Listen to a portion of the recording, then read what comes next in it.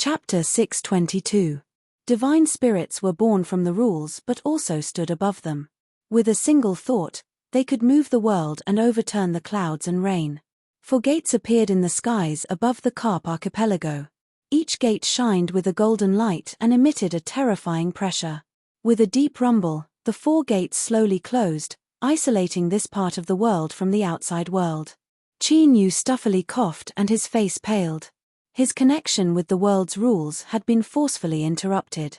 Wei Zongyuan pointed a finger. "Strip away." His indifferent voice didn't rise or fall at all. The world in front of Qin Yu instantly turned black and white. They separated from each other and spun at an astonishing speed. A powerful pulling strength erupted from the black and white, wanting to pull Qin Yu's consciousness in, crush it, and destroy it. What Wei Zongyuan wanted was the complete Qin Yu, including his soul and mortal body. Thus, annihilating his consciousness was the best choice. Only a divine spirit could accomplish this. To penetrate the mortal body and soul and directly attack the consciousness, this was a method on a completely different level. Chasing after Old Bastard had finally drawn out a divine spirit, the degree of danger had instantly risen. To use a divine spirit as a whetstone, this was truly bold to the extreme. In truth, if Qin Yu had a choice, he really would have chosen to retreat. Rumble rumble, the black and white colors spun faster and faster. Like a giant millstone, they emitted a soul-piercing sound. His consciousness trembled and gradually began to scatter. The scene in front of him became blurry and his sense of his body weakened. Qin Yu was well aware that if this continued, once his consciousness collapsed, he would die forever, even if his mortal body and soul still existed. "I can't panic. I still have a chance. I need to calm my heart and wait for that flame to appear. If I detonate it, I will definitely be able to break through the power of a divine spirit." Turning back time to the day Qin Yu entered Clear Sun City, he was in the world replicated by the space-time lock and was covered by the curtain of darkness created by the soul prisoners. In the cold darkness, the aura of death became increasingly thick. Qin Yu bitterly persisted. After an unknown period of time, a weak flame suddenly appeared in his soul. Qin Yu's consciousness fused into this weak soul flame. In that moment, he felt as if he were the center of the world, an omnipotent divine spirit sitting high above the highest heavens. Thus, he tore open the curtain of darkness and caused Fan Buyu to suffer a backlash and die. Unfortunately, the soul flame only lasted for an extremely short period of time before vanishing. Afterwards, Qin Yu carefully looked through the materials and finally found some information about it. In truth, the so-called flame of the soul had a resounding name in ancient times. It was called the divine flame. When a cultivator stepped onto the road of cultivation, they would cultivate magic power, mortal body, and soul. In truth, these 3 aspects should be a progressive process. Mana came first, then the corporeal body, and finally the soul. That was why there was a saying in the world that cultivating techniques was easy, but cultivating the soul was the hardest. When a cultivator's power reached a certain limit, their soul would become stronger and stronger, constantly transforming. Eventually, they would ignite the divine fire and refine their own godhood within the divine fire, thereby becoming a god. It was extremely difficult for the soul to give birth to a divine flame. It was impossible at the Calamity Immortal realm. But ever since Qin Yu had borrowed the strength of the little blue lamp and stepped onto the path of cultivation, he had never relaxed in cultivating his soul. Thus, the strength of his soul was extremely formidable. In addition, an even more important reason was the cosmic sea-cross bell and purple moon in his soul space. They were imperceptibly enhancing the quality of his soul. And not too long ago, when he obtained the ancient Tao inheritance, it caused Qin Yu's soul to undergo a qualitative leap. In fact, the demon mark sealed within his soul even assisted in the birth of a soul fire to a certain degree. Thus, when death approached, Qin Yu persisted and struggled, igniting his own potential and igniting the divine flame ahead of time. But his own soul strength wasn't enough to maintain the divine flame burning. So even if it was ignited, it would be extinguished in the blink of an eye. What Qin Yu was waiting for now was the moment the divine flame ignited. This was because in that moment, he would erupt with a strength close to that of a god. But, This sort of waiting might not necessarily have a result. The divine flame had appeared once, but there might not be a second time. Even if it did appear, it would only be for a brief moment. If one's consciousness was on the verge of collapse, it would be difficult to grasp that momentary opportunity. Missing it meant death. Wei Zongyuan frowned. This lowly mortal in front of him was actually able to withstand it for so long. This was far beyond his expectations. Moreover, he didn't know why, but he could feel a faint threat. A bit of hesitation flashed in his eyes before it turned into a dense coldness. Wei Zongyuan lifted a hand and thrust out a second finger. Annihilation fluctuations erupted. He gave up the chance to completely obtain this mortal and chose to destroy his soul. In the ancient Tao inheritance, it was unknown whether it was because of secrecy or some other reason, but the ancient had sealed away the cosmic sea-cross bell and purple moon. Even now, their seals still hadn't been opened. Thus, Qin Yu's soul was in a nearly defenseless state. Facing the obliteration of a god, he had no strength to resist. But in truth, there was still a will that, even in a deep slumber, instinctively didn't want Qin Yu's soul to be destroyed. Deep blue water light erupted.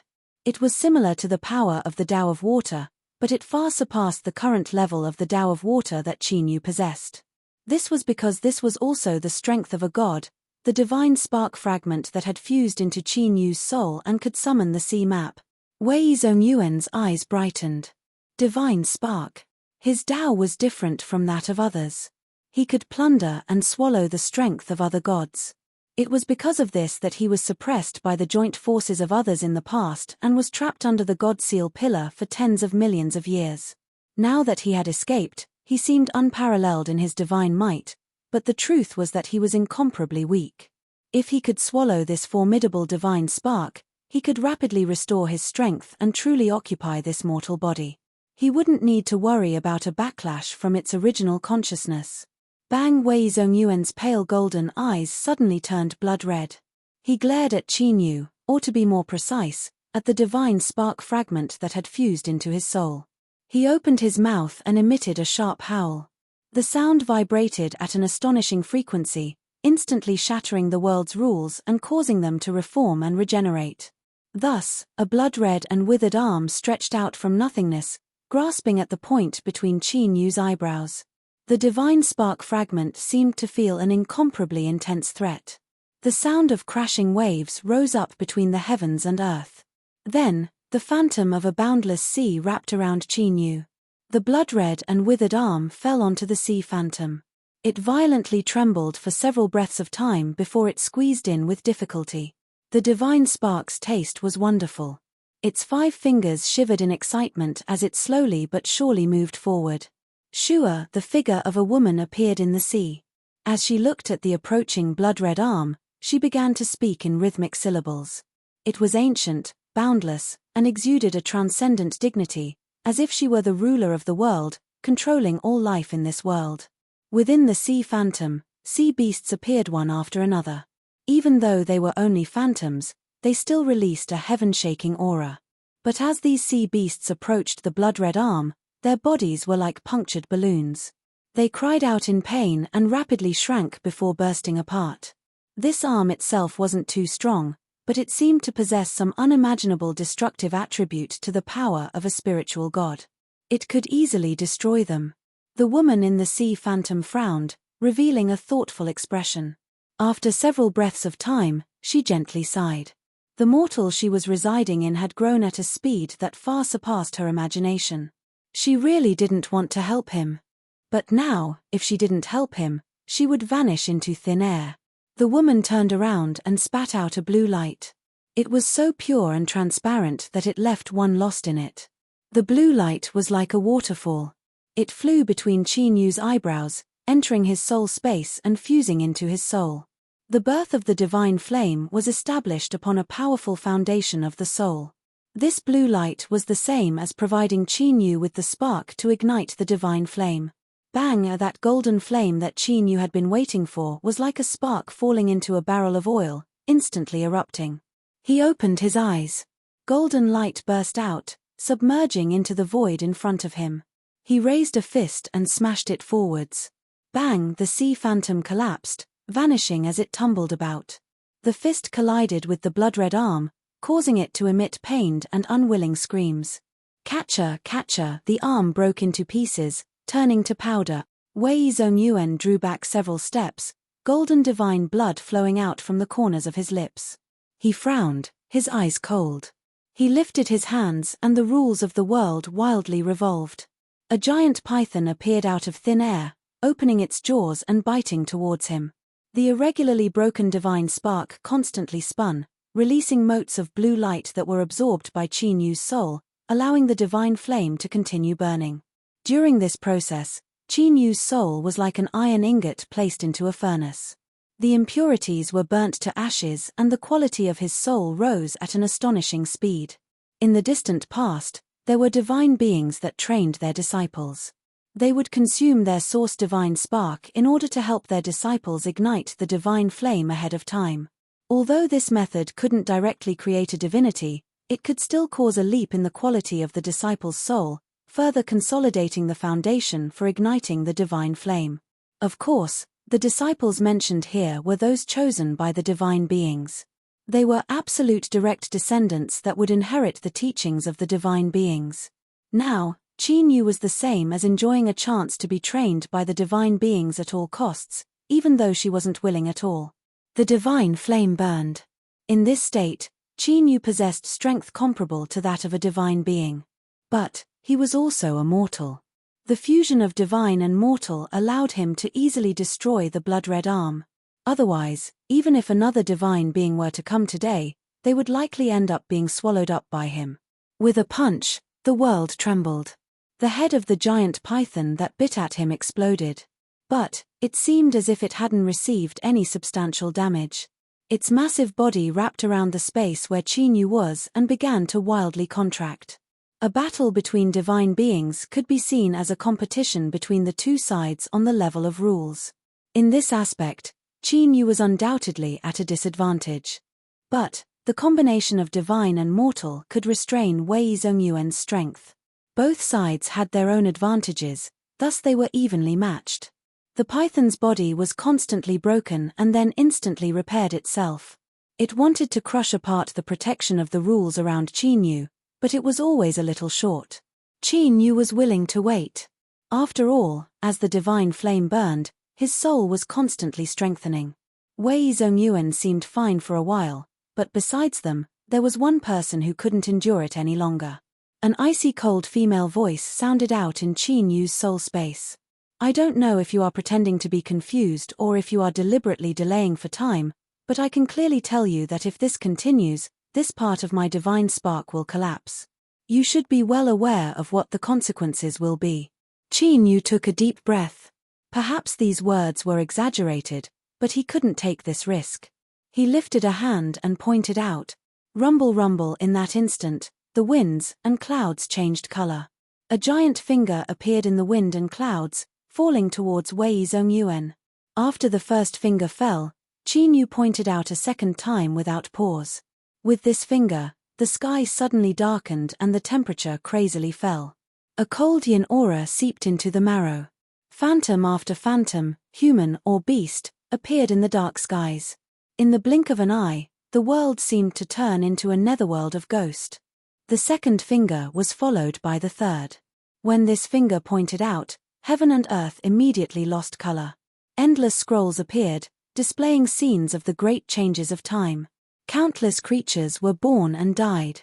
3 fingers of the blue point, blue expanse, blue spirit, blue sea.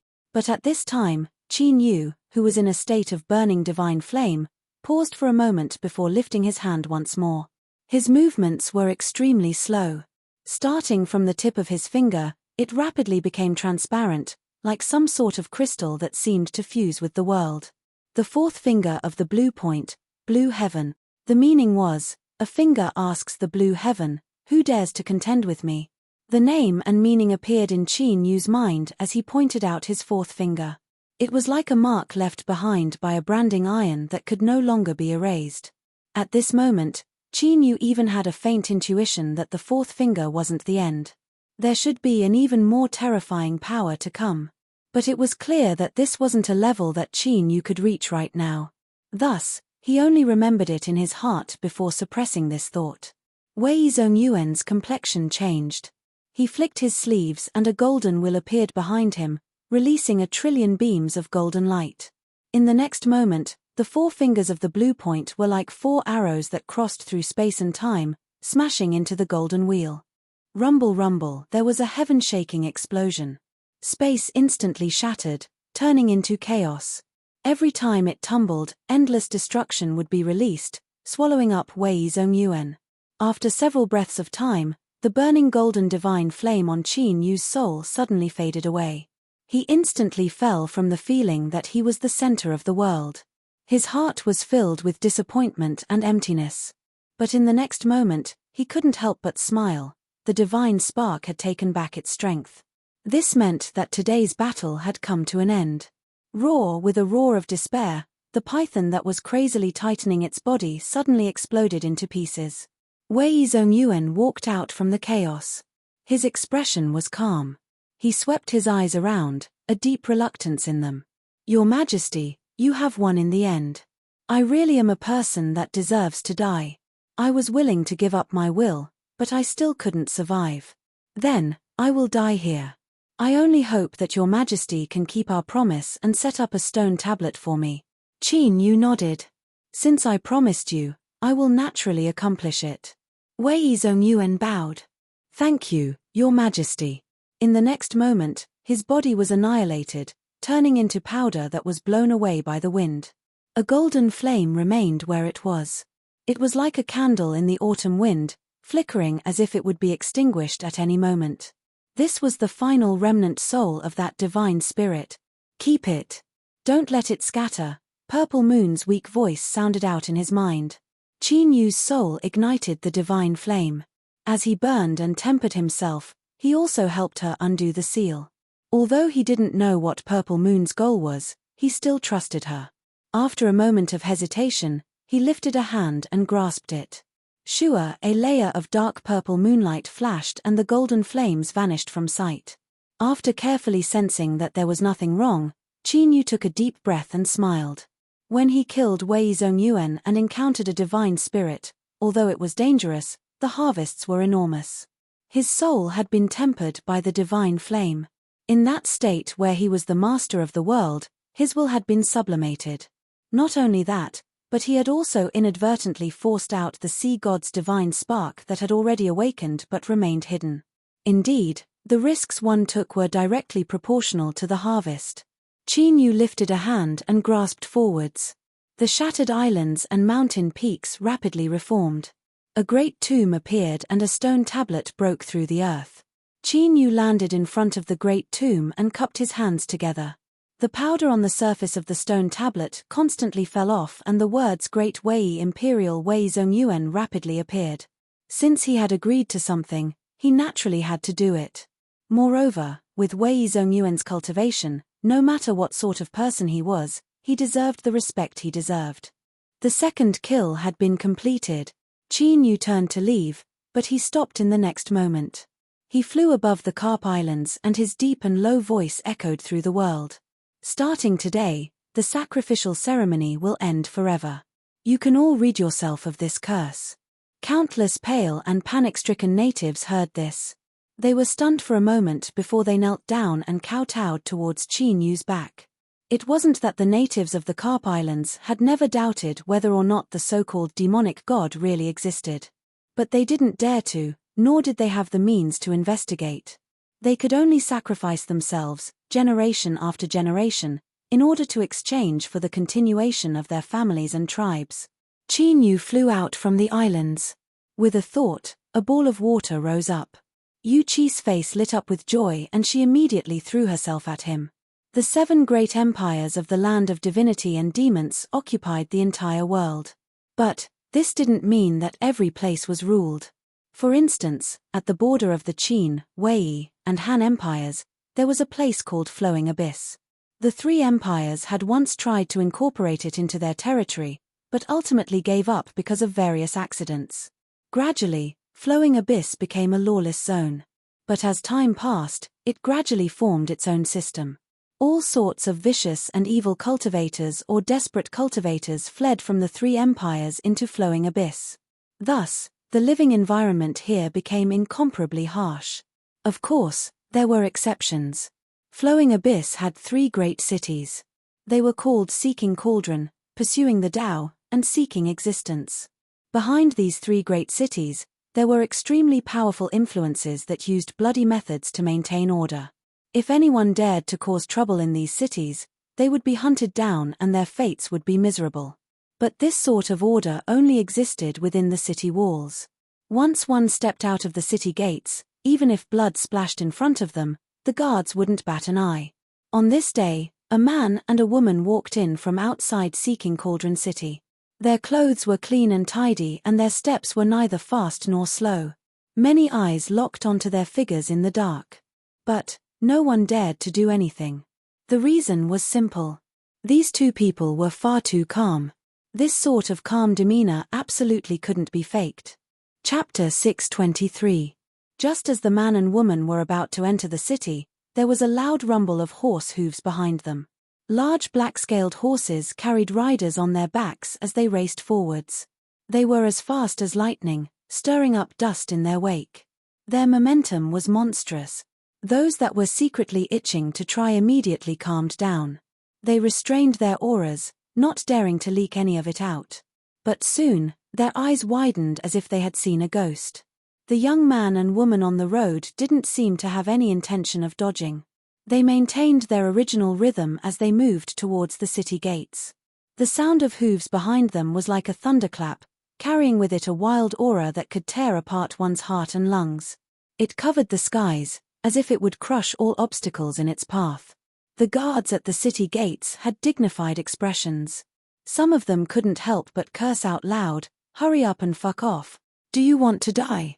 The sound of footsteps was light, but it was clearly heard by everyone. A man and a woman had already stepped into the city gates. The complexions of the guards changed. Looking at the roaring black flood, their leader clenched his teeth and roared, "Stop them." As long as one entered the range of the city, they would receive the protection of Ask Tripod City. This was a bottom line that couldn't be changed, and it was also the foundation of the city's existence. As the two sides were about to collide, there was a loud whistle from the black flood. The riders pulled on their reins and the black-scaled horses stood up, forcefully stopping outside the city gates. The leader of the guards let out a long breath. He hurriedly bowed and stood up, his complexion icy cold. He looked at the young man and woman at the city gates and clenched his teeth. "Leave this place immediately." The eyes of the other side beneath the black robes caused his heart to tremble. He swallowed back the curses he was about to say. It was only when the man and woman vanished from his line of sight that the leader discovered that the clothes beneath his armor were soaked with sweat. The black flood passed through the city gates, heading straight for the central region of Ask Tripod City. There was a black speed car in the group that occasionally flashed with lightning. "Young master, subordinate has already ordered people to follow them. Once they leave the city, they will be captured and dealt with by you," a rider said in a low voice. After a short period of silence, a light voice echoed out from the speed car. "Do it secretly." With his status, this matter couldn't be known by others. "Young master, rest assured that subordinate will arrange everything," the rider said confidently. The entire prying Cauldron City was filled with their spies. As long as they could lock onto their whereabouts, the two of them wouldn't be able to escape. However, the knight quickly took out the communication jade slip and probed it with his divine sense. Immediately, his expression became extremely ugly. He gritted his teeth, turned around and saluted. "Young master, we lost those two people, but please rest assured, I will definitely find them." In the black flying car, the young man who was reading a book frowned when he heard this. Then, he regained his calm and gave a soft grunt of acknowledgement. There were countless extraordinary people in the world, and it was nothing to be able to escape surveillance. But this time, why had his father called him back in such a hurry? The flood stopped outside the City Lord mansion. The black flying car opened, and a young man in a light blue robe walked out with his head lowered. "Greetings, young master." Hualala, everyone was kneeling on the ground outside the mansion. The blue-robed young man nodded. Just as he was about to step into the mansion, he seemed to sense something and turned around. The silhouettes of a man and a woman stood in the middle of the kneeling crowd, and they were particularly eye-catching. It was them. The young man's pupils shrank. He stepped forwards and cupped his hands together. I am Wu Yun. Greetings, fellow Taoists. I wonder if there is anything I can help you with. From beneath the black robe, a light voice sounded out. The two of us have come to pay our respects to the city lord. Wu Yun said, do you two have an appointment? The black-robed man said, no. Wu Yun frowned. My father is usually extremely busy. If you don't have an appointment, I fear it will be difficult for him to find the time. If you two aren't in a hurry, please follow me into the mansion first. I will help you make arrangements as soon as possible. The black-robed man nodded. All right. Although his attitude was a bit disrespectful, the smile on Wu Yun's face became even brighter. He bowed and said, please. The black-robed man pulled on the woman beside him. His steps were calm and steady as he walked up the stairs and into the main entrance. As soon as they entered, they could feel that something was different. Their bodies seemed to sink into mud, and every step they took was particularly difficult. Dong, dong, a deep and low bell rang out from deep within the mansion. As Wu Yun entered, his complexion changed. This sound should have come from his father's courtyard, from the great drum that couldn't be struck. This was also the first time he had heard it make a sound. Was there some problem? As he was thinking, Wu Yun's eyes widened. Space twisted in front of him and a middle-aged cultivator stepped out. His temples were white and he was handsome. At this time, there was a smile on his face. Honored guests have come from afar and I have failed to welcome you. I ask that you don't take offense. A voice sounded out from beneath the black robe. City Lord, there is no need to be so polite. Your young master has already received us outside the city gates. The middle-aged cultivator revealed a look of surprise. Wu Yun, hurry up and greet our honored guests. It was only then that Wu Yun regained his composure. He hurriedly cupped his hands together and said, I greet two honored guests. If I offended you before, I ask that you forgive me. For his father to personally come out to greet him and with such a respectful attitude, one didn't need to be a genius to know that this person was absolutely extraordinary. In particular, the black-robed man's words clearly hinted at him. How could he dare to pretend to be ignorant?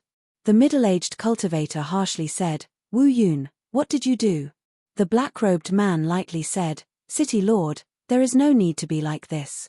The two of us will not pursue matters of the past. Consider this as repaying the city lord's previous favor. The middle-aged cultivator cupped his hands together. I thank honored guests for being so magnanimous. After a brief pause, he said, Honored guests have come from afar, please enter the hall and allow me to entertain you. Wu Yun lowered his head. His complexion was pale and beads of sweat covered his forehead. He could certainly hear the confrontation between the two sides. It was clear that the two people who came today were deliberately using him to repay his father's favor. If his father directly acknowledged them, that meant that they had the qualifications to directly move against him. To put it more bluntly, he had unknowingly taken a trip to the gates of hell just now. After entering the hall and waiting for a maid to serve refreshments, the middle-aged cultivator waved his hand for everyone to leave. He stood up and solemnly bowed. Wu Dongliu greets your majesty the demon sovereign. He pulled down his black robe, revealing a head of white hair. He had a calm expression and lightly said, Hunter Lord, there is no need to be so polite. With your status, it is fine to treat me as an equal. Wu Dongliu smiled. If that's the case, then I won't be polite.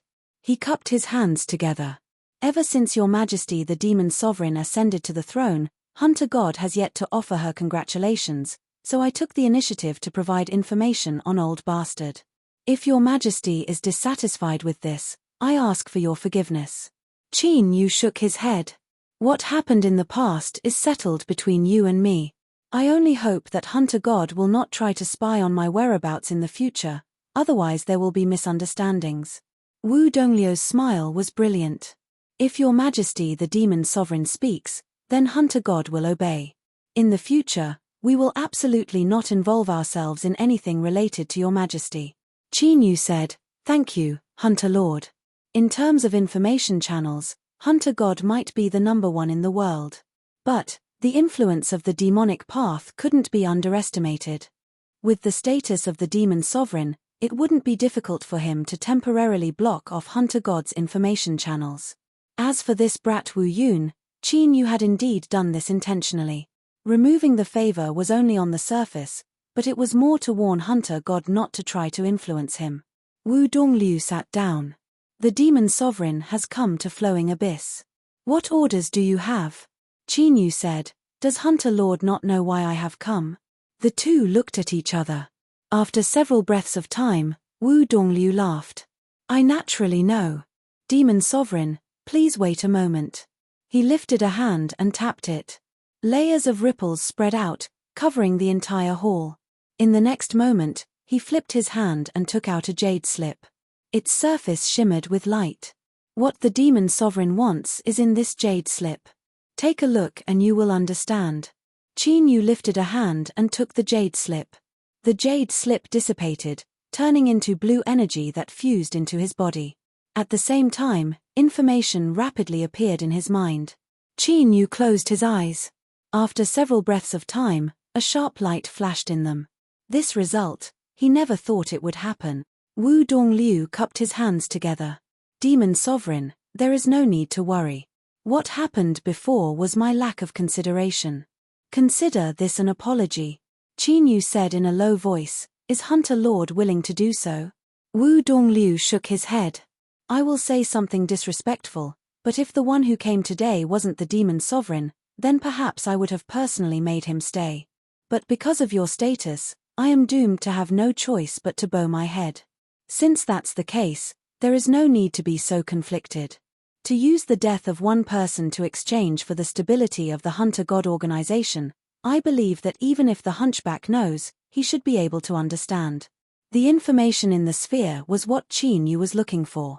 It was the third person of the four old ghosts, the hunchback. And he was actually a member of the Hunter God organization and held a high position. But at this time, he had been sold out by Wu Dongliu. Qin Yu looked at Wu Dongliu, who was calm and collected. He labeled him as a real villain in his heart. However, from the perspective of the entire God Hunter organization, his decision was undoubtedly the best choice. If that's the case, then I won't be polite with Hunter Lord's favor. Wu Dongliu smiled. To be able to do a favor for your majesty the demon sovereign is my honor, but, Qin Yu said, I understand. I won't make things difficult for Hunter Lord. As for killing people, I will do it myself. Wu Dongliu stood up. 3 days from now, outside Yunchuan Valley. Qin Yu nodded. With a flick of his sleeves, the fluctuations that covered the hall dispersed. He reached out a hand to grab Yu Qi and disappeared from sight. The smile on Wu Dongliu's face faded. He indifferently sat down, a chill lingering in his eyes. Hunter Lord, the matter of the demon sovereign being injured has already been confirmed. This is the best chance for us to complete the contract, so why don't you do anything?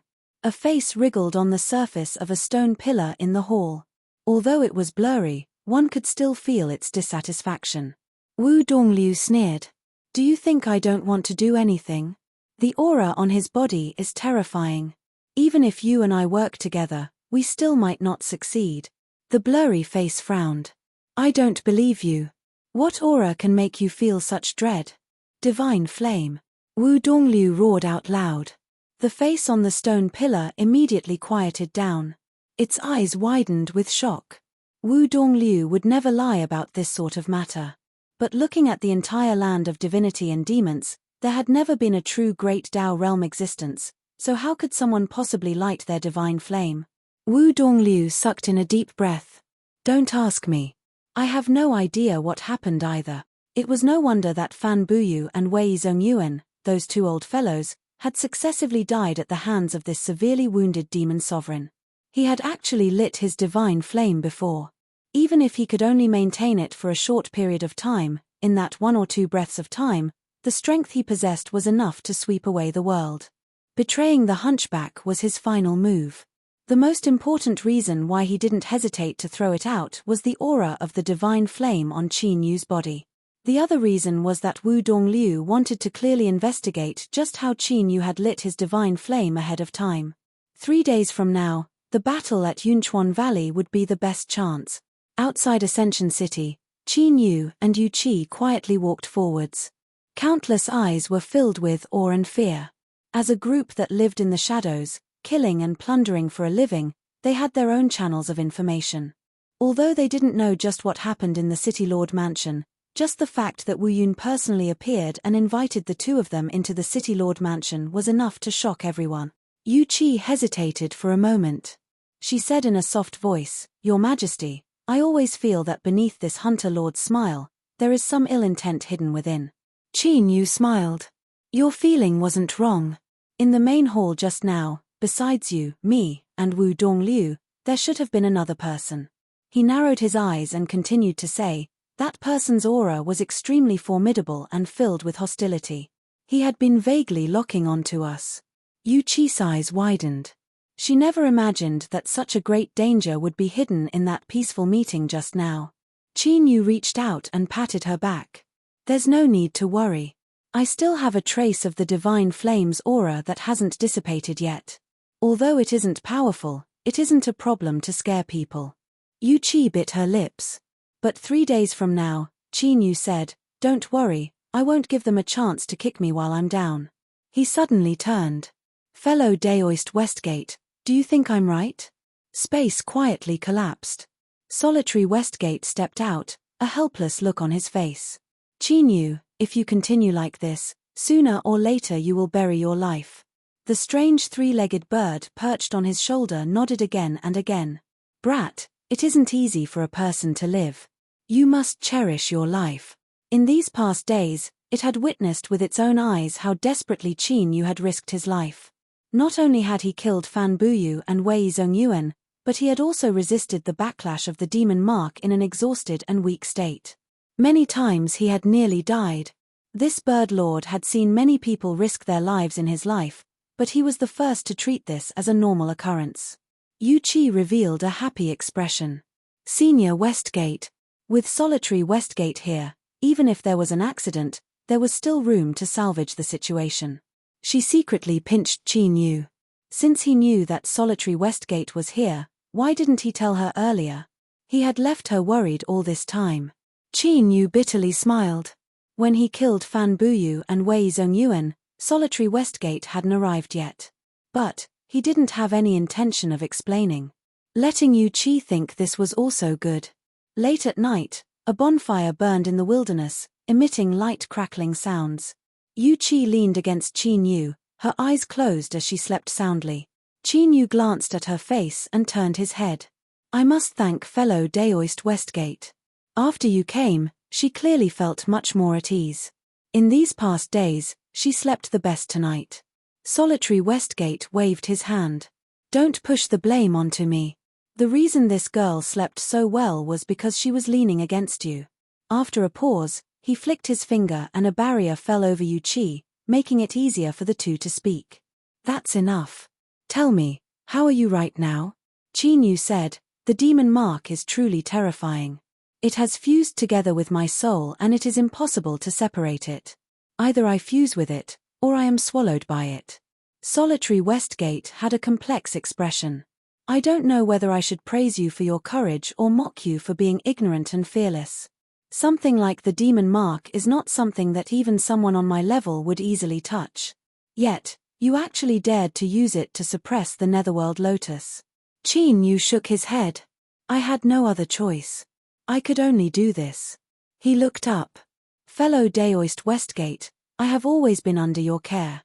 I really shouldn't have made any more requests, but right now, the only one I can trust is you." The demon envoy's original actions had left Qin Yu disappointed. He no longer dared to entrust her to him. "If I encounter any misfortune, I ask that you protect Yu Qi so that she can continue living in peace. I owe her far too much in this life and I cannot continue dragging her down." Solitary Westgate frowned. "Qin Yu, I can agree, but you should know that my help to you has always been with a purpose. So, if you want to protect her, your best choice is to survive this calamity and continue living. I have a premonition that as long as you can overcome this crisis, your future will be smooth sailing. No one will be able to stop your rise. Qin Yu smiled. I will do my best. 3 days quickly passed. Yunchuan Valley. Hunchback old man's figure appeared. He looked at the empty valley entrance and frowned. At this time, for some unknown reason, he felt an intense threat from the depths of his heart. It was as if this valley was a mouth that wanted to devour him. As he thought of this inexplicable arrangement, his heart skipped a beat. There was a problem. The hunchback old man turned around and left. He didn't hesitate in the slightest. However, as soon as he moved, the space behind him shattered, and a fist punched out. Bang! There was a heaven-shaking explosion. Hunchback old man was sent flying backwards. As he saw who it was that sneak attacked him, his complexion changed. Demon Sovereign. Qin Yu raised his hand and the space-time lock fused into the world. In the next moment, the two of them vanished from sight. Drifting Abyss was the headquarters of the Hunter God organization, so he had to be extra cautious. This place met the conditions to activate the space-time lock, so Qin Yu couldn't just leave it there. At the Carp Islands, because of the existence of the Divine Spirit Skeleton and the Divine Seal Pillar, the space-time lock couldn't be replicated, thus he didn't use it. Cauldron Quest City. Wu Dongliu fiercely stood up. He clenched his teeth and roared, Holy Emperor Palace, space-time lock. In front of him, there was no one on the swirling picture scroll. His eyes flashed. He lifted a foot and stepped down, his figure piercing through space. The divine flame was an extremely important matter. No matter what, he had to investigate it. But before Wu Dongliu could smoothly arrive at Drifting Abyss, a feeling of danger swelled up in his heart. His complexion changed and he thrust out a hand. Rumble rumble, space shattered. Wu Dongliu staggered backwards, each step causing space to collapse inward, forming a bottomless black hole. Dao Arena Master, he cried out in alarm. Solitary Westgate stepped out from the shattered space, his eyes deep. Lord Hunter, you have hidden your abilities well. It was only today that I learned that you aren't too far away from the realm of transcendence.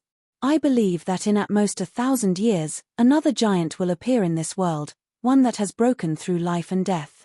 Wu Dongliu took a deep breath. He cupped his hands together. I didn't know the arena master was here. I have been disrespectful.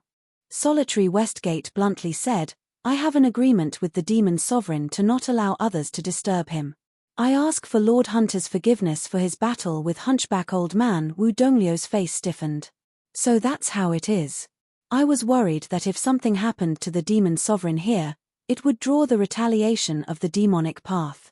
Since Arena Master Westgate is here, it seems I was worrying too much. I bid my farewells.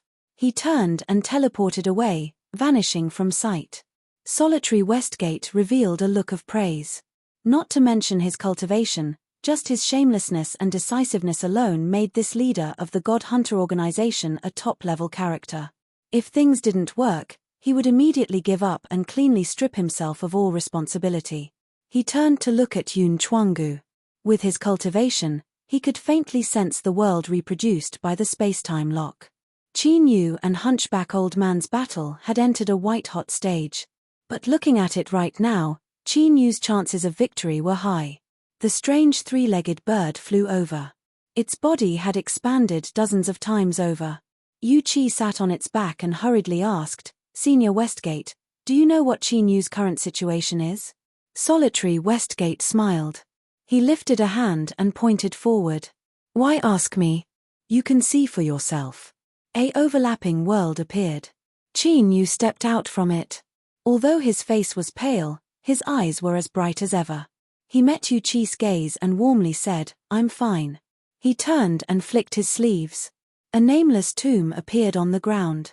As he looked at the blank tombstone, there was no joy on his face.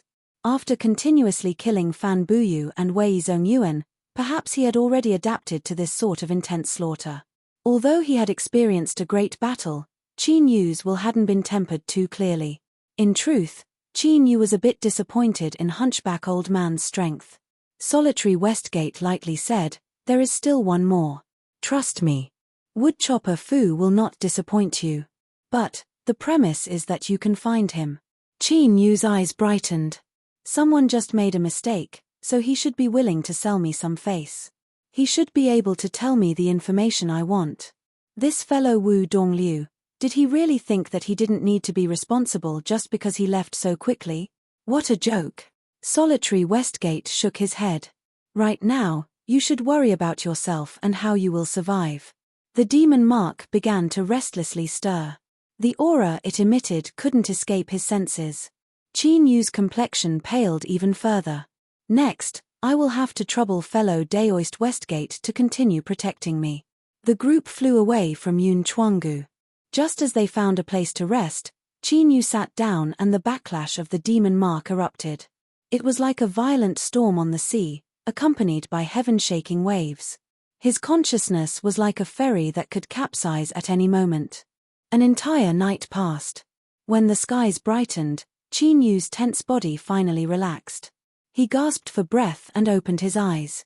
His tired gaze fell on Yu Qi, and then he nodded to her before falling asleep. After every great battle, the demon mark would seize the chance to cause a backlash, each time more intense than the last. If it weren't for the tempering of his will from killing Fan Buyu and Wei Zongyuan, Qin Yu might not have been able to withstand it. 5 days later, Cauldron Quest City. Qin Yu visited the City Lord Mansion alone. Wu Dongliu seemed to have already expected this. He cupped his hands together and apologized. The demon sovereign is in flowing abyss.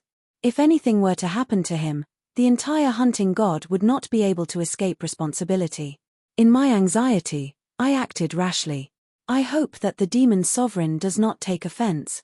His tone was sincere and his face was full of remorse. Besides having thick skin, this Lord Hunter's acting skills were also top class. Qin Yu lightly said, "As long as Lord Hunter can tell me some information, I will believe you." These words couldn't be more direct. Wu Dongliu's expression nearly collapsed. He coughed and said, "If the demon sovereign needs anything, please feel free to speak." Qin Yu said, "Woodchopper Fu." Wu Dongliu shook his head. "I do not." Afraid that Qin Yu wouldn't believe him, he lifted a hand and pointed forward. Stars appeared in space, forming a vast starry sky. This was the legendary most powerful treasure of the hunting god organization, the illusory sea star chart. Each of the stars corresponded to an identity, and the God Hunter organization had detailed records about him or her. The brighter the star, the higher the status, the higher the strength, and the more detailed the information. Wu Dongliu took out a bright star. "I ask that your majesty the demon sovereign carefully examine it.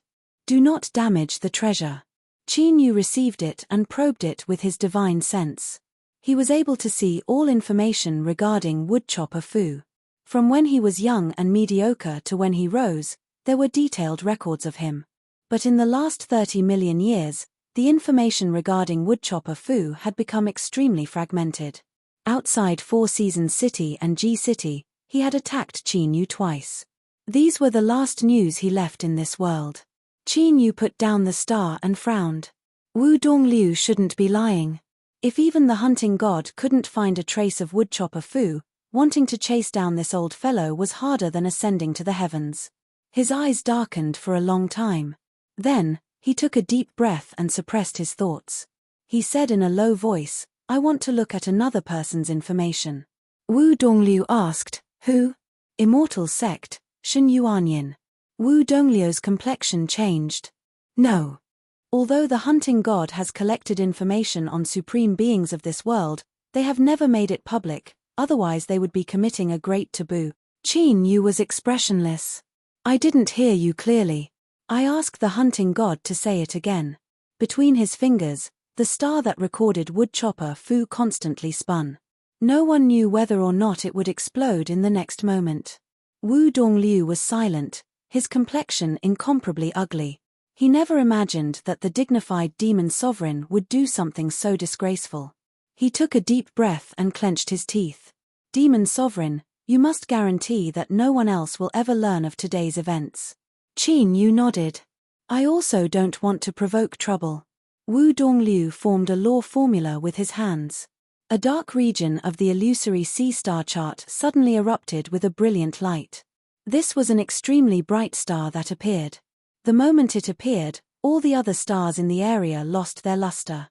Wu Dongliu carefully took out the star and said, "Demon Sovereign, this is the first time and also the last time. I hope that you can keep your promise, otherwise the hunting god will become your enemy." Qin Yu flicked his sleeves and took the star. He probed it with his divine sense. There was very little information on Shen Yuanyin.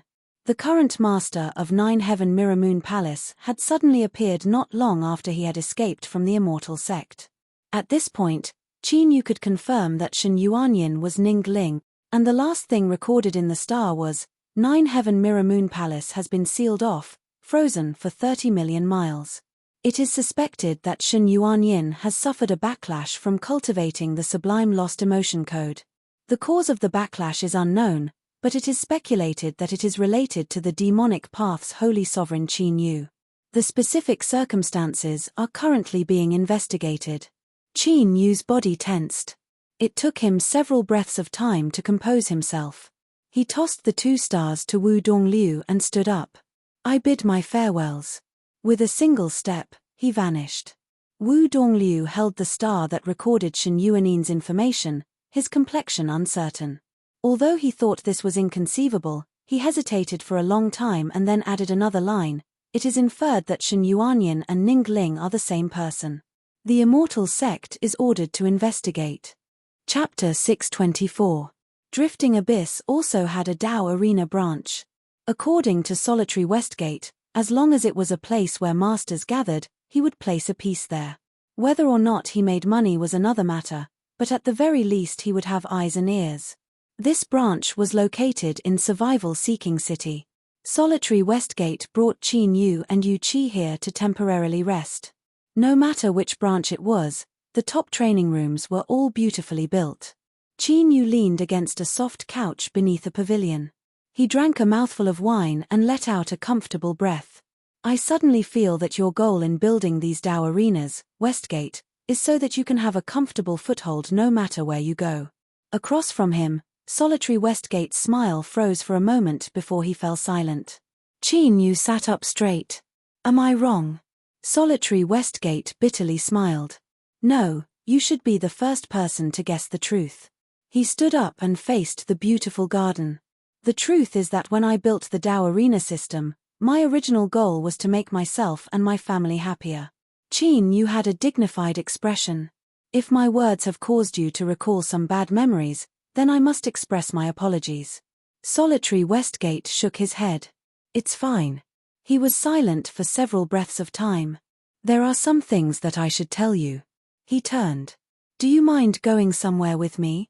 "Don't worry, the Dao Arena is safe. As long as the lunar bird stays here, there won't be any problems with Yu Qi." Qin Yu nodded. "All right."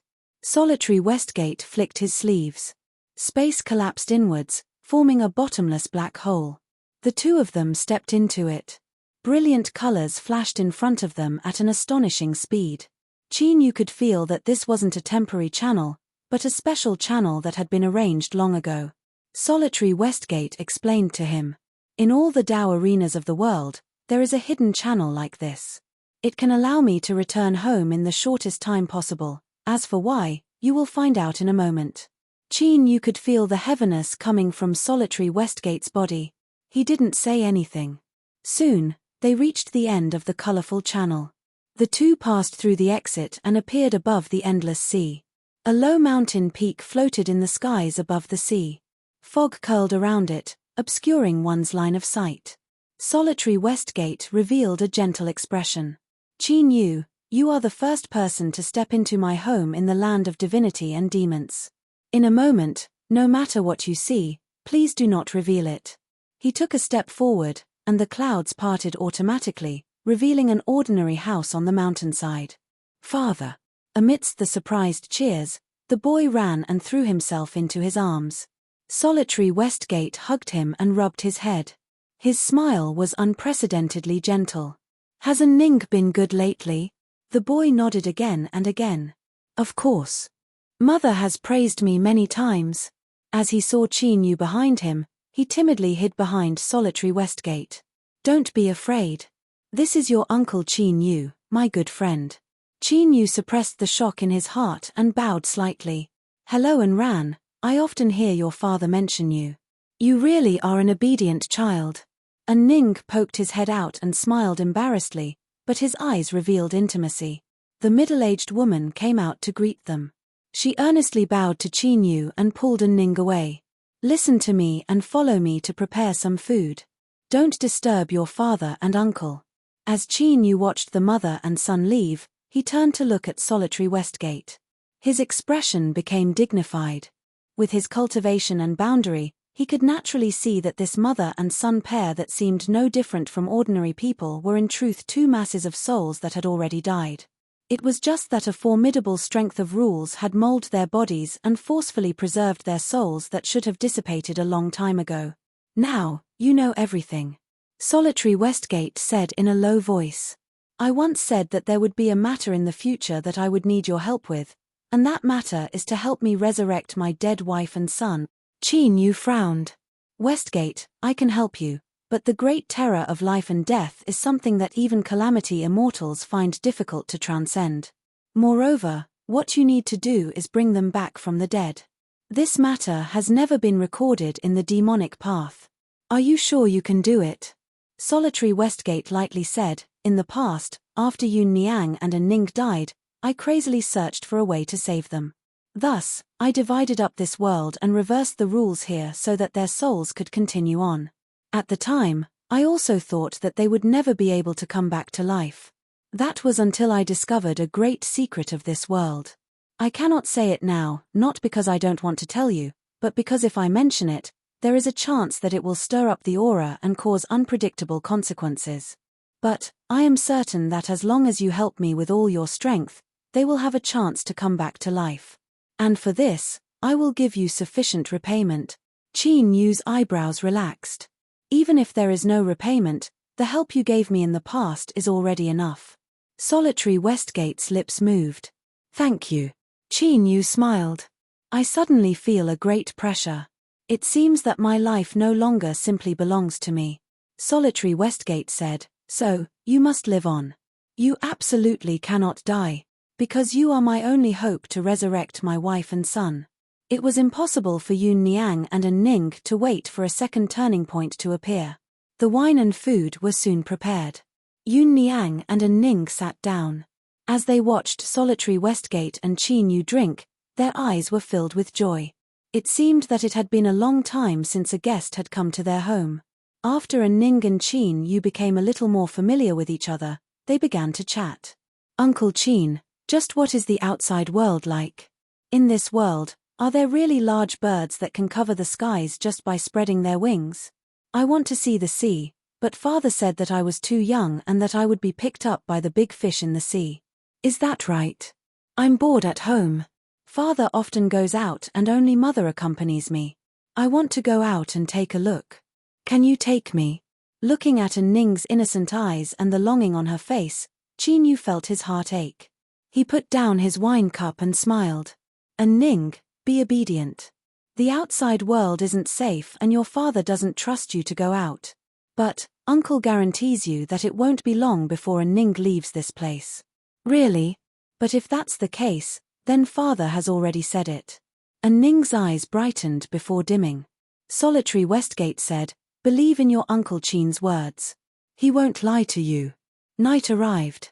Ning and Yun Niang fell asleep one after another. Qin Yu waited outside the courtyard. After a long time, Solitary Westgate came out, a bit tired. The reason you arranged a fast transmission channel in the Dao arena under the heavens is because sister-in-law and nephew might encounter a situation at any time, right? To resist the samsara of the heavenly Dao, even someone as strong as Solitary Westgate would inevitably have to pay a price. Solitary Westgate rubbed his temples. That's right. As time passes, their situation becomes worse and worse. I'm worried. He looked at Qin Yu. So, if possible, I ask that you become stronger as soon as possible and reach a level that transcends life and death. Only then can I bring you to open that secret. Qin Yu took a deep breath. Let's go. Let's discuss what we should do next. If he couldn't find Woodchopper Fu, then he could only end the life and death battle ahead of time. Although there were many powerhouses in the land of divinity and demons, there weren't many that had the qualifications to be Qin Yu's whetstone. Taking a step back, even if there were, he couldn't recklessly attack. Otherwise, even if he was the demonic path's holy sovereign, he still wouldn't be able to withstand the anger of the masses. In this world, there was no one that could truly be unshackled, not even the supreme beings of this world. Solitary Westgate nodded. He flicked his sleeves and opened up a channel. The two of them left this separate small world. Hualala, the moment they stepped into the channel, Qin Yu could clearly hear the sound of waves. Solitary Westgate's figure paused for a moment.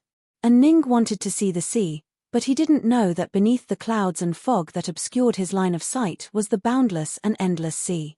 This sort of sorrow was something he had to endure, but it was even more deeply branded in Solitary Westgate's heart.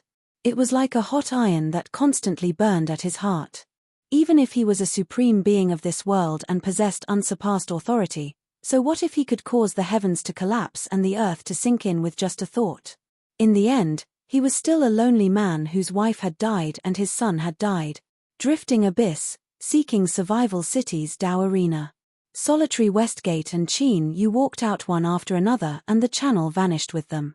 Although only several hours had passed, after what happened just now, the relationship between the two of them had become even closer.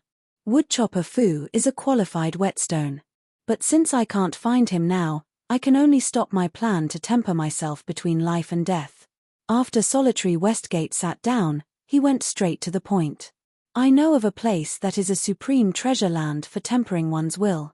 But that place is extremely dangerous. If the demonic path didn't tell you about it, then they should have some scruples about it. Qin Yu's eyes brightened. If I don't go, Westgate, what do you think are my chances of surviving the backlash of the demon mark? Solitary Westgate lifted a finger. At most 10%, or even lower. Qin Yu said, the reason I am risking my life is because I cherish my life.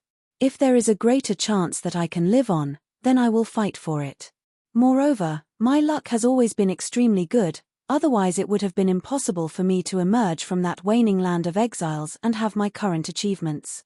Solitary Westgate lightly said, although I also hope that you will go, I must make things clear to you. Since ancient times, there have been many people that have entered the sealed stone world, but the number of people that have been able to come out is no more than 10. In the rumors, only by tempering one's will to the point that it can affect reality, that is, when one's will becomes substantialized, can one break open the world and return to the land of divinity and demons. Consider it carefully. If you are interested, then I will tell you more about the sealed stone world. Qin Yu said, there is no need to consider it. I will go. Solitary Westgate nodded. Very good. If you hesitate, then I will urge you to give up. If you don't even have the courage to fight, then it is impossible for you to leave the sealed stone world. Qin Yu said, I'm all ears. Half a day later, Qin Yu bid his farewells with Yu Qi. He had already decided to go to the sealed stone world, but before that he needed to return to the demonic path to make some arrangements. He had already received a sufficient lesson from the Sea of Purgatory.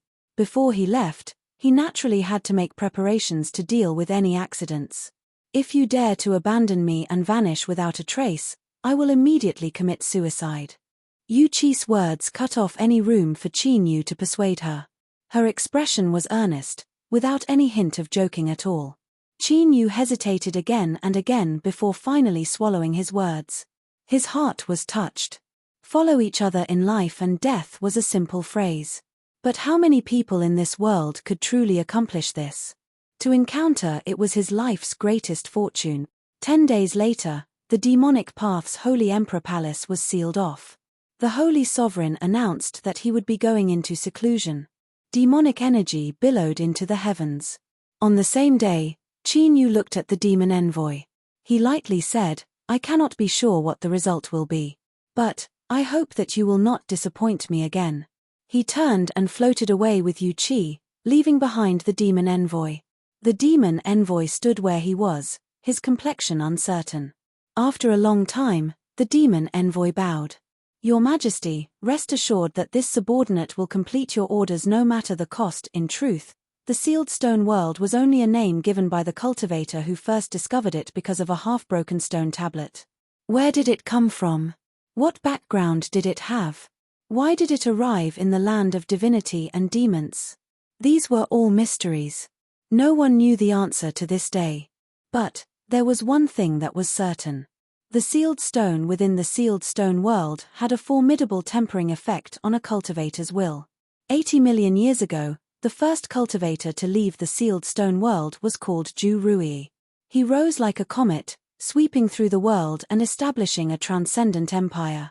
He became the first transcendent great emperor in history to unify the land of divinity and demons. Ju Rui was the founding great emperor of the Great Ju Empire. In the Sea of Purgatory, he was a terrifying existence that had once appeared like a divine dragon. This founding great emperor's most terrifying method was the suppression of his will. His peak record was a single battle where he defeated 5 superpowerhouses at the same level and killed 3 of them. He was known as the world's #1 powerhouse in the endless river of time for the last 100 million years. It was because of this that the sealed stone world was valued by the world. There was a time when a tide of people flocked to it. But as time passed, the cruel reality was gradually revealed. When the people of the world discovered that entering the sealed stone world meant eternal imprisonment, this tide soon dissipated.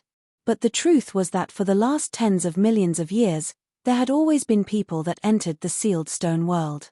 Some were driven to a dead end and their lifespans reached the limit. Some tried to break through their shackles and step into a higher realm. There were also some influences that were simple.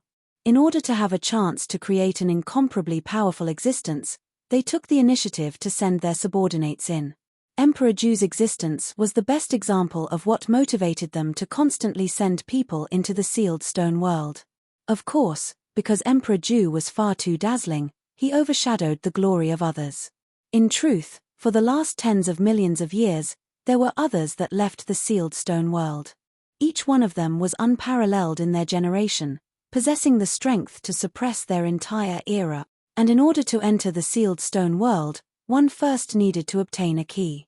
This key was a special stone bead, and there was only one place one could find it. As mentioned before, the 7 empires divided the endless territory of the land of divinity and demons.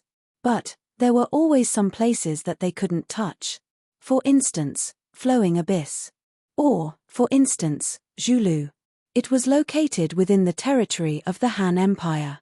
But since ancient times, it had always been autonomous. This was because the one that ruled this land was the Stone Sealing Sect. And, in the entire world, the Stone Sealing Sect was the only influence that could take out the sealed stone world. Over the endless years, there were people that tried to take control of the entire Stone Sealing Sect. Some people even tried to steal the method to create the stone beads. But without exception, all of their attempts ended in failure. Perhaps it wasn't appropriate to say that they failed, because even though they had taken control of the Stone Sealing Sect and captured everyone in the sect, they couldn't find a method to create the stone beads. In fact, they couldn't even obtain an extra stone bead. Killing people was useless. No matter how heavy the casualties were, no one from the Stone Sealing Sect relented. In the end, in order to prevent the stone beads from going extinct, there were always influences that interfered and protected the inheritance of the Stone Sealing Sect. After this happened several times, no one dared to attack the Stone Sealing Sect again. If everyone wanted the stone beads, they would honestly participate in the Stone Sealing Sect's auction. Any influence that directly attacked the Stone Sealing Sect will not be able to obtain a single stone bead. If someone privately transfers a stone bead, they will also lose the qualifications to obtain a stone bead. Qin Yu softly said. He looked up at the common-looking building in front of him and said, "We've arrived." Yu Qi's eyes widened, a blank look on her face. She never imagined that the Stone Sealing Sect, which had such a legendary history, would auction off the stone beads in such a place. Qin Yu stepped forward and knocked on the door. After the person opened it, he handed over the jade archive. The stiff-faced young cultivator lowered his head and examined it. Then, he put away the jade archive and coldly said, "Please come in." The outside of the room wasn't remarkable and the inside was even more cramped. But, The young cultivator walked to a wooden cabinet in the corner and placed a hand on it. The surface of the cabinet immediately lit up with runes that wove together, forming a dazzling fluctuation. 2 guests, please. Qin Yu didn't hesitate. He pulled Yu Qi and stepped inside. The world around them twisted and brightened. The 2 of them had appeared in an extremely grand hall. In the center of the hall was a high platform. Stone chairs were arranged around the high platform, and over half of the stone chairs were already occupied by cultivators. Everyone was covered in a layer of light that concealed their appearances and auras. There was no need to worry that others would remember them. 2 guests, please take a seat. The auction will soon begin. A female stone ceiling sect cultivator respectfully said. But her expression was similarly cold. According to the directions, Qin Yu and Yu Qi soon sat down. After waiting for a moment, a white-eyebrowed old man stepped onto the high platform and announced the start of the auction. In today's auction, there are a total of 12 stone beads. Of these, 6 are low-grade, 4 are medium-grade, and 2 are high-grade. Perhaps there are some new fellow Taoists that might not be aware of the grading of stone beads. High, medium-grade, and low-grade stone beads can all be used to enter the sealed stone world. But low-grade stone beads do not have the ability to resist. A medium-grade stone bead can resist the annihilation of will once, and a high-grade stone bead can resist it 3 times.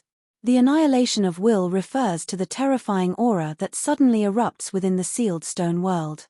There are no rules to its appearance, and it is the strongest threat within the sealed stone world. Everyone, please be aware that our auction house only accepts spirit stones for bidding. Alright, let us begin the auction now. We will start with the low-grade stone beads. The first stone bead's base price is 10 million spirit stones, and there is no limit to the amount of additional bids. The hall was filled with excited shouts. High-grade stone beads were something that could only be encountered through a stroke of luck, much less today. 2 had appeared. However, many people were well aware that the price of high-grade stone beads was terrifyingly high and it would be difficult to compete for them. It would be better to take advantage of the time when everyone's attention was focused on one of the low-grade stone beads. Thus, there was no awkward silence in the auction. 6 low-grade stone beads were quickly sold off, and the following 4 medium-grade stone beads also found their own buyers after a short struggle. The last 2 are also the only 2 high-grade stone beads today. The base price is 100 million spirit stones, and there is no limit to the amount of additional bids. The first stone bead will be auctioned off. Chapter 625. The hall fell silent. Everyone's hearts shook. Many gloomy eyes gathered from all directions, each one of them emitting a hostile aura. There were many people competing for the 2 high-grade stone beads. Although everyone knew that the final price would be high, they still found it hard to accept Qin Yu's bidding method. Humph. 1 billion. A guest coldly sneered and shouted out a bid, a mocking look in his eyes. Calling out a high price to scare away other competitors was indeed a good method in an auction. But today, it was useless. As expected, several more people continued to bid, pushing the price to 1.5 billion spirit stones. The ones competing now were all cultivators with great backgrounds. The reason they entered the sealed stone world was to constantly grow stronger so that one day they could leave. But they might not be willing to go. In order to appease them, the influences behind them would tolerate some of their insolence. For instance, spending spirit stones to buy a life-saving high-grade stone bead was tacitly agreed upon. Qin Yu lifted his hand. 3 billion. He directly doubled it. Many of the cultivators that came to bid for the stone beads immediately paled. Although they had large families and businesses, they still couldn't withstand such a terrifying price. It was reasonable to buy a life-saving stone bead for a subordinate. But that had to be limited to a reasonable range. 1 billion. The first guest shouted out once more. His voice was icy cold, like a winter storm. 2 billion. 3 billion. There were only 3 competitors left. Qin Yu raised his hand for the 3rd time. 5 billion. The dust settled. His momentum of winning was displayed to the fullest. In particular, that careless attitude of his made others feel uncertain. Whatever, There was still the second high-grade stone bead. There was no need to pay such a great price for it. On the high platform, the old man from the sealed stone sect shouted out, 5 billion. If no other fellow Taoists increase the price, the stone bead will belong to this guest. After several breaths of time, the entire hall fell silent. The old man waved his hand and said, sold. Congratulations to this guest. Immediately, a sealed stone sect cultivator brought the stone bead over. Qin Yu took out his spirit stone card and soon completed the transaction, dispelling the last hopes of some people. The auction continued. The stone sealing sect elder said, the auction for the second high-grade stone bead will begin. Everyone, please grasp this opportunity. Perhaps there won't be another high-grade stone bead appearing for a very long time. The cultivator who bid right after Qin Yu hurriedly said, a billion. Obviously, he wanted to use the same method to tell those who were fighting over the stone bead that he must get it. However, it was obvious that no one wanted to give up. After a few consecutive bids, the price rose all the way to 2 billion, which was even more shocking than the first one. Jiang Zhoudao's face paled. He turned his head and whispered something to the person beside him. The latter hesitated a little and nodded. 4 billion. No one should even think about competing with him. Sure enough, his opponents fell into silence. Jiang Zhoudao revealed a smile at the corner of his mouth. However, before he could smile completely, a calm voice sounded. 6 billion. Hu Jiangzhaodao turned his head and glared at Qin Yu. This bastard. Earlier, he had already obtained a high-grade stone bead, but now, he still wanted to interfere. 7 billion. Qin Yu frowned and said, 10 billion. These two high-grade stone beads just happened to belong to him and Yu Qi. Qin Yu wouldn't miss out on any of them. As for spirit stones, as the demonic path's holy sovereign, a supreme existence of the world, wealth had already lost all meaning to him. Shua Jiangzhaodao violently stood up. If looks could kill, Qin Yu would have already been dismembered. He was well aware that no matter how high his status was, the sect would never pay over 10 billion for a high-grade stone bead. In other words, it was impossible for him to bid again. How hateful. Within the world of the sealed stone, a high-grade stone bead could save his life twice. If he missed it today, he wouldn't be able to wait for the next auction. Moreover, even if he waited until the next auction, there might not be another high-grade stone bead that would appear. Taking a deep breath, Jiangzhaodao turned and left the grand hall. On the high platform, the old man from the sealed stone sect revealed a bit of surprise. He lifted his hand and said, 10 billion spirit stones, congratulations to this fellow Daoist for winning another high-grade stone bead. After the payment was completed and the second stone bead was taken, Qin Yu didn't stay. He pulled Yu Qi and left. Hualala, within the grand hall, most of the cultivators participating in the auction had left. Two high-grade stone beads had a total value of 15 billion spirit stones. This was more than enough to attract everyone's attention.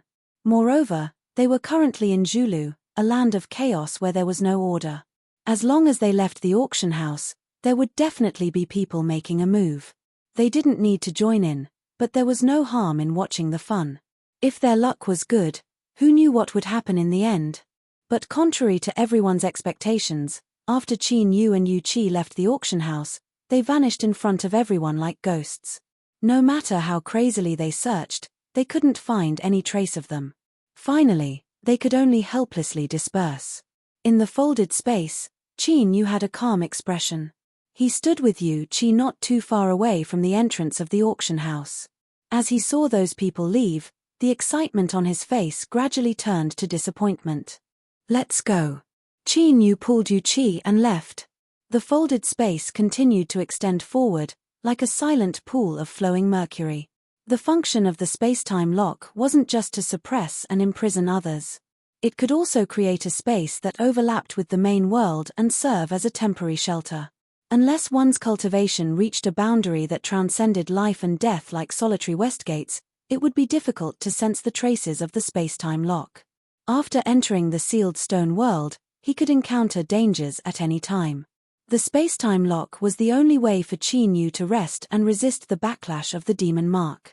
3 days after the auction ended, in a cave in the wilderness of Zhulu, Qin Yu and Yu Qi stood side by side, holding hands. The stone beads in their hands lit up at the same time. A fluctuation erupted. Like a disturbed surface of water, the two figures were swallowed up from sight. In the void, countless stones of different shapes and sizes quietly floated in the air, spinning at a fixed speed like a boundless nebula. Suddenly, the void twisted and two figures rushed out. The woman bent over and violently coughed. The man hugged her and gently patted her back. It was only after a long time that she recovered and shook her head, indicating that she was much better. These two people were Qin Yu and Yu Qi, who had been transmitted into the sealed stone world through the stone beads. The transmission just now could be said to have been a dizzying, tumbling world. Even with Qin Yu's cultivation, he still felt short of breath.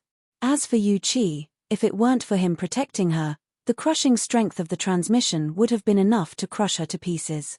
"This is the sealed stone world," Yu Qi mumbled. She looked at the endless stone kingdom in front of her. Qin Yu nodded, a dignified look on his face. In his eyes, every stone contained a formidable aura. It was like the passage of billions of years, the countless calamities and tribulations they had experienced, yet none of them were able to destroy them in the slightest. This was a kind of eternal and immortal will. Qin Yu's heart raced and great waves rose up in his mind. He couldn't imagine just what level of existence could leave behind an indelible mark on these stones. "Qin Yu, what is it?" Yu Qi revealed a worried expression. Qin Yu took a deep breath. "It's nothing. It's just that I suddenly feel very small. There was always a higher mountain, a stronger person." At this moment, Qin Yu suddenly had a profound understanding. He didn't know the origin of the sealed stone world, but it had inevitably witnessed an unimaginable glory. That was a level that Qin Yu couldn't touch at his current realm. The difference was like the heavens and earth. Yu Qi had a thoughtful look. "These stones, are they amazing?" Qin Yu nodded. "Yes, they are very, very amazing." He casually pointed a finger. "If I can reach 1/10 of the level of the remnant will on these stones, then the problem of the demon mark backlash will be easily solved." "Ah!" Yu Qi cried out in alarm. She finally understood why Qin Yu had sighed with emotion. She immediately revealed a happy expression. "Then, these stones will be of great help to you?" Qin Yu said, "I don't know right now, but I'm preparing to give it a try." He glanced at the endless void behind him. Although he didn't know what was hidden in that void, his intuition told him that it was best not to satisfy his own curiosity. He took a step forwards and approached the outermost stone. When he was within 100 feet of it, his complexion changed. A boundless pressure suddenly came crashing down. It was like a mountain pressing down on his chest, and he had to focus his mind to resist it. Qin Yu closed his eyes. After sensing for a long time, he smiled. Yes, this was the place he needed. "Yu Qi, I'm going to start cultivating." "You first." Before he finished speaking, Qin Yu frowned. He looked into the distant void. Following the nebula formed by the stones, several distressed figures were moving forwards. Several of them had pale faces. It was clear they had been injured. "Get behind me." Qin Yu grabbed Yu Qi and welcomed the several people flying towards them. A cultivator screamed, "Hurry and run. The people in the sealed stone world want to steal our stone bead." Before his voice fell, this person's eyes widened. With a miserable scream, his chest burst open. A black shadow flowed out. It stretched out and turned into a cultivator. His 5 fingers held onto the still boiling hot and beating heart. He laughed in an incomparably cheerful manner. "I don't like killing people, but little fellows, why can't you be obedient and listen to me?" Shua, shua, several black-clothed cultivators caught up, surrounding the group. The heart was crushed and blood splashed onto the corners of the cultivator's lips. He licked it and revealed an expression of enjoyment. He almost moaned, "I'll give you one last chance. Honestly cut off all ties with me and hand over the stone beads. Otherwise, after I catch you, I won't mind steaming half of you and frying the other half." To say such words in such a tone was especially cold and sinister, like a viper coiling around their necks. The several people that were surrounded instantly lost all color. Suddenly, a cultivator shouted out, "Senior, I know a place where you can find high-grade stone beads. As long as you let me go, I will immediately tell you. High-grade stone beads? The blood-sucking cultivator's eyes brightened. You should know that if you lie to me, your fate will be miserable, right? Jiangju Island suppressed his fear and nodded. This junior guarantees that as long as you agree, I will soon find the stone bead. The blood-sucking cultivator nodded. Very good, you've successfully moved me. I will give you the promise you want. You can speak now. Jiangju Island pointed a finger. Those two people each have a high-grade stone bead on them. Qin Yu flicked his sleeves and Yu Qi's figure vanished. He looked up at Jiangju Island, his expression calm. When this person spoke, he had already expected it. Now, he was only confirming it. The blood-sucking cultivator's pupils shrank. He chuckled. Interesting, very interesting. He looked at Qin Yu. After several breaths of silence, he suddenly said, "Hand over 2 high-grade stone beads and I will let you go." Qin Yu shook his head. The blood-sucking cultivator's eyes turned. He pointed at Jiangju Island and said, "How about adding his life? As long as you agree, I will immediately kill him." Jiangju Island's face filled with anger. "Senior, you promised me," the blood-sucking cultivator coldly sneered. "Promise? That sort of thing can only deceive you newbies that have just arrived in the sealed stone world." He looked at Qin Yu. "I am very sincere. How about it?" Qin Yu lightly said, "His life isn't worth anything." The blood-sucking cultivator shook his head. "Then there's nothing else I can do. It looks like I will have to do it myself. I hope that your strength is proportional to your confidence." Bang! A tyrannical strength broke out from his body, accompanied by a disdainful aura. Qin Yu stuffily coughed and his face paled. Chapter 626. The world of the sealed stone was broken and incomplete. No one could predict whether or not those peaceful and harmless sealing stones would erupt with terrifying fluctuations in the next moment that could instantly annihilate one's consciousness. This sort of fluctuation was called will destruction. It could instantly kill all life within its range. The cultivators that had entered the sealed stone world earlier had experienced just how terrifying this will destruction was. Their icy gazes fell onto the newcomers that had just entered. Thus, this was what happened today. They had stolen the stone bead of a newcomer to increase their own safety. The bloodthirsty cultivator was named Song Zhongyi. He was a slightly famous character in the sealed stone world. His methods were bloody and cruel, and very few people were willing to offend him. Of course, he wasn't weak. By borrowing the tempering of the sealed stone world, he had smoothly stepped into the calamity immortal realm. This was the fundamental reason he was able to live until now. Qin Yu placed Yu Qi into the space-time lock's replicated world. Song Zhongyi lost his sense of her, thus a sense of dread rose in his heart. If it weren't for the temptation of the high-grade stone bead being too great, he wouldn't have done anything. The sealed stone world seemed calm and peaceful, but because of the struggle for the stone bead, the degree of brutality was hard to imagine. Those that survived all held a deep reverence towards life and wouldn't easily take risks with their lives. However, since they attacked, they wouldn't hold back at all. They would do everything in their power to kill their opponents and allow themselves to survive.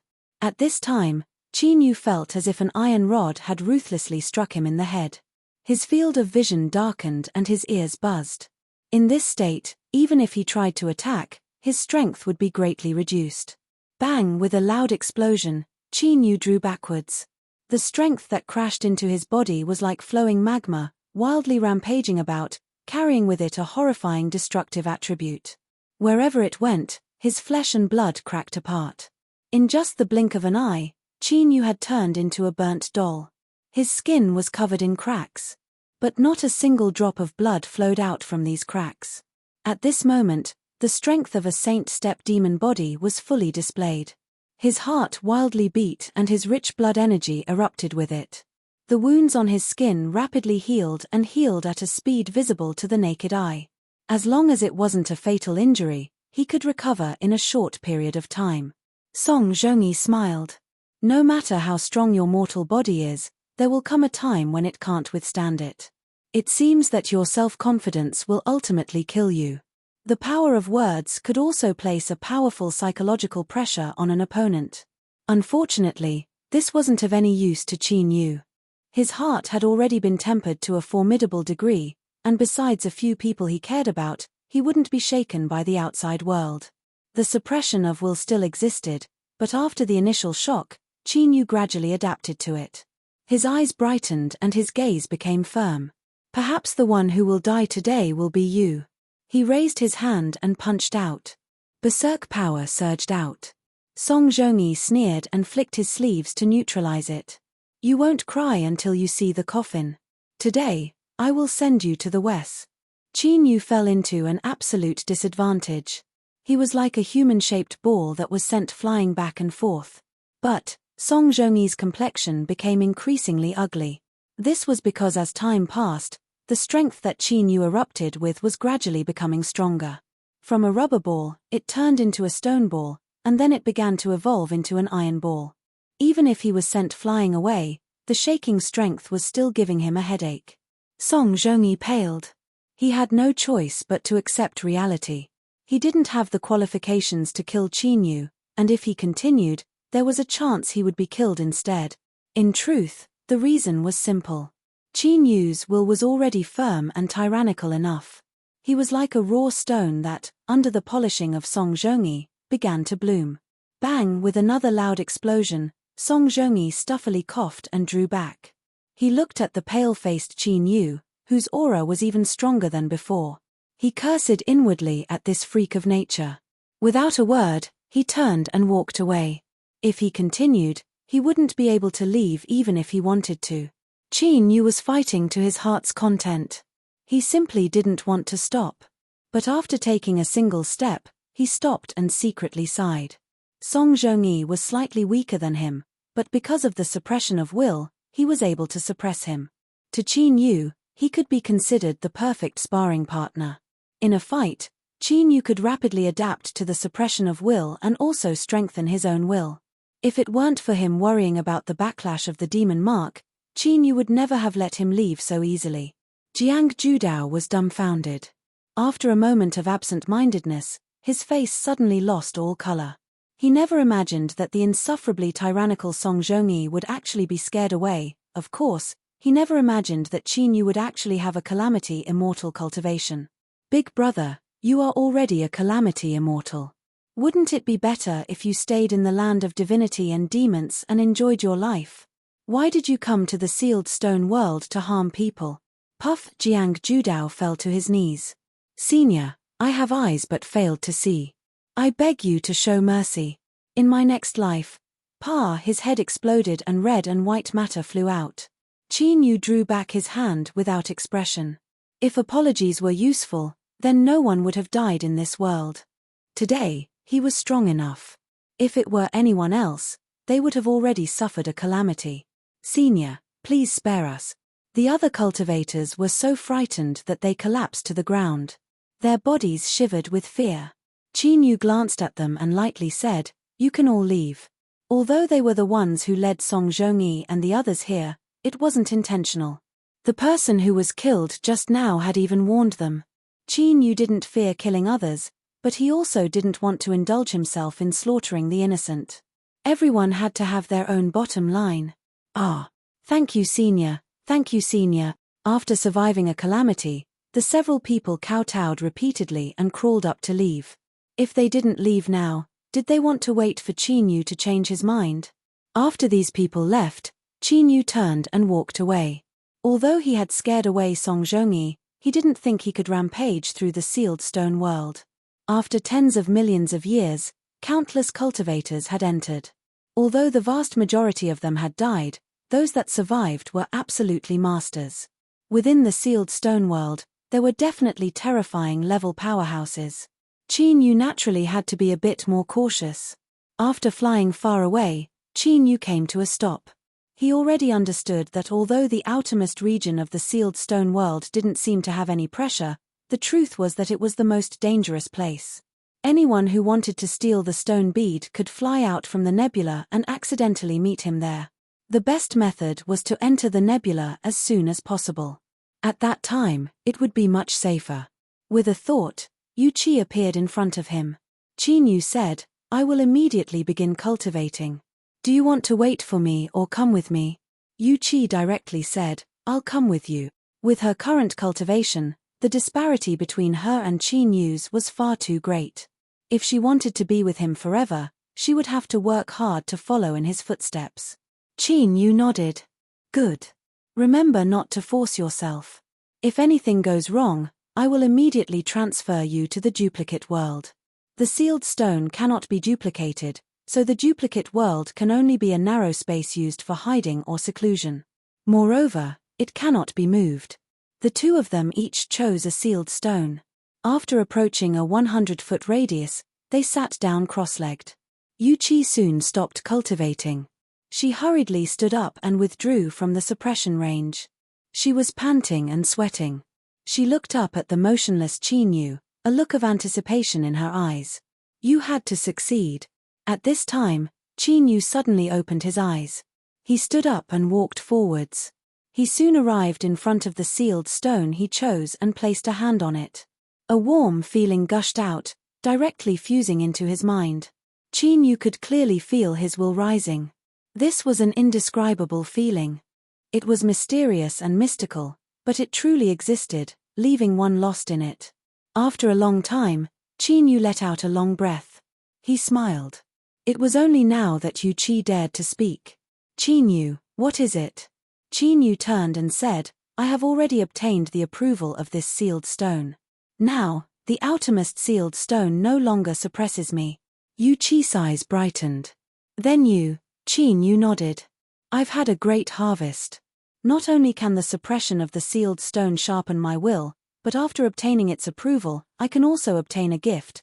That should be that if I place the aura of the person with the undying will on these sealed stones, it can directly increase the intensity of my will."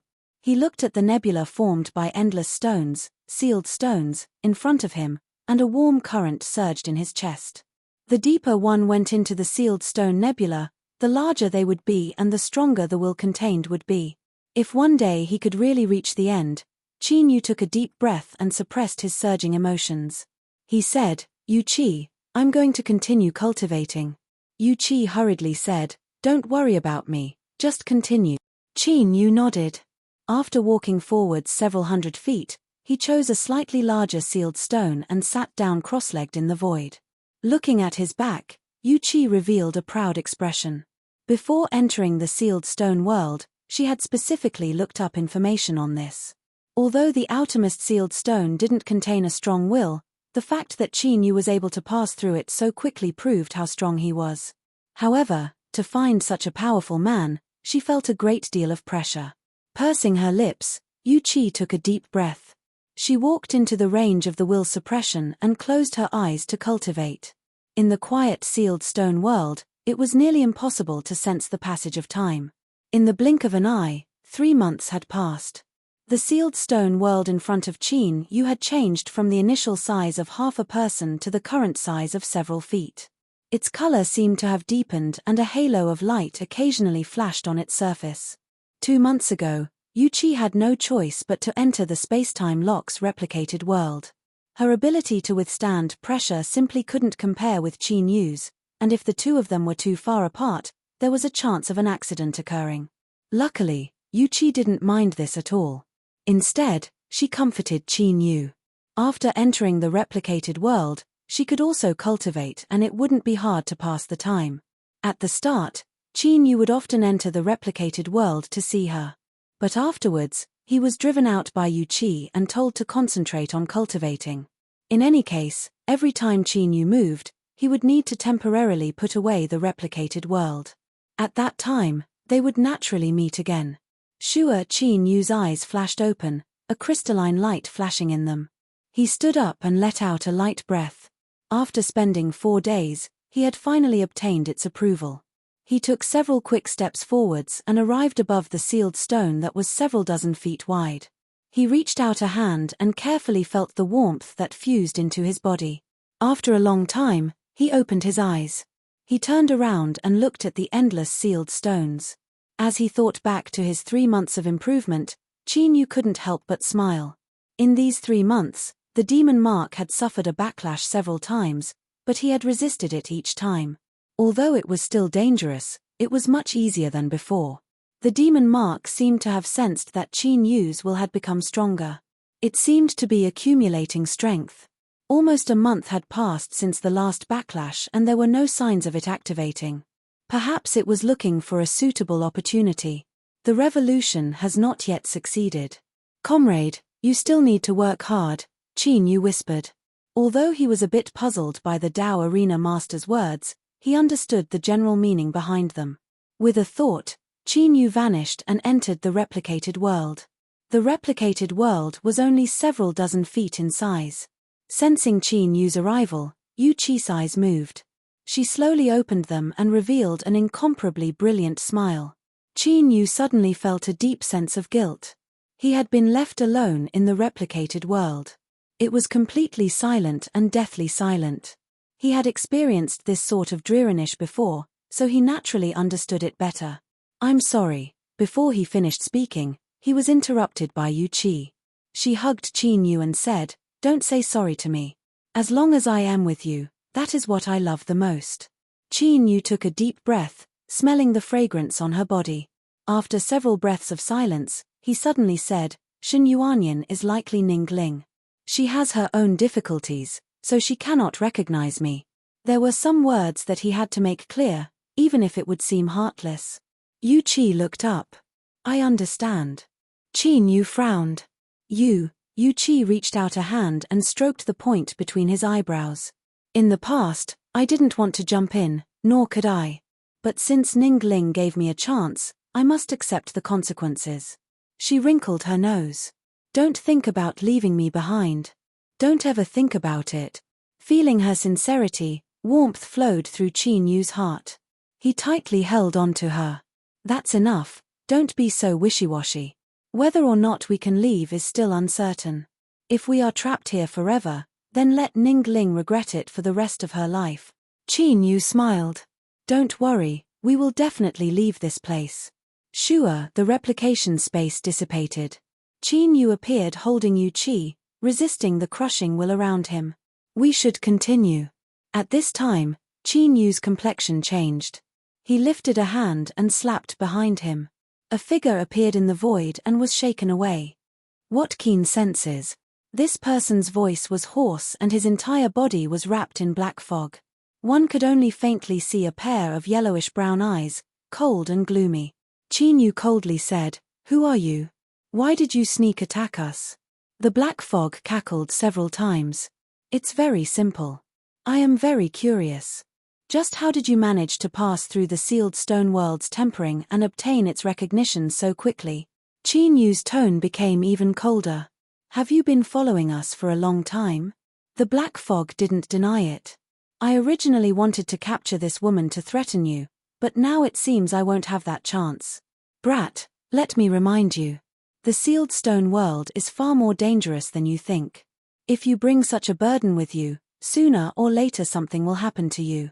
Sure, the black fog flew far away, vanishing into the group of sealed stones. Qin Yu frowned. He never thought that the black fog would leave, and its final words seemed to be a reminder. Just who was this person in the black fog? Yu Qi bit her lips. She suddenly said, "Qin Yu, no matter who he is, what he said is correct. If I follow you, I will indeed be a burden. You don't need to explain, I know what I mean. Qin Yu, I remember that you have a portable space that can hold life forms. How about I go inside?" "No," Qin Yu said in a low voice. Looking at her complexion, his tone softened. "The portable space you speak of is a special identity token. Although it has a formidable defensive ability, it cannot resist the crushing will of the outside world. Unless I completely seal it off." Yu Qi's eyes brightened. "Then seal it off," Qin Yu earnestly said, "you don't understand. If you completely seal off the token space, you won't be able to see the outside world and all light will be lost. It will be like an eternal night. If you stay inside, you will have to withstand a torment 10 times, 100 times more intense than in the replicated world." Yu Qi said, "I can do it." She smiled. "You seem to have always underestimated me.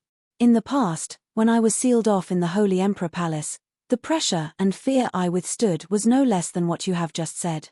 But I am still fine. Moreover, I know that you are outside, right beside me. Qinyu, I know you are distressed, but for me to enter the token space, whether it is for you or for me, is the best choice. Don't hesitate any longer. Qinyu looked at her. After a long time, he let out a long breath. He took out a jade slip and poured in his divine sense before handing it to Yu Qi. If you can't withstand it, immediately crush it. Do you understand? Yu Qi received the jade slip. Don't worry, I will listen to you. Now, send me in. Qinyu flicked his sleeves and Yu Qi vanished. The space that came with the Saint Sun token was like a slowly closing window, finally isolating all light. In the pitch-black darkness, Yu Qi took a deep breath. As the future mistress of the Holy Emperor Palace, how could I fear the darkness? This is the best chance for me to overcome my psychological flaws. You can do it, you can do it. The figure wrapped in black fog stopped after it was far away from Qinyu. Then, like a bubble beneath the sunlight, it suddenly burst and vanished from sight. A faint voice passed through the air. It's been a long time since I've seen such a talented junior. I only gave him a little reminder. It shouldn't be against the rules, right? It definitely isn't. At the end of the voice, there was a hint of relaxed joy, as if it had put down a heavy psychological burden. The deeper one went into the world of the sealed stone, the more spacious it became. This was because the volume of the sealed stone was constantly expanding. It gradually grew from several dozen feet, hundreds of feet to several thousand feet. 1 year later, Qinyu sat down cross-legged. Across from him was a giant sealed stone the size of a hill. His mind was completely focused on resisting the formidable will that seemed to contain the might of the heavens and earth. He closed his eyes and a blurry and distorted figure appeared in his mind. Even so, it was enough to shock the heart. Looking at this figure, it was like there was nothing else in the world and his entire mind was filled with this figure. Disdainful, powerful, invincible. Qinyu's intuition told him that this figure was the one who had bestowed the undying will upon the sealed stones. He had already stayed in front of this sealed stone for over 20 days. Even so, he didn't feel anxious at all. This was because he was well aware that the sealed stones' will had been tempered to a new level. Once he obtained its approval, there would surely be great harvests. What he needed to do now was to work hard bit by bit to enhance his own will so that he could obtain the approval of the sealed stone. Suddenly, Qinyu frowned. He stood up and stepped backwards, leaving the range of the will suppression. With a thought, he entered the space-time lock world. Several breaths of time after he left, 5 figures howled over. The person in the front was clearly running away as he was being chased by the 4 behind him. Lei Zhen, it's impossible for you to escape. Hand over the stone bead. A cultivator roared out from behind. The person being chased clenched his teeth and cursed out loud. We agreed that everyone would use their own methods to search. It was my luck that I found the high-grade stone bead, so don't go too far. Cut the crap. I'm just asking you, are you going to hand it over or not? Don't even think about it. Lei Zhen cursed out loud. Of the 4 cultivators chasing him, one of them suddenly said, "We've locked onto you." He revealed a charming smile and a yellow paper man appeared between his fingers. With his other hand, he picked up a wooden needle and pierced it through the paper man's chest. Ah! Lei Zhen cried out miserably.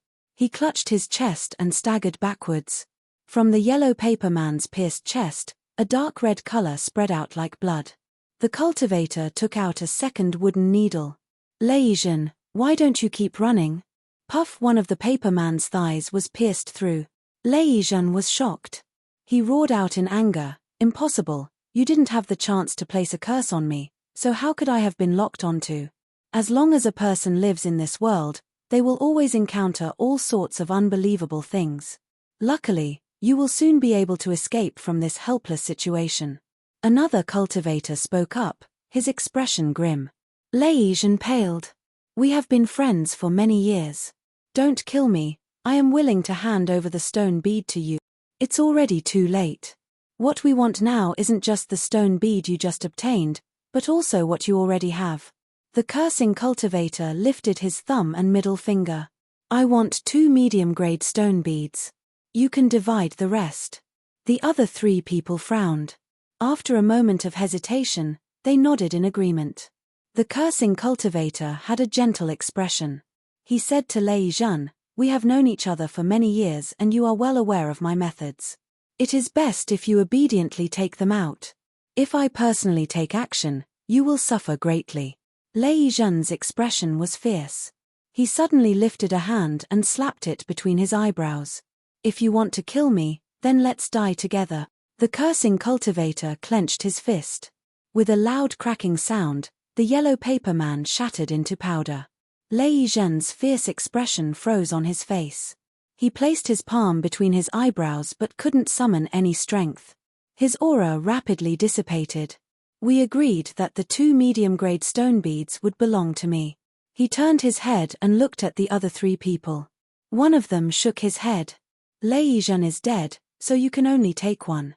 "Yes, take one. Only like this can we divide them." The cursing cultivator had an ugly complexion. He cursed out loud, "Fine. But remember, I will take at least one, otherwise no one will have a good time."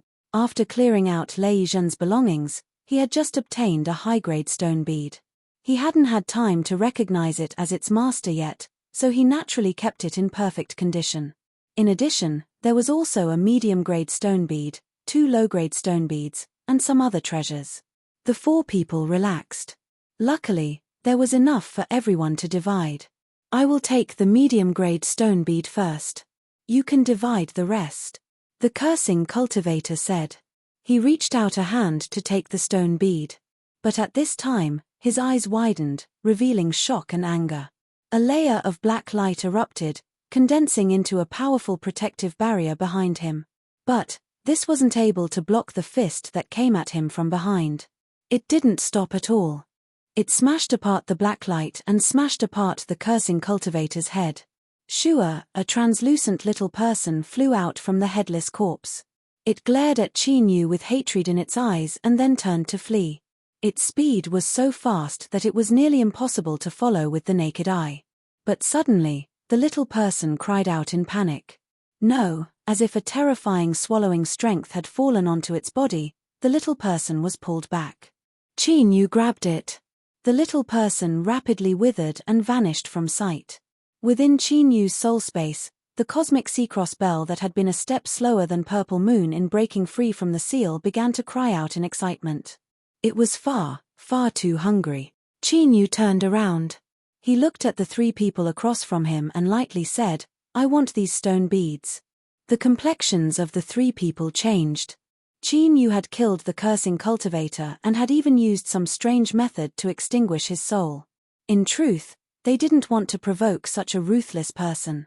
But who the stone beads belonged to wasn't something they could decide. If they returned empty-handed, they would surely be punished. One of them clenched his teeth and said, "Senior, we are working for Lord Frigid Flame. We can give you the medium-grade and low-grade stone beads, but please be generous with the high-grade stone beads." If Qin Yu had spent some more time in the sealed stone world, he might have heard of the famous heaven-freezing Frigid Flame. But what a pity, this name didn't deter him at all. "Leave behind the stone beads, or all of you can stay behind together," Qin Yu lightly said. He stepped forwards and his aura broke out from his body, like a towering mountain. If the 3 people across from him could freely move around here, it was clear that they had obtained the approval of the sealed stone world. But the disparity in absolute strength wasn't something that could be made up for with a simple increase in will. Moreover, with Qin Yu's current will, he could withstand the suppression of these 3 people. Since Senior isn't willing to give up, then we will bid our farewells. The 3 people didn't dare to say anything else. They turned and hurried away. Since this person could easily kill the cursing cultivator, he wouldn't mind killing them as well. Moreover, the 3 of them were filled with apprehension. Just who was this strange powerhouse? Even after hearing Lord Frigid Flame's name, he didn't care at all. Would they dare to face such a character head-on? That was no different from seeking death. Qin Yu simply didn't know that he had unknowingly provoked an extremely powerful cultivator. After searching through the stone beads, he obtained 2 high-grade stone beads, 3 medium-grade stone beads, and 6 low-grade stone beads. The wealth of that cursing cultivator was unexpectedly rich. After entering the sealed stone world for a year, Qin Yu didn't know whether he was lucky or not, but he had already experienced a will destruction once. Even though several months had passed, the scene from that time was still vivid in his mind. Within his field of vision, all of the sealed stones began to tremble at the same frequency, like countless waves fusing together. Finally, they turned into monstrous waves that instantly swept out in all directions. Qin Yu's consciousness instantly went blank and he lost the ability to think. It was unknown how much time passed before he regained his composure. There was a deep crack on the stone bead he had fused with. The crack was incomparably smooth, as if it had been slashed by a heavy saber. Qin Yu didn't doubt that if it weren't for the stone bead's strength resisting the will destruction, he would have died at that time. Comparing hearing and seeing, the former was far less shocking. After personally experiencing the baptism of the will destruction, Qin Yu's eagerness to obtain the stone beads became even more intense. Walking all the way here, including today's harvests, he had a total of 3 high-grade stone beads, 6 medium-grade stone beads, and 15 low-grade stone beads. However, as he thought about how he and Yu Qi needed the stone beads to protect their lives, the sealed space of the token was unable to isolate the will destruction. Qin Yu didn't feel satisfied at all. For things like stone beads, as long as one lived in the sealed stone world, the more the better. After carefully putting away the stone beads, Qin Yu looked through the other items. In the storage treasure of the cultivator who used the curse technique, he found a crystal rib bone. This bone actually gave him a somewhat familiar and oppressive feeling, divine bone. It was actually a rib bone left behind by a divine spirit after it died. It had to be known that divine spirits were the highest level of cultivators that Qin Yu knew of. They surpassed the current cultivation world of the land of divinity and demons by at least 2 large realms. Even if it was only a rib bone, it absolutely couldn't be underestimated. After carefully probing it with his divine sense, he discovered something else. Within this divine spirit rib bone, there were some cryptic fluctuations of energy hidden. This wasn't a divine sense or remnant soul, but a pure power that stored information. Qin Yu carefully probed it with his divine sense. After several breaths of time, he opened his eyes, a strange expression on his face. The information stored within was a cultivation method for the soul path. By taking a cultivator's hair and flesh and blood as a medium, one could use an invisible killing curse. When cultivated to the high divinity realm, one could even condense an aura in the void and directly send down killing tribulation. It was tyrannical and strange. It was clear that the strange method that the cultivator used just now was the cultivation method recorded in this divine spirit rib bone. However, there were restrictions to this cultivation method. Only women could cultivate it, and men could forcefully perceive it. However, their cultivation speed would be slow and they would be forced to change their temperament. No wonder that person acted so strangely just now. Qin Yu shook his head and put away the rib bone. He didn't care about what others did, but he absolutely wouldn't cultivate this sort of cultivation method. Giving it to Yu Qi shouldn't be a bad idea. Yes, he would do that. As usual, in order to avoid trouble, Qin Yu flicked his sleeves and destroyed the corpses. His figure flickered and he flew far away. He chose another sealing stone of the same level and continued to cultivate. Half a day later, 2 beams of light howled towards the place where Qin Yu had left. After they faded away, the figures of 2 cultivators were revealed. Their eyes swept around and their complexions darkened. That cultivator had really left. Damn. The person on the left said, Song Zhongyi, Lord Icefire's need for the stone beads is increasing. You've already failed twice during this time. If things continue like this, once the Lord becomes angry, even I will be implicated by you. Across from him, Song Zhongyi's complexion darkened. Do you think that's what I want? Alright, take some from the storage first and satisfy Lord Icefire's needs. I will find a way to make up for it as soon as possible. Humph, that's for the best. The person turned and left. Song Zhongyi clenched his teeth. He didn't know what was going on, but ever since he encountered that abnormal newcomer, his luck had been terrible to the extreme. There was no need to mention the fact that he had to flee in panic that day. and then he encountered an old rival. Although he hadn't suffered a loss in that bloody battle, he had no choice but to leave early. As a result, he had managed to obtain a hunt with great difficulty, but in the end he had come up empty-handed. Now, he had actually allowed a high-grade stone bead to slip away. He feared that Lord Icefire was already dissatisfied with him. He had to find a way to find a high-grade stone bead as soon as possible. Just as Song Zhongyi was about to turn and leave, he suddenly frowned. He spread out his 5 fingers and grasped. Some fluctuations in space that hadn't completely dissipated rapidly gathered in his palm, gradually forming the outline of a figure. Chapter 627. Uncle could endure this, but Aunt couldn't. This was going too far. This was simply going too far. Song Zhongyi's lungs nearly exploded with rage. At this time, there was only one thought in his mind, and that was to capture that bastard and cut him to pieces. He stomped around in a rage several times before his heated mind gradually calmed down. He thought about how long it had been since they first met and then thought about his current position. Song Zhongyi immediately turned into a frosted eggplant. This bastard was truly a freak. In less than a year, he had managed to rush all the way from the outermost periphery of the sealed stone to here. The intensity of his will had definitely risen by an astonishing degree. Song Zhongyi couldn't help but admit that if he fought with Qin Yu today, he feared he wouldn't be able to escape. His face was cloudy and uncertain. After a long time, he clenched his teeth and a cruel light surged in his eyes. If he killed him, not only would he be able to take revenge for his old grievances, but he would also be able to obtain at least 3 high-grade stone beads, perhaps even more. That's right, he wasn't Qin Yu's match. But this was the sealed stone world. There was no such thing as fairness or morality. As long as he put out enough benefits, killing someone was simple. Song Zhongyi turned and walked away, vanishing from sight in a breath of time. Qin Yu didn't know that a storm was about to descend upon him. As time passed, that blurry figure in his mind became increasingly clear. His intuition told him that when he could see this figure, he would obtain the approval of the sealed stone. But, it was like water that was about to boil, but it was always lacking that little bit, unable to reach the boiling point. Qin Yu opened his eyes, a dignified expression on his face.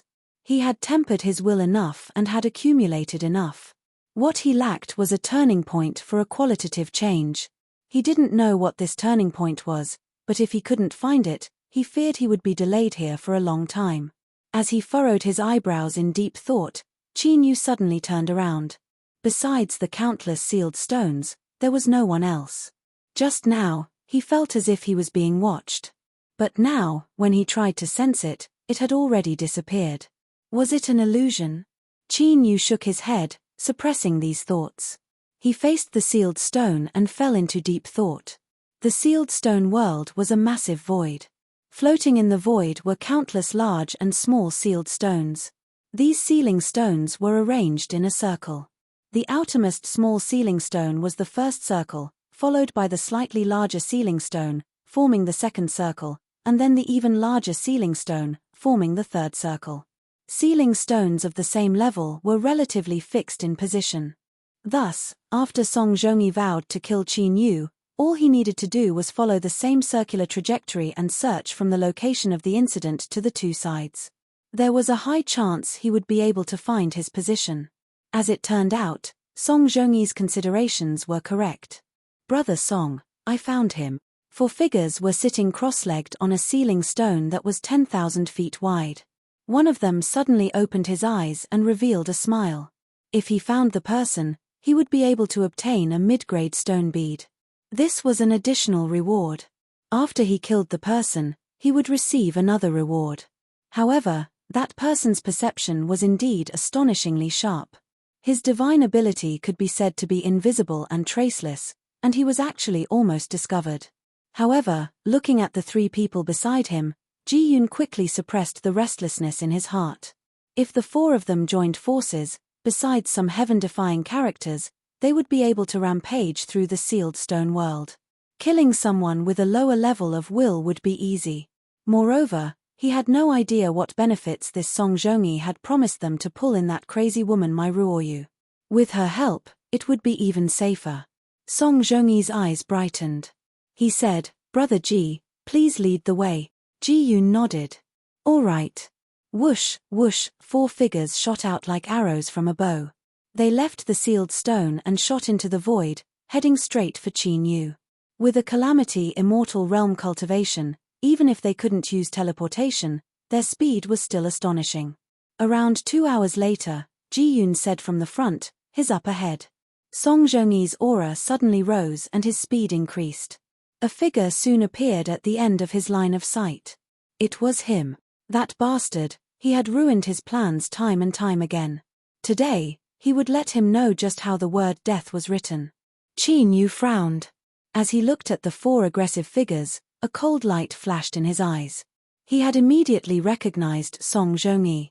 He naturally understood that he wouldn't be able to live peacefully today. "Fellow Daoist, I never thought we would meet again today." Song Zhongyi coldly smiled. "I want to see whether or not you can escape from the hands of the 4 of us." He turned around. "Fellow Daoist I'll have to trouble you." The only female cultivator among the 4 of them was exceptionally beautiful. When she heard this, she took a step forward. A powerful will erupted from her body, releasing madness, ruthlessness, and destruction. This was no longer a simple suppression, but a direct attack on the level of will, an incomparably powerful attack. It was hard to imagine that beneath such beautiful skin was a soul that wished to destroy the entire world. Qin Yu's complexion changed, as if he had fallen into a swamp. His thoughts slowed down and he found it hard to summon the strength in his body. "Kill!" Song Zhongyi roared out loud and was the first to attack. He lifted a hand and pointed forwards. Motes of crystal light appeared, condensing into an ice sword. Like a bolt of thunder, the ice sword pierced through space, leaving behind a series of afterimages as it stabbed towards Qin Yu's chest. Ji Yun formed law seals with his hands. Faint traces of grey energy appeared, rapidly weaving together into the phantom of a small altar. He lifted his hand and tossed it upwards. The altar phantom vanished from sight. In the next moment, there was a loud rumbling sound above Qin Yu's head. An incomparably majestic altar projection with a dreadful momentum descended from nothingness. It was so thick that it seemed tangible and emitted a terrifying aura. The suppressive strength was like a million mountains falling onto Qin Yu's body. The last of the 4 people was a cultivator with a baby face and a youthful appearance. At this time, he faintly smiled and took out a flute, placing it to his lips and blowing into it. There was no sound of the flute, but his expression was one of infatuation. His eyes closed, as if he had fallen into a temple of music. In Qin Yu's mind, the sounds of swords, spears, and halberds colliding rang out. Countless lights superimposed on each other, as if he were personally on the battlefield. A vast and endless killing aura turned into a deep roar that constantly impacted his mind, wanting to collapse his consciousness. It had to be said that in order to smoothly kill Qin Yu, Song Zhongyi had spent a great deal of time and effort. The 3 helpers he chose might not be the strongest, but when they cooperated with him, they could erupt with the most terrifying killing power. Mai Ruoyu's suppressive will made it so that he couldn't fully display his strength. Ji Yun formed an altar to suppress him, and the baby-faced cultivator attacked his mind to disintegrate his consciousness. With these 3 combined attacks, it was enough to weaken Qin Yu's strength by at least 50% or more. And he would complete the final strike. The seemingly common-looking ice sword was a reward that Lord Arctic Flame had bestowed upon him after he had performed a great merit. It contained a faint killing intent. As long as it pierced into flesh and blood, it could instantly destroy the soul.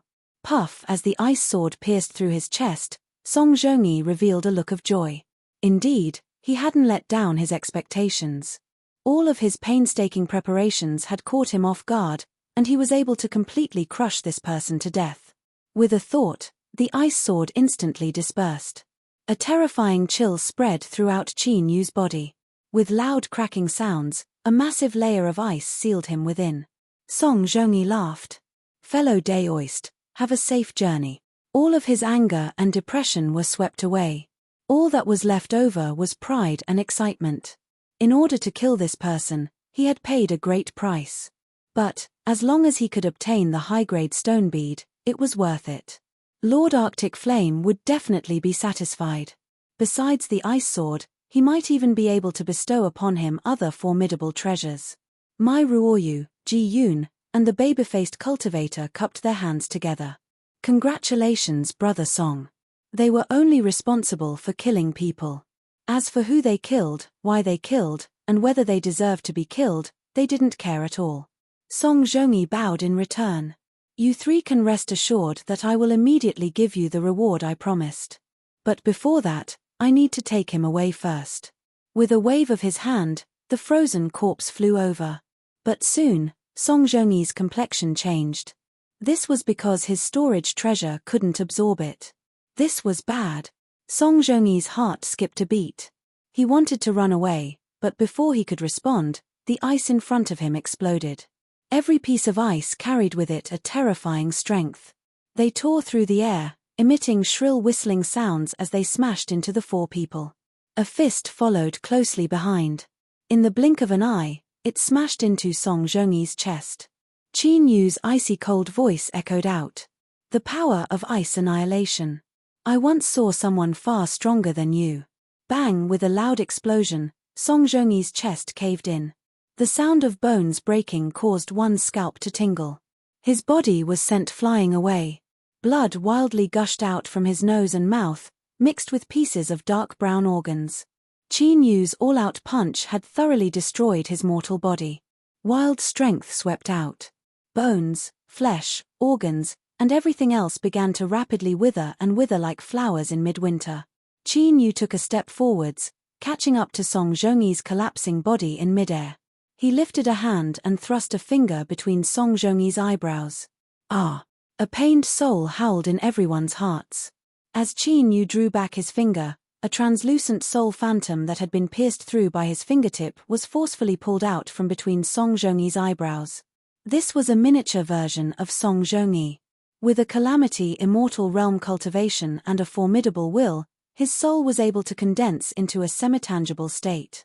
Even if his mortal body died, as long as his soul was intact, he could quickly seize a new body and complete his resurrection. But now, Song Zhongyi no longer had this chance.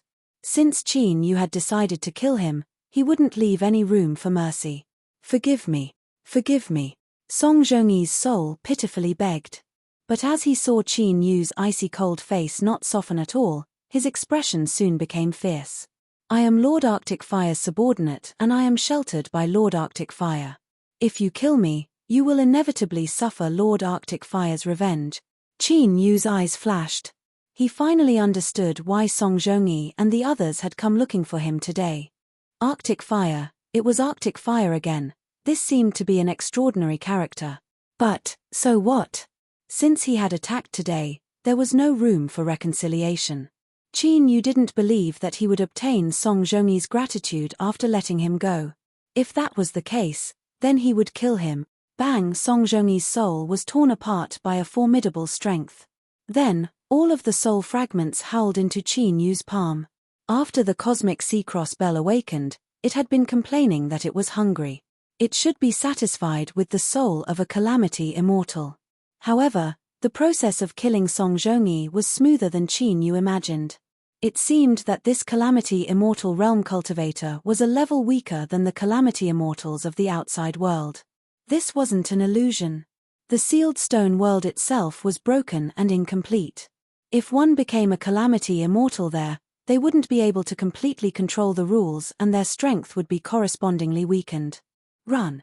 Mai Ruoyu, Ji Yun, and the baby-faced cultivator all turned and fled without hesitation. He had withstood Song Zhongyi's ice sword strike and was even able to instantly kill him. Just how terrifying was his strength. Even if the three of them joined forces, they still didn't have the confidence to fight him. They were all experienced veterans. Even if they fled in panic, they still chose a direction and erupted with their fastest speed. As for who lived and who died, that would depend on their luck. Qin Yu was expressionless. He stepped forwards. The baby-faced cultivator's complexion changed and he cursed inwardly. Why was it him? But this question clearly wouldn't be answered. The baby-faced cultivator stuffily coughed and his complexion instantly paled. Bang! A layer of blood-red flames broke out from his body, wrapping around him. In that instant, His speed rose by several times. Song Zhongyi was absolutely stronger than him. In other words, as long as he was caught, he would die without a doubt. In the face of death, nothing else mattered. Qin Yu's pupils shrank. He shouted out, "My." Within his soul space, the cosmic sea-cross bell flashed with light and the beautiful figure of a little girl appeared.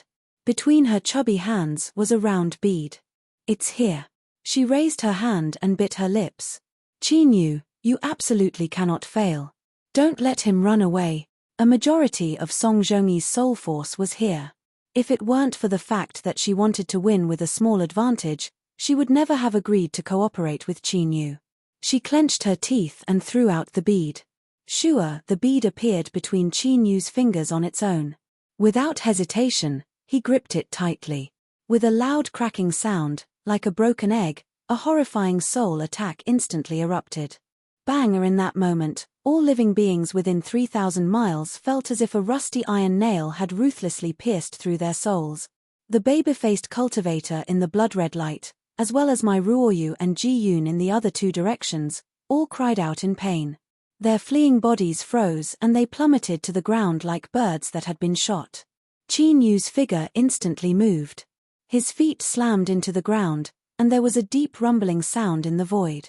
Faint traces of faint fluctuations appeared, and a powerful counterforce acted on his body. His entire body was like a cannonball as he smashed into the falling blood light. A fist punched out and the dazzling blood-red light was pierced through. The baby-faced cultivator's face was filled with panic and despair, but he wasn't able to move at all. Qin Yu's fist smashed into his chest, piercing through his flesh and bone. Then, his entire body hung on Qin Yu's arm. Within Qin Yu's soul space, Mai excitedly cheered. The strength of the cosmic sea-cross bell had instantly suppressed the baby-faced cultivator's soul. Then, a sharp net swept out, cutting him into countless pieces. "Hurry, Qin Yu, there are still 2 more great meals. Don't let them run away." Qin Yu flicked his sleeves and the baby-faced cultivator's corpse vanished from sight. He instantly turned around, his leg bones emitting faint creaking sounds. If it weren't for the fact that his demon body was powerful enough, this sort of high-intensity turning might have caused his entire leg bones to explode into powder. His figure flashed like a bolt of lightning, howling as he chased after Ji Yun. In truth, the one Qin Yu wanted to kill the most was my Ruoyu, but her will was far too strong. Perhaps she had already regained her composure and Mai didn't have time to create a second soul explosion ball. Ji Yun's soul stiffened. His consciousness roared out as he tried to reconnect with his mortal body. In this life-or-death moment, he erupted with an unprecedented strength. His vision began to recover and his senses towards his body were rapidly reconstructed. No.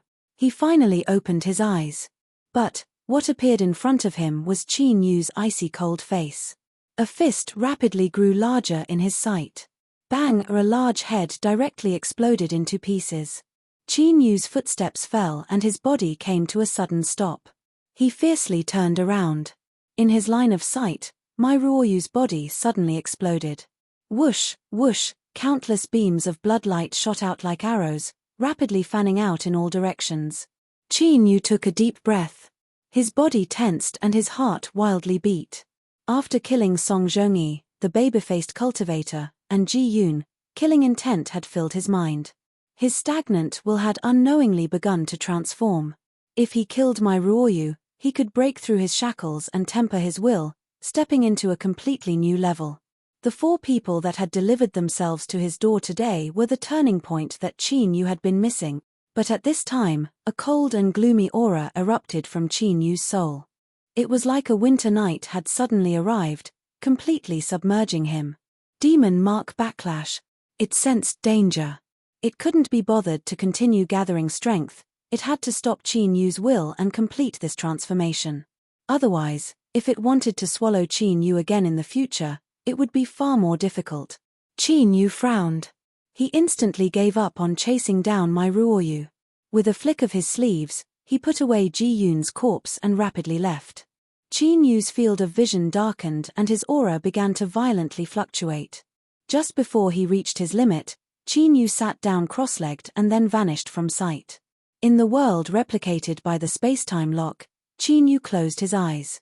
Black energy tumbled around his body and a demon head appeared between his eyebrows. Give up, stubborn human. It is absolutely impossible for you to resist the strength of a great demon. If we fuse our souls together, you will not disappear. Instead, you will obtain the powerful demon power that I possess. You and I will fuse together and become one of the most formidable beings in this world. You can fulfill all of your wishes, including taking away that pitiful woman from the immortal sect. I can help you suppress the strength of the sublime lost emotion code. As long as you agree, you can be with her forever. Do you hear me? Immediately give up resisting and do not attempt to contend with me, otherwise you will lose your final chance. Temptation, threat, and the roars of the demon mark reverberated through the soul space. Qin Yu revealed a pained expression. One could clearly see black lines drilling out from the demon head between his eyebrows, constantly spreading outwards.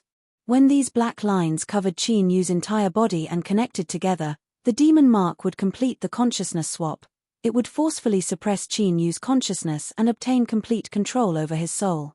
This was the method it had prepared for Qin Yu after several months of silence and accumulation. But, because it had hastily erupted today, there were still flaws. Otherwise, the demon mark wouldn't have wasted so much time trying to weaken Qin Yu's will to resist on a psychological level. Seeing that Qin Yu didn't seem to be moved at all, the demon mark roared again and again, finally tearing apart its disguise. Petty bug, the demon's strength will definitely erode your soul. At that time, I will turn you into a demon slave and make you live in pain for all eternity. I will ruthlessly torture you. I will use every method at my disposal to make you taste all the pain in the world. I will make you cry out in despair and tremble. I am incomparably looking forward to seeing you fall to your knees and howl in pain. Believe me, that day will soon arrive.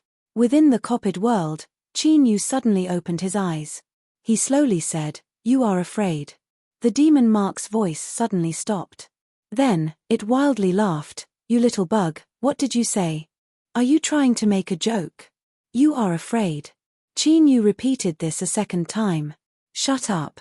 I am a great demon, the ruler of the strength of the dark side. My innate ability is to play with souls. From the day I fused into your body, your soul was destined to belong to me. You are afraid." The third time. Qin Yu's lips curled up. On his pale face, there was even a faint smile. He shook his head and closed his eyes, as if he didn't want to argue about this matter any longer. This sort of matter-of-fact attitude, as if he had grasped the truth, caused the demon mark to fly into a rage. It wildly roared. Unfortunately, it couldn't obtain a response from Qin Yu. After a long time, it fell silent. But between Qin Yu's eyebrows, the black lines that drilled out from the demon head began to grow even faster. It used its actions to respond. But in the end, after a day and night of stalemate, the demon mark exhausted all of its strength. On the surface of Qin Yu's body, the black lines retreated like a tide. They shrank back into the demon head and then vanished from sight. His black robes were soaked with sweat. Qin Yu opened his eyes. They were dark and gloomy, revealing a deep weariness. His taut heart relaxed. At this time, he didn't even want to move a finger. He focused his senses and determined that the demon mark had fallen silent. Then, he fell backwards, falling into a deep sleep before he even touched the ground. This was the strongest backlash the demon mark had experienced so far. But, this absolutely wasn't its limit. An even greater challenge was waiting for Qin Yu. However, as he slept, Qin Yu's body was undergoing some marvelous changes. His aura didn't change, but if one carefully sensed him, they would discover that he was becoming different. After killing 3 people in a row, his will had undergone a transformation. After a day and night of struggling with the backlash, he had smoothly completed the final step. If the demon mark knew that it had helped Qin Yu gather this precious turning point, it would likely commit suicide in regret. A sin caused by the heavens could be forgiven, but a sin brought upon oneself could not be avoided. Perhaps today, the demon mark's final fate had already been decided. Song Zhongyi had died. As one of Cold Flame's agents in the sealed stone world, once this news spread out, it caused a considerable stir. Towards the killer, Everyone felt great admiration and also couldn't help but sympathize. No matter what the reason was, since Song Zhongyi had died, Cold Flame would definitely take action. If so, then the killer's fate had already been decided.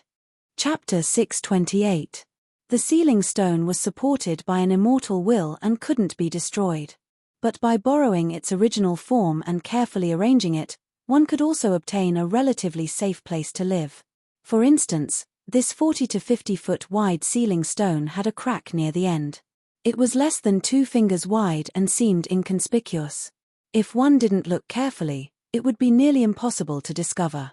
But if someone approached this crack and looked inside, they would discover that after it extended 3 or 4 feet in, it began to expand outwards. Finally, it formed a 20-foot wide space within the sealing stone. Standing required one to bow, but to find such a safe place within the world of the sealing stone, one really couldn't ask for more. Now, in the middle of the sealing stone, a mass of blood light flashed, as if it were a blood egg gestating something. Suddenly, the blood light brightened. On the walls of the sealing stone, an isolating strength activated, covering up the blood light. There was a sound like an eggshell shattering. The figure of a naked woman appeared. Her slender and perfect body was completely exposed to the air, her skin shimmering with an ivory luster. She reached out a hand and the shattered shell of blood light condensed into a dress, covering her alluring body. She looked up, revealing Mai Ruoyu's pale face. She pursed her lips, her heart filled with fear. Just who was that cultivator? If the 4 of them joined forces, even if they faced a true supreme being, they would still be able to escape unscathed. But now, 3 of them had died and 1 was injured. If it weren't for her having the strongest will and being the first to break free, and if it weren't for the fact that she didn't hesitate to use the blood soul explosion art, she feared she wouldn't have been able to escape. It was too terrifying. Mai Ruoyu didn't dare to provoke such an existence again. She just needed to recuperate from her wounds and let the storms of the outside world go. Once she avoided the limelight, she could go out again. Dreams were plentiful, but reality always liked to play a cruel joke on people. On the second day of Mai Ruoyu's seclusion, a black-clothed old man arrived outside the sealing stone. His face was lined with wrinkles but his back was straight. He didn't seem old or decayed at all. Rather, he exuded a vast and boundless vitality. Within the sealed stone, Mai Ruoyu, who was recuperating in seclusion, suddenly opened her eyes. She saw a layer of white frost rapidly spreading within the sealed stone. The absolute coldness it contained caused her heart to tremble. In an instant, she guessed the identity of this person, the heaven-freezing polar flame, one of the supreme existences that stood at the peak of the sealed stone world. Mai Ruoyu didn't have time to be upset about how her hiding place was found. If she didn't get out, she would be frozen to death in this sealed stone. Mai Ruoyu stood up and transformed into a beam of blood-red light that flew out through the crack. She immediately bowed and said, "Junior greets Lord Icy Flame." Heaven-freezing frigid fire was a nickname given to him by others because they feared his power. His real name was Wen Tsonggong, a very warm name. Of course, not many people knew this name, and a large portion of them died the day they found out about it. "Speak, where is the person who killed Song Zhongyi?" He didn't care who this person was or what their status was. This was because in Frostfire's heart, Qin Yu was already a dead man. Mai Ruoyu instantly tossed aside all thoughts of staying out of this. Lord Icy Flame was personally asking her. If she dared to hesitate, then that was the same as seeking death. Lord Icy Flame, Junior doesn't know much about the killer. But, this person is using the sealed stone to temper his will. Fellow Daoist Song Zhongyi relied on this to find his whereabouts. Frostfire suddenly said, "From this day forth, you will receive my protection and replace Song Zhongyi's position." Mai Ruoyu, are you willing? Mai Ruoyu fell to her knees. "Subordinate greets Lord." Frostfire lightly said, "Come with me." He didn't care about Song Zhongyi at all, but he needed an explanation for this matter. Otherwise, who would be willing to risk their lives for him in the future? As one walked deeper into the sealed stone world, they would discover that just relying on a single person's strength was an extremely troublesome matter. In the world replicated by the space-time lock, Qin Yu's fingers moved and his eyes slowly opened. After a brief daze, he quickly regained his focus. But at this time, he suddenly froze. He lifted his hand and looked at his own fingers, as if he had discovered something unbelievable. After carefully sensing his surroundings and confirming that he hadn't made a mistake, a strange expression crossed Qin Yu's face. Soon, he figured out the reason, and then he reared back his head and laughed. His laughter rolled out like waves, filled with joy and satisfaction. If that fellow with the demon mark knew this would happen, would he be so annoyed that he would tear off his head and kick it like a ball? The complete transformation of his will meant that Qin Yu's cultivation had stepped into a new level. Without accident, he would advance by leaps and bounds. The stronger he was, the lower the chances of the demon mark's backlash would be. Impatience surged in his heart. Qin Yu took a deep breath and sensed that there was nothing wrong with the outside world. Then, his thoughts stirred and he dispersed the replicated world. Sure, his figure appeared. As he looked up, he immediately locked onto a giant sealed stone.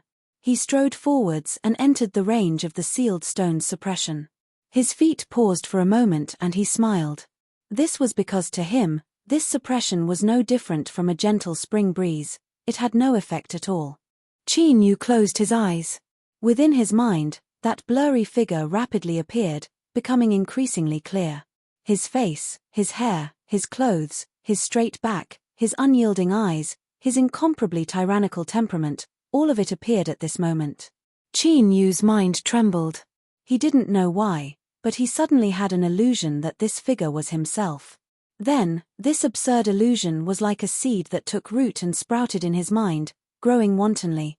After a lie was told 10 times, there was a chance that others would believe it. And with a strong psychological suggestion, it could even change one's subjective consciousness. Qin Yu fell into chaos. He felt that this figure in his mind was becoming increasingly familiar, and even the temperament of his appearance was the same as his own. Could I be this person's reincarnation? The moment this thought appeared, an angry roar sounded out in Qin Yu's mind. An ancient and boundless aura swept out, carrying with it a strong aura of time. The motionless figure suddenly turned his head, a dignified look in his eyes. Ancient. A deep shout sounded out, containing an irresistible will. Qin Yu's mind buzzed and fell into a blank state. But at this time, another strength poured into his mind.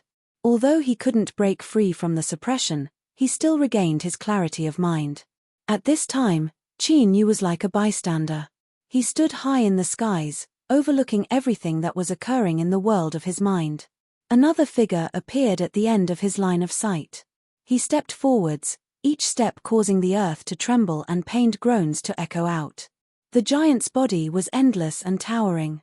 His shoulders were as high as the heavens, like a divine mountain that supported the heavens.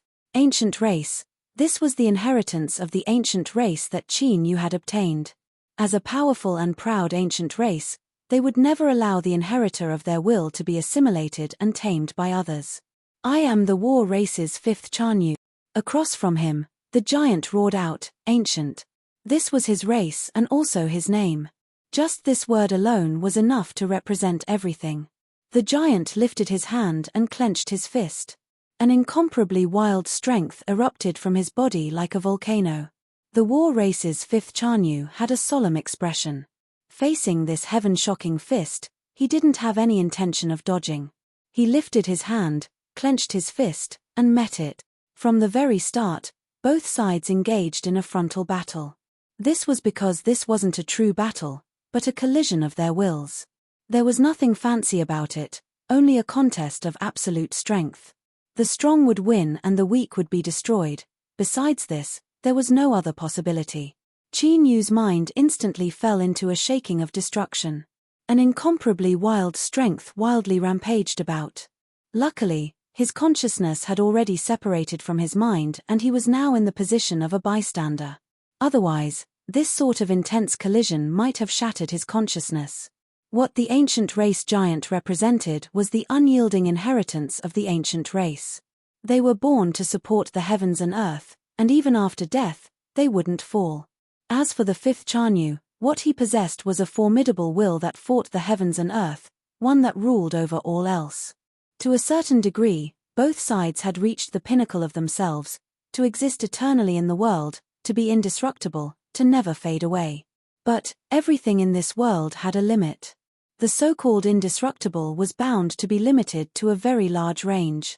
If it continued to rise without restriction, there would come a time when it would break through this limit. At that time, it would inevitably be destroyed. The ancient race's inheritance was like this, and the war race's will was also like this. Thus, as the two sides fought in Qin Yu's mind, it was inevitable that both sides would suffer losses. Motes of light flew out from the bodies of the war race's fifth Chanyu and the ancient race giant. The former was a pure silver white, proud and cold. As for the ancient race giant, it was a deep gray, a fusion of black and white. This represented that they could never be erased. The silver white and gray motes of light, even though they had separated from their main bodies, still maintained their powerful instincts. They were like falling snowflakes. As they fell, they didn't forget to kill each other. You bite me, I bite you. They hated that they couldn't swallow each other and transform each other into themselves. Beneath the hidden dome, the fifth Chanyu and the ancient race giant continued to battle. They were like two towering gods. Each time they collided there would be thunderclaps. They didn't discover that the snowflakes that fell to the ground were slowly changing color, as if they were fusing together. That's right, they were fusing together. The silver white and gray motes crazily attacked and swallowed each other. But they weren't able to quickly absorb and transform each other. As a result, the color between them became more and more similar. It was a kind of gray with a metallic hue that leaned towards silence. On the ground, within the layer of gray snow, a mystical change was occurring. Qin Yu's consciousness could clearly see all of this. Even though he had lost connection to his body, he still felt his mouth go dry. Although he didn't know what the consequences of the fusion between the silver white and gray motes would be, his intuition told him that this was an unimaginably great good fortune for him. Within the world of his mind, more and more snowflakes appeared. The figures of the war race's fifth Chanyu and the ancient race giant became blurry. Suddenly, the gray snow on the ground seemed to come alive.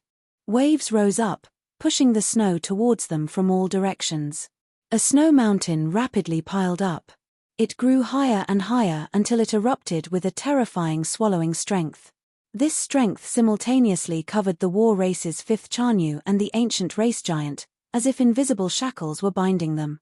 No one can fuse with me, no one. The fifth Chanyu roared. He reached out a hand towards the snow mountain and it violently trembled. The strength that belonged to the fifth Chanyu wanted to separate and break free. Across from him, the ancient race giant suddenly looked up into the skies. Qin Yu's consciousness quivered. This was because he discovered that the ancient race giant's eyes were clearly on his body. This giant had already sensed his existence. He had even discovered the snowflakes that were fusing with him. Please remember, you are an ancient, and you will always be an ancient. A deep and low voice resounded in the world of his mind. The fifth Chanyu angrily roared, "Have you gone insane?" The ancient race giant smiled. He stretched out his arms, giving up all resistance and allowing the swallowing strength of the snow mountain to take him away. The giant fell onto the snow mountain. Starting from his feet, he sank into it, becoming one with it. From start to finish, he looked into the skies, looked into Qin Yu's eyes, and a single will was transmitted from his eyes. Remember my words. You are an ancient, and you will always be an ancient. Bang! The snow mountain wildly rose in volume, instantly reaching the same height as the skies. The war race's fifth Chanyu roared out again and again, but he couldn't resist the swallowing strength. He was slowly pulled in. His body touched the snow mountain. A pair of hands drilled out from within, pulling the war race's fifth Chanyu in.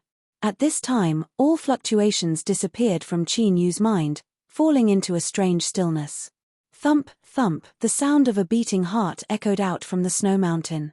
At first it was extremely weak, but it soon became stronger, like the beating of a great drum. Outside, in front of the giant ceiling stone, Qin Yu sat cross-legged with his eyes closed.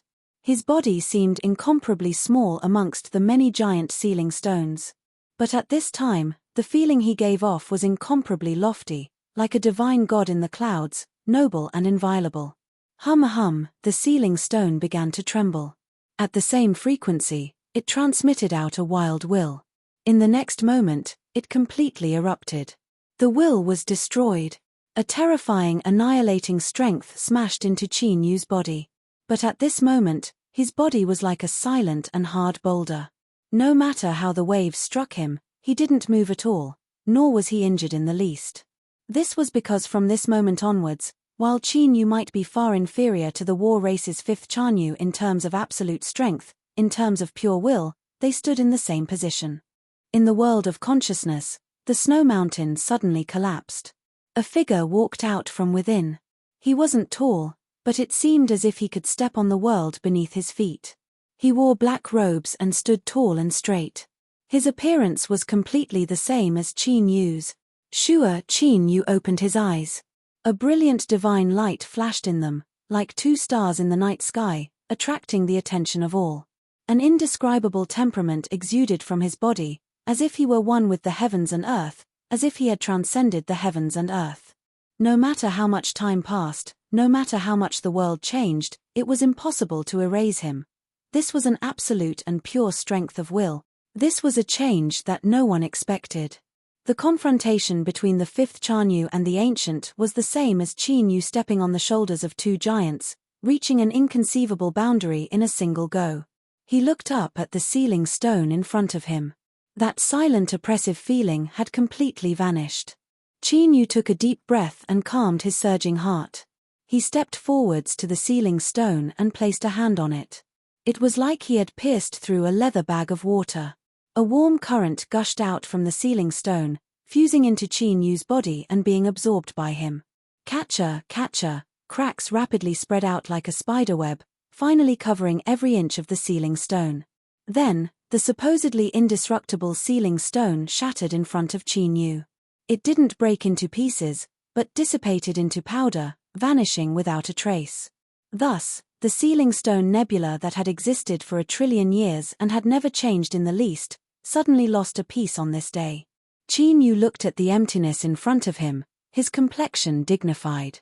His first thought was that he absolutely could not allow anyone to see this, otherwise he would immediately become the public enemy of all living beings in the ceiling stone world. The reason was simple. All living beings that entered the ceiling stone world did so in order to use the ceiling stone to temper their will and constantly strengthen themselves. But Qin Yu's appearance was a complete and utter disaster for them. If the ceiling stone was destroyed, wouldn't there be no meaning in staying here? Over the endless years, there had been less than 10 living beings that had been able to leave the ceiling stone world. But the difference between having a trace of hope and utter despair was like the difference between the heavens and earth. No, it wasn't that he couldn't be seen by others, but that he couldn't directly destroy the ceiling stone in the future. Otherwise, if this sort of emptiness appeared too often, it would inevitably be discovered by others. Qin Yu took a deep breath. He turned and flew to another ceiling stone. After preparing for several breaths of time, he slowly reached out a hand and pressed it down. In the next moment, a flow of heat gushed out once more. He roared out in his heart, "Stop!" The flow of heat that gushed out came to a sudden stop. The ceiling stone trembled several times before finally preserving itself. Qin Yu compared the heat flow that had been absorbed. There was only 20 to 30% of it left. Although the ceiling stone was intact, the will suppression it possessed was only 20 to 30% of what it originally was. He relaxed a little. It was fine as long as the ceiling stone could be preserved. Even if someone discovered that the will contained within it had weakened, it should be able to delay for some time. He hoped that this period of time would last as long as possible. Every day that passed, Qin Yu's strength would clearly rise. This was because to him, the ceiling stone world was a hunting ground filled with food. As long as he could digest it, he could eat to his heart's content. Looking at the endless ceiling stone, Qin Yu's eyes blazed with anticipation. Time was precious and he couldn't waste it. Then, let's begin. The ceiling stone was like a mountain and the palace was built atop it. At this time, this massive palace was covered by an invisible pressure and deathly silence. Mai Ruoyu stood behind Frostflame, her complexion becoming increasingly pale. 5 days had passed. Countless cultivators had flocked to search for Qin Yu, But even now they hadn't been able to find any trace of him. He was like a mass of fog that had evaporated from sight. In particular, during these 5 days, for some unknown reason, several regional willpower destruction had erupted. Frostflame's group of cultivators had terrible luck and they had suffered heavy losses twice.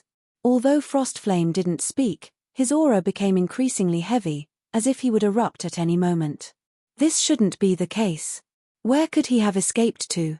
Could it be that there's someone behind this, and there's a hidden conspiracy behind this? My Ruoyu's thoughts raced. Although she had a dark and gloomy soul that wished to destroy the world, she still cherished her own life. If things continued like this and she couldn't find Chinyu, she feared that she would become a tool for Frostflame to vent his anger. As the fear in her heart grew heavier and heavier, a beam of light flew in from outside the hall. It floated in front of Frostflame. The light scattered to reveal a black jade archive.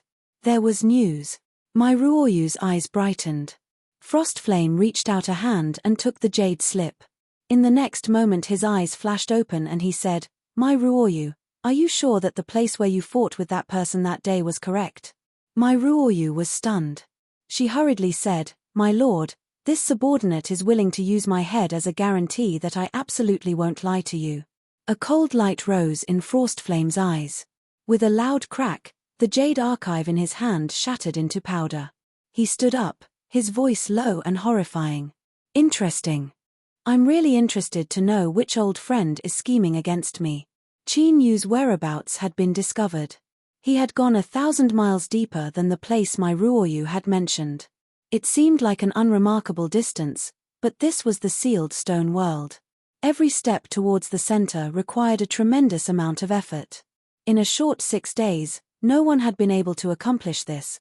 Then there was only one explanation.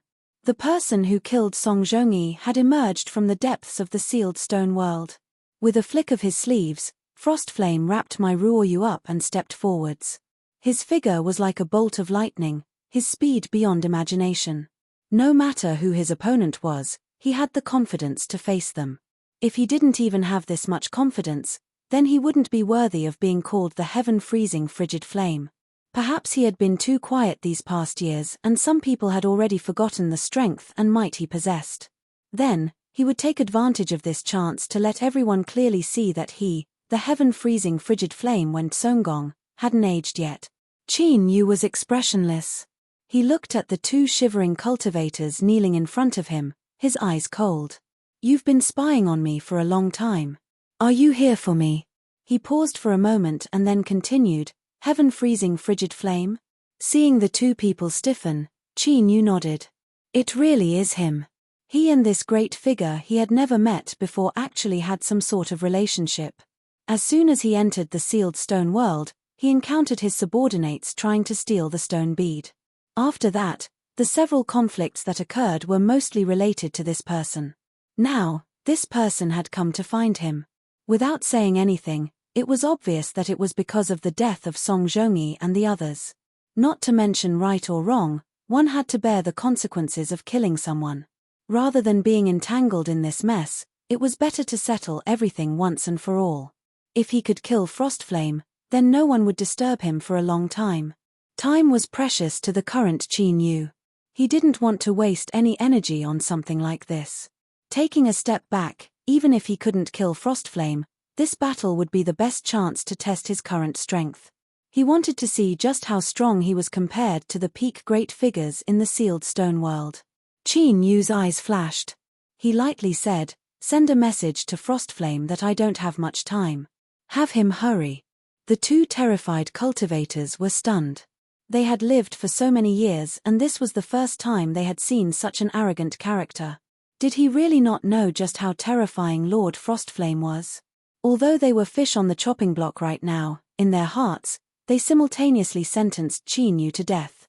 Lord Frostflame would absolutely make him despair. The rapidly moving Frostflame suddenly stopped. He lifted a hand and grasped the jade archive that was howling towards him. Probing it with his divine sense, he could clearly see that Frostflame's breathing had deepened. He instantly emitted a terrifying aura. "Good, very good. It's been many years since anyone has dared to anger me like this." Every word Frostflame spat out emitted a dense aura. Since you are so sincere, I will not disappoint you. Bang! A dreadful aura erupted. His speed instantly rose.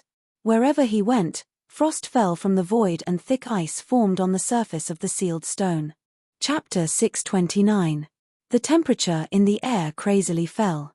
Snowflakes appeared out of thin air, filling every corner of one's vision in the time it took to breathe. Every snowflake contained the power of absolute frost. Once it came into contact with any external object, it would instantly explode. The two cultivators kneeling on the sealing stone had just revealed a look of joy on their faces when it turned into deep fear and despair. As the snowflakes fell on their bodies, the icy cold aura instantly destroyed all of their vitality. Ice rapidly spread and thickened, wrapping around their corpses and turning them into two ice sculptures. His here. Qin Yu opened his eyes. His gaze pierced through the snow and fell onto the approaching figure. Mai Ruoyu followed behind. As she saw Qin Yu, she froze. In just a few days, the feeling this man gave her had undergone an earth-shaking change. In the past, she had only felt Qin Yu's formidable strength and his strange and terrifying methods. But today, with just a single glance, endless fear rose up from the depths of her heart. Let alone surrounding and killing him, she feared she didn't even have the courage to attack him. This was an absolute suppression on the level of will. If it weren't for the fact that she deeply remembered Qin Yu's calm eyes, she feared she would have thought he had been possessed by someone else. Frostfire frowned. He could sense Qin Yu's aura even more clearly. As soon as they met, he was able to determine that this person's will was in no way inferior to his own. But this face was strange. He sneered inwardly. To these old fellows that had lived for many years, changing their appearance and even changing their aura was a very easy matter. But no matter how well they hid themselves, as soon as they fought, they would naturally be exposed. He glanced at Mai Ruoyu. This woman was very beautiful and he was a bit moved by her. It was just that he hadn't been interested in her these past 2 days. But her current expression seemed a bit off. Before Frostfire could think further, Mai Ruoyu regained her composure and quickly nodded. Frostfire frowned. Go a little further away. Mai Ruoyu respectfully nodded. She lowered her head and took several steps back, a panicked look on her face. Her intuition suddenly gave birth to a feeling that this was her only chance to survive. Since Frostfire wanted her to go a little further, then, she would go as far as she could. Although Hanhua liked women, his cultivation base had reached this stage, and he had long since stopped thinking about such things. As a result, he didn't notice anything unusual about Mai Ruoyu's back. He looked at Qin Yu and said in a low voice, I believe that in all these years, I have always abided by the rules. I wonder how I have offended fellow Daoist that you would want to kill my subordinates. Qin Yu shook his head. I don't know you. Icy Flame frowned. In this place, you and I are facing each other. Fellow Daoist, there is no point in hiding anything. Qin Yu lightly said, that is the truth. Hanhua's frown deepened. It didn't seem like he was lying, but since he didn't know him, why was he making things difficult for him? He felt that things were a bit different from what he had imagined. Just as he was about to say something, he was interrupted by Qin Yu. Your Excellency Frostflame, please enlighten me. The formidable aura within Qin Yu's body wildly erupted. The air thickened and an invisible oppressive strength descended. Cold Flame coughed and his complexion paled. You killed my subordinate cultivators. Fellow Daoist should give me an explanation. Did she think he was afraid? Ridiculous. The pride of a powerhouse left him disdainful of saying anything more. Cold Flame lifted a hand and pointed forward. Between the heavens and earth, the tumbling snowflakes suddenly fell still. He wanted him to attack. But the truth was that he had already made his move the moment he arrived. Of the still snowflakes, each one was a node. These countless nodes connected together, forming an array formation that sealed the world in ice. Moreover, this array formation secretly contained the great Tao of nature and the heavens and earth. It contained an endless might. Unless a strength suddenly erupted that surpassed the limits of what it could withstand, only then could the array formation be broken. Otherwise, One would be suppressed within until their strength was exhausted and they were corroded to death by the cold. With the world sealed in ice, Qin Yu was naturally no exception. The heaven-freezing frigid flame truly lives up to its reputation. As he praised, Qin Yu lifted his arm. As he moved, intense cracking sounds rang out one after another. Cracks appeared all around his body, distorting light and causing Qin Yu's figure to turn blurry. Cold Flame's pupils shrank. As the saying went, one tiny clue was enough. From Qin Yu's casual movement, he could sense the terrifying strength he possessed. This great ice-sealing array formation couldn't trap him. Cold Flame sucked in a deep breath. In his heart, he raised Qin Yu's threat level by another level. He stepped forwards and pressed his hand down. The array formation he laid down naturally didn't imprison him. But whether or not he was in the array formation, the strength that the array formation could erupt with was completely different. As his palm pressed down, snowflakes lit up. Crystal clear light rapidly spread out, connecting together to form a giant palm. Qin Yu was beneath this palm. He raised his head and swung his fist to meet the incoming hand. Bang! A muffled roar came from the world, followed by a violent shaking. The floating ceiling stone hummed as it withstood the impact of the strength. Countless cracks erupted from the point where the two sides collided. They rapidly spread in all directions, covering the entire array formation. Qin Yu reached out a hand and the cracks in the skies exploded. Countless shattered ice crystals were swept away by strong winds, turning into silver white. Cold Flame's complexion became increasingly grim. At this time, he could confirm that this cultivator in front of him wasn't someone he knew. Could he really be a newcomer that had just entered the world of the sealed stone? But how could that be possible? From the time he came into conflict with Song Zhongyi, less than a year had passed. It was impossible for him to have passed the sealed stone's test and come here.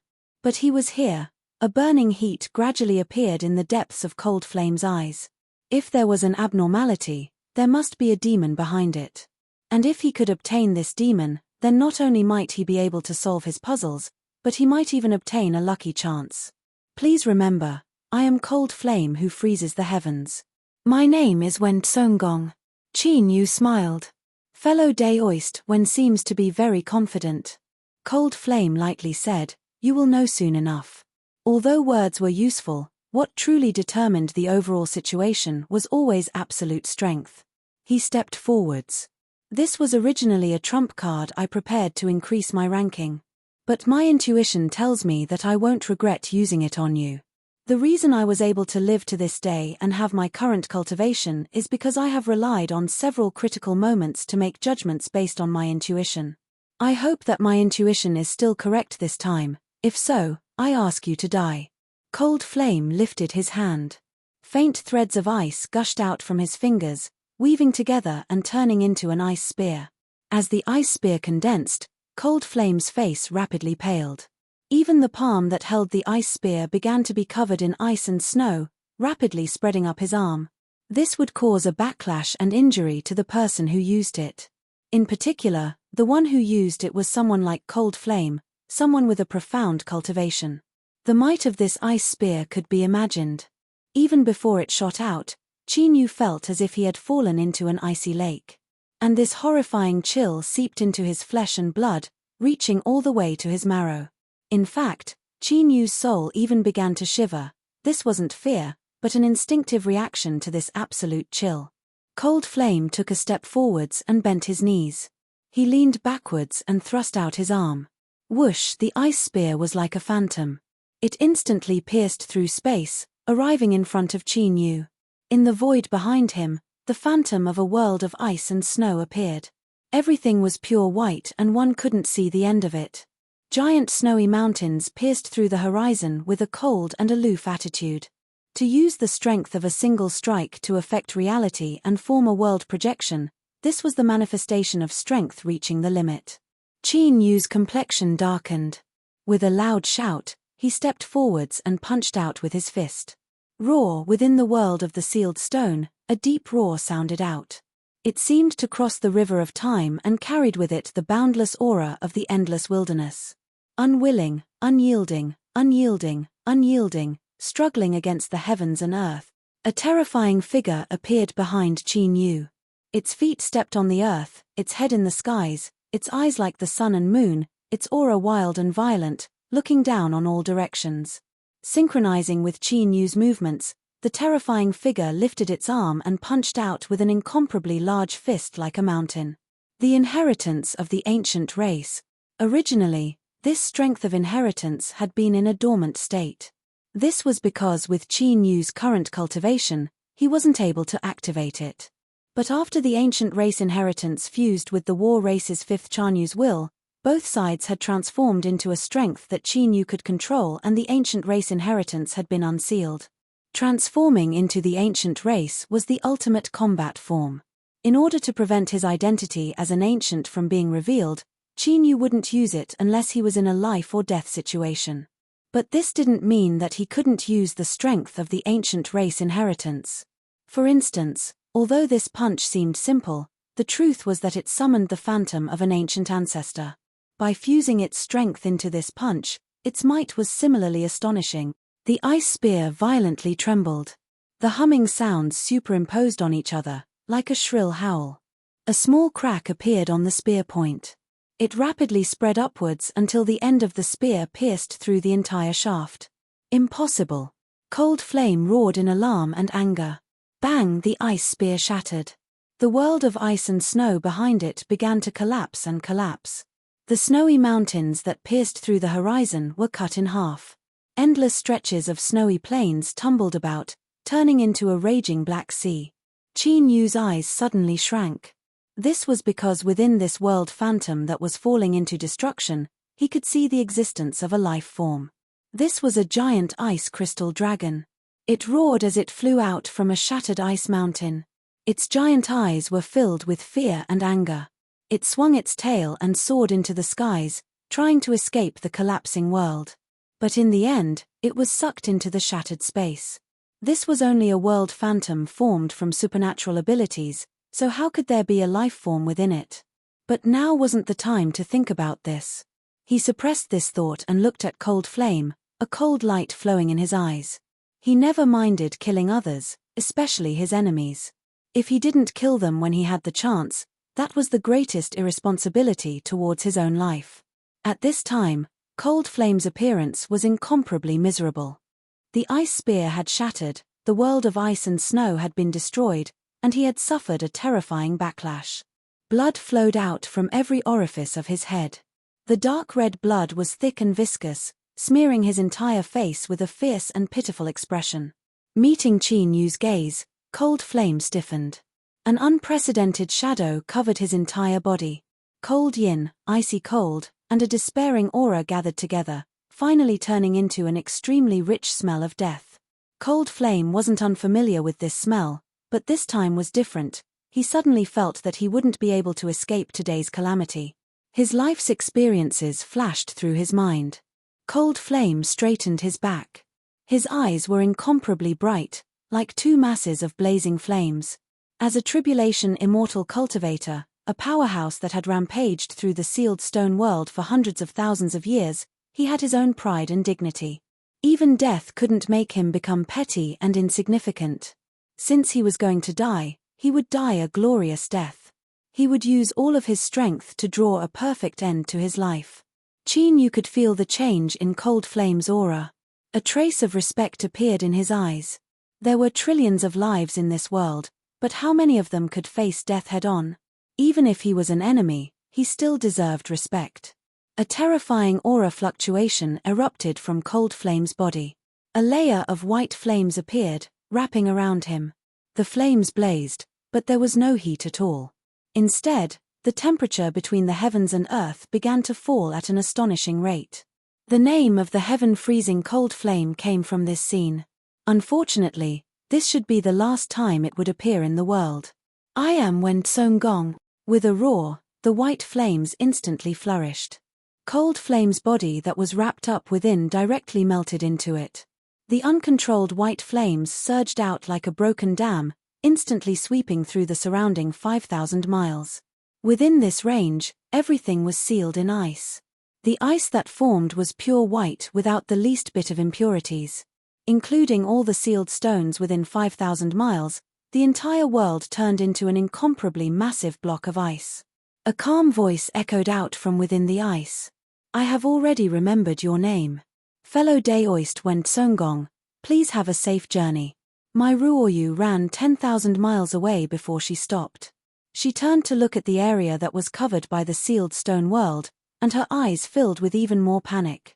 If it had only been a trace of fear before, then now it had grown strong and healthy, turning into a black fog that covered the skies and submerging her mind. Every breath of time passed incomparably slow. The sound of her heartbeat became increasingly clear in her ears. Mai Ruoyu could clearly feel goosebumps forming on her skin. Suddenly, her eyes widened and she spat out a mouthful of blood. It was like an iron rod had been ruthlessly stabbed into her head and she couldn't help but cry out in pain. The contract rune she had formed with Lord Cold Flame had now shattered and dissipated. There was no need to explain what this meant. Cold Flame had died. He had actually died.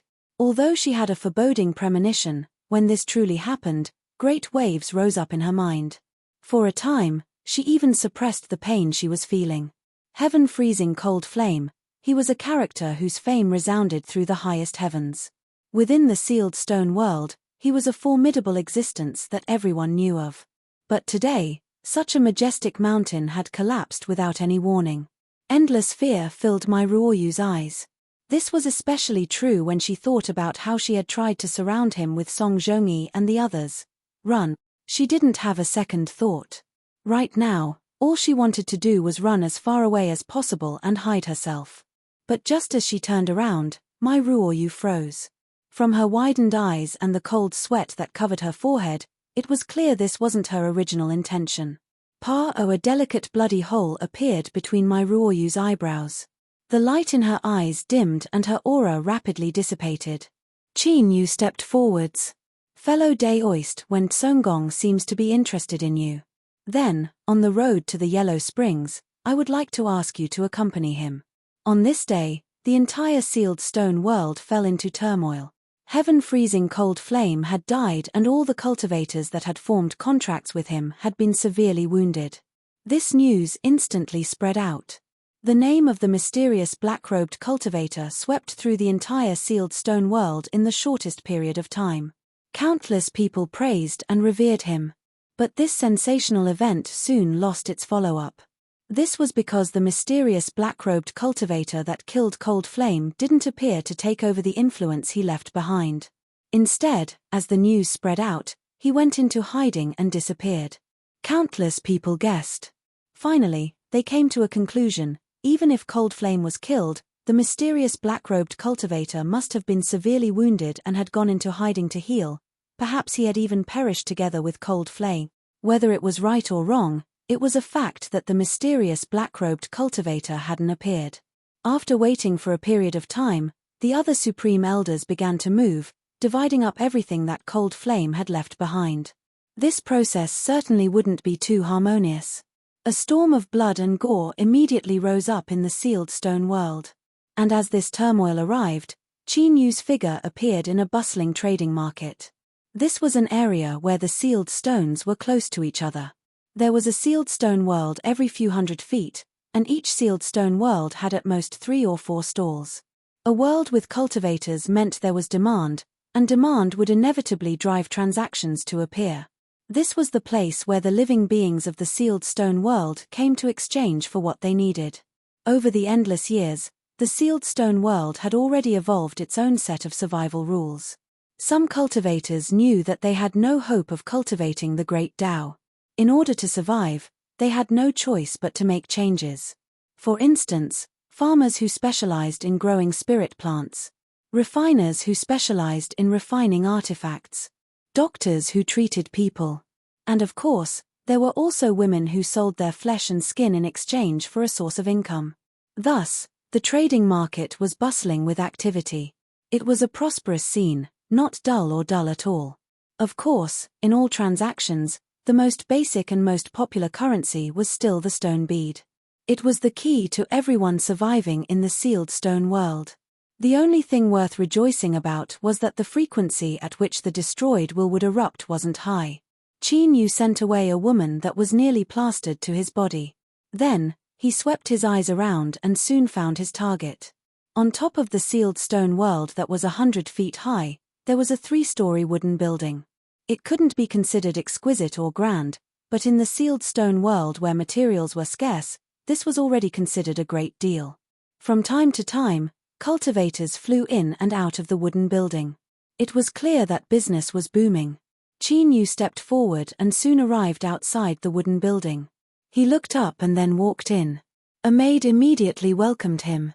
It was a shy and young girl. She looked at him and quickly lowered her head. She said in a low voice, "Welcome, guest. Is there anything you need?" Qin Yu lightly said, "I want to exchange for some stone beads." That's right, the reason he came here was for the stone beads. This had to start from the day when Icy Flame was killed. Qin Yu had taken away the stone beads that he and my Ruoyu had left behind. During this process, he had inadvertently discovered a secret. The stone beads contained a will that was far more formidable than that of the sealed stone world. Of course, this formidable didn't refer to quantity, but to absolute quality.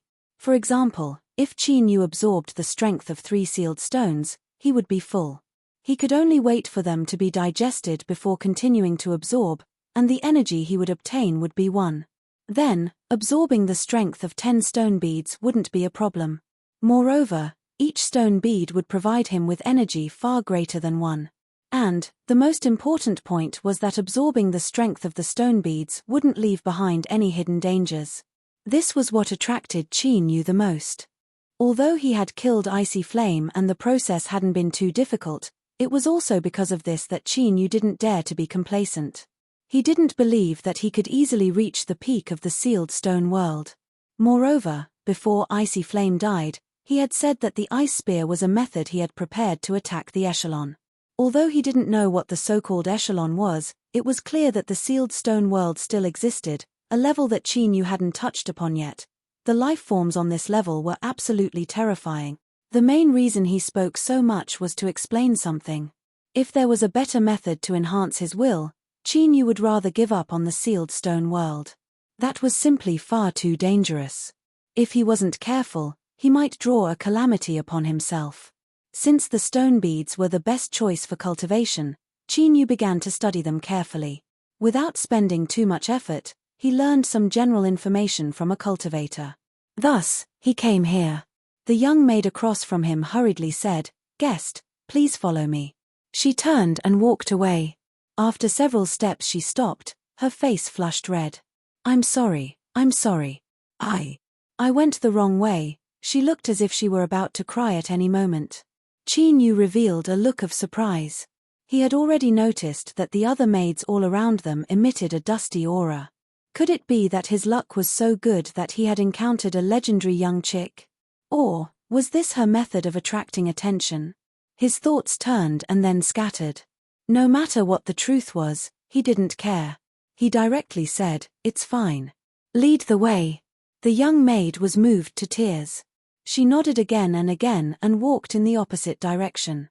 Soon, Qin Yu was brought to a counter on the first floor. He waited for the cultivator in front of him to stand up and leave. Then, the young maid led him to a chair.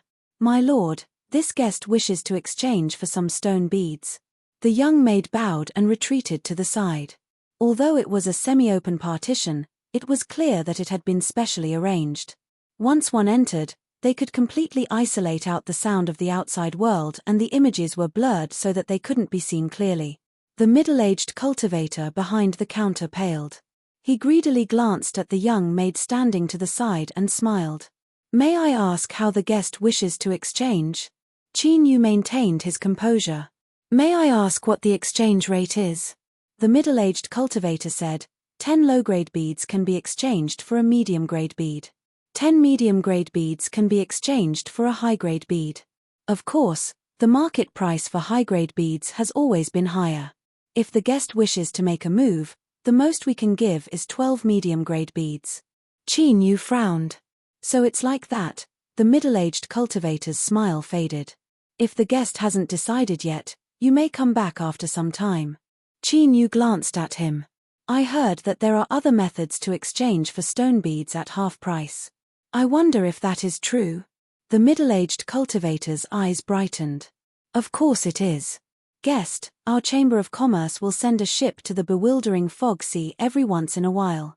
As long as the guest is willing to board the ship and help the Chamber of Commerce handle some simple matters, not only can you obtain the preferential conditions of half price, but the Chamber of Commerce will also give you 5 medium-grade beads for free.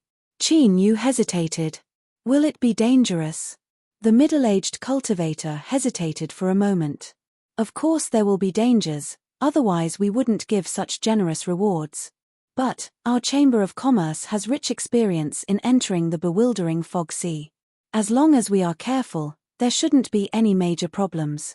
There just happens to be a ship that is about to set out and there aren't many spots left. If the guest wishes to, you must make a decision as soon as possible. Chapter 630. The middle-aged cultivator brightly smiled. Guest, you absolutely won't regret your decision. I will immediately call someone to bring you to rest. He winked and then said in an ambiguous tone, in addition, the Merchant Association has prepared additional benefits for fellow Taoists on board. If any of the maids here catch your fancy, you can directly tell me. Until you board the ship, they will be your personal maid. Qin Yu shook his head. There is no need. The cultivation method I cultivate doesn't allow me to be too close to women. The middle-aged cultivator had a strange expression. His eyes were full of sympathy. In his opinion, if he couldn't be close to women, then his life would be worse than death. Soon, a cultivator arrived and politely asked Qin Yu to leave. The young maid was left at a loss for what to do before she was pulled away to continue entertaining other guests. On the 3rd floor of the wooden building, on both sides of a long corridor, there were separate rooms. Just as Qin Yu stepped onto the last step, a door not too far away suddenly opened and a nearly naked woman ran out. Her hair was disheveled and her snow-white skin was covered in bruises. As she saw Qin Yu and the cultivator leading the way, she screamed and threw herself at them. Save me, please save me, there is a madwoman inside.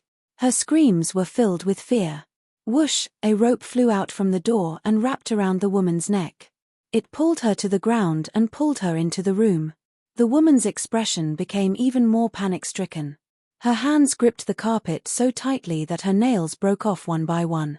The air was filled with the smell of blood. Save me, save me. The Merchant Association cultivator leading the way had a calm expression, as if he didn't see what was happening in front of him. When the door slammed shut, he smiled and gestured, "Guest, please follow me." He stepped on his broken nails and allowed his boots to be dyed red with blood. Then, he pushed open the door. "You can stay here for the time being. If you need anything, just ring the bell in the room. If it isn't necessary, it is best not to casually leave the room. I won't disturb your rest. Oh, that's right, my name is White Deer. Before you board the ship, I will take care of everything here." He bowed and left. Qin Yu entered the room and closed the door behind him. His ears immediately fell silent. He closed his eyes and his divine sense quietly flowed out like a trickling stream, sweeping through every corner of the room. After several breaths of time, Qin Yu's eyes flashed. He quietly glanced at a potted plant behind the door. "I hope my luck is good this time and I can come back alive. Once I pay off this debt, I will never gamble again." Qin Yu clenched his teeth and fell onto the deck, his breathing becoming long and steady. He had really fallen asleep. Tempering one's will was hard work. In addition to the backlash from the demon mark, he had fallen asleep many times during this time, but he had never truly relaxed.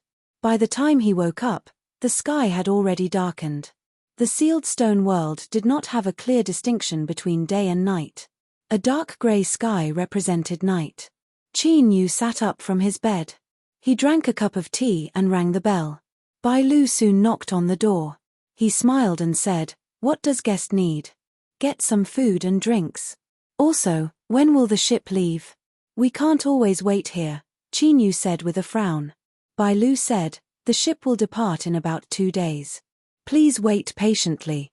If you have no other questions, I will go down to prepare your food." Qin Yu nodded. "I'll have to trouble you then." Bai Lu smiled. "As long as you're satisfied." He turned and left. Just as Qin Yu sat down at the table, there was a loud bang from the door. He stood up and opened it. What he saw caused him to frown. The young maid he saw during the day was struggling on the ground with a look of fear. A middle-aged cultivator with a bloody face was grabbing her ankle and pulling her outside. "You smelly whore, I gave you face but you didn't want it. You actually dared to break my head. Today I will definitely serve you well." There was the sound of the door opening. The young maid turned her head and her eyes of despair suddenly erupted with light. Guest, I beg you, please help me." The middle-aged cultivator was startled. He revealed a bit of annoyance.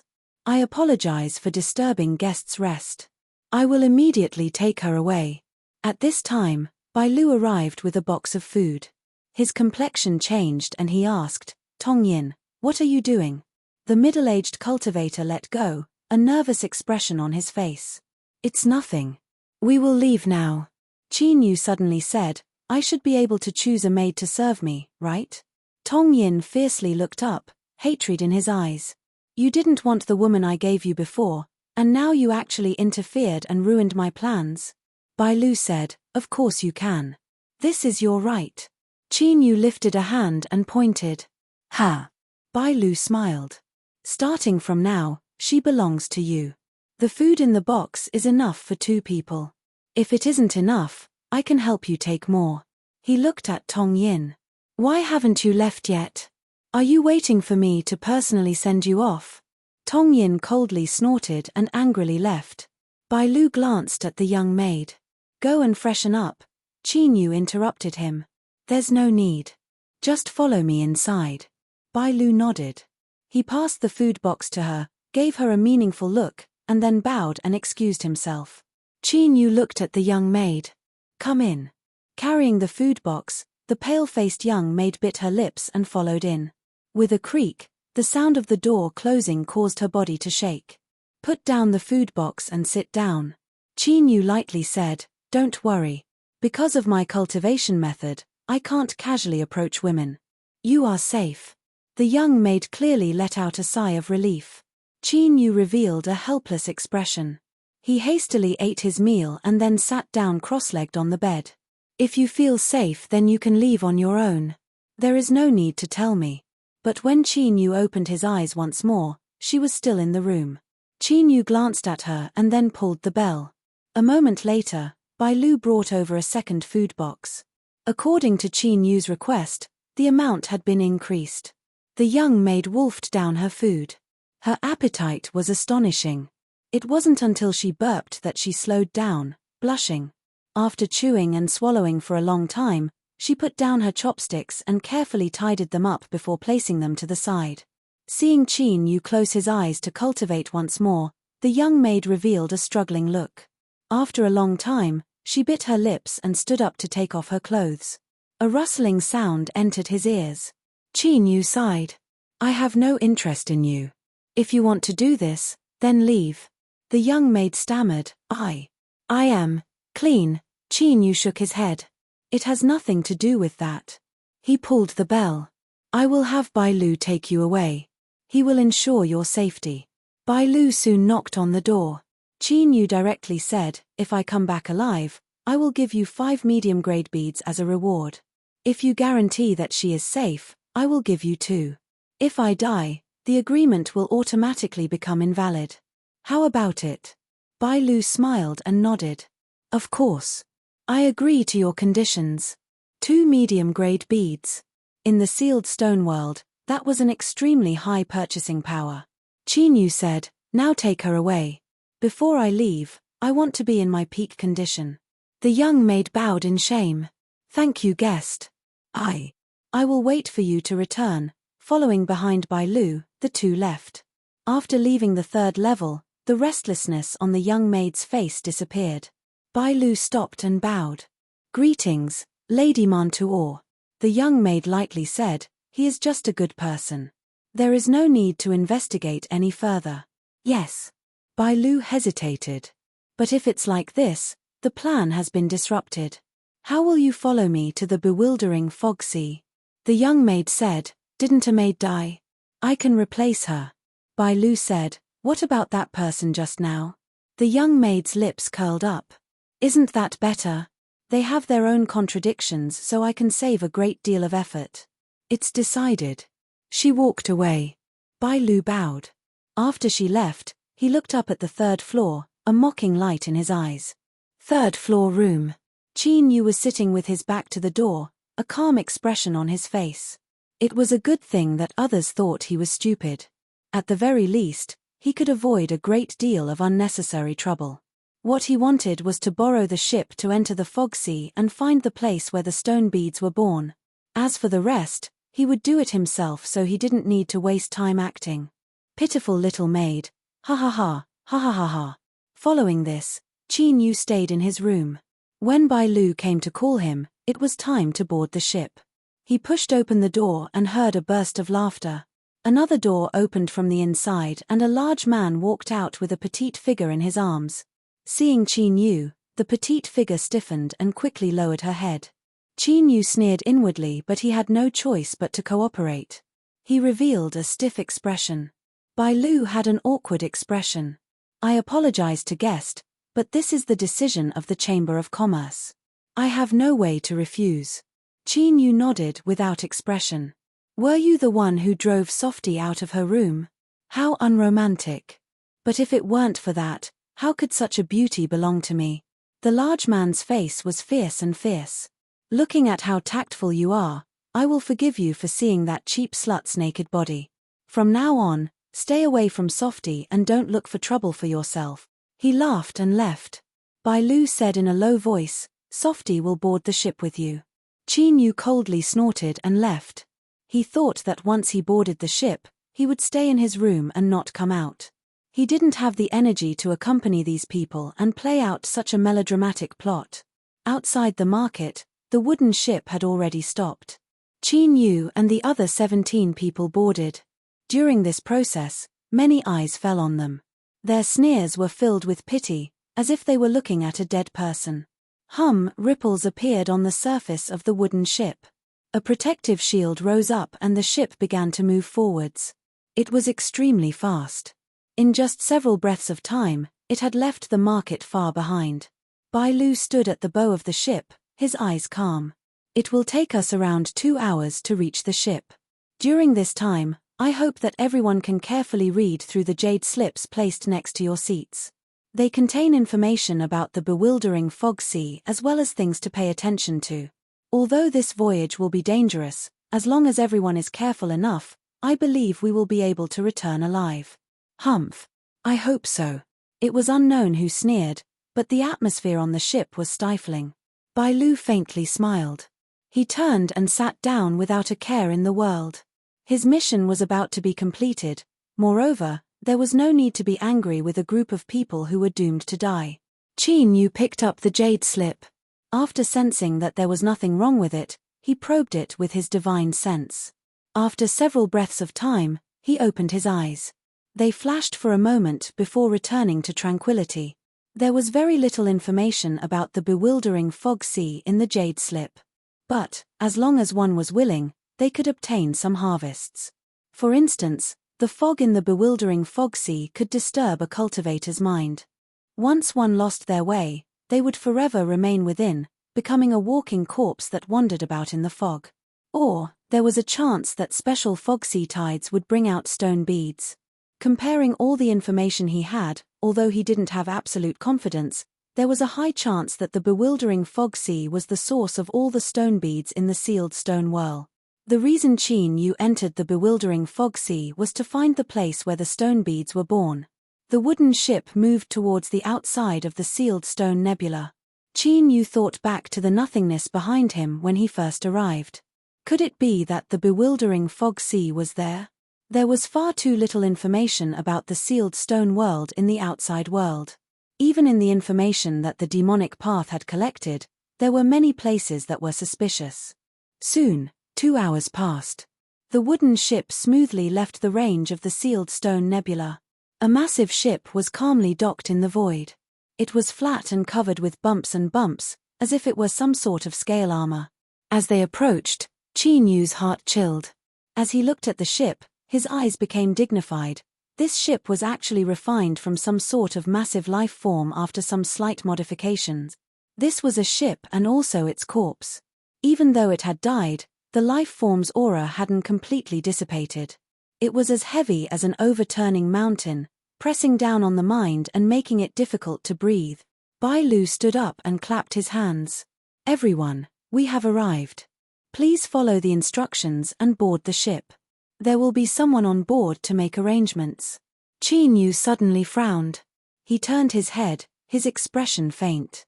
In front of him, the pale young maid's eyes were filled with guilt and pain. Her lips moved and she muttered, "I'm sorry." Qin Yu lightly said, "What choice you make is your freedom. There is no need to apologize to me." Looking at the young maid's pained and aggrieved eyes, he couldn't help but admit that this woman's acting skills were simply superb.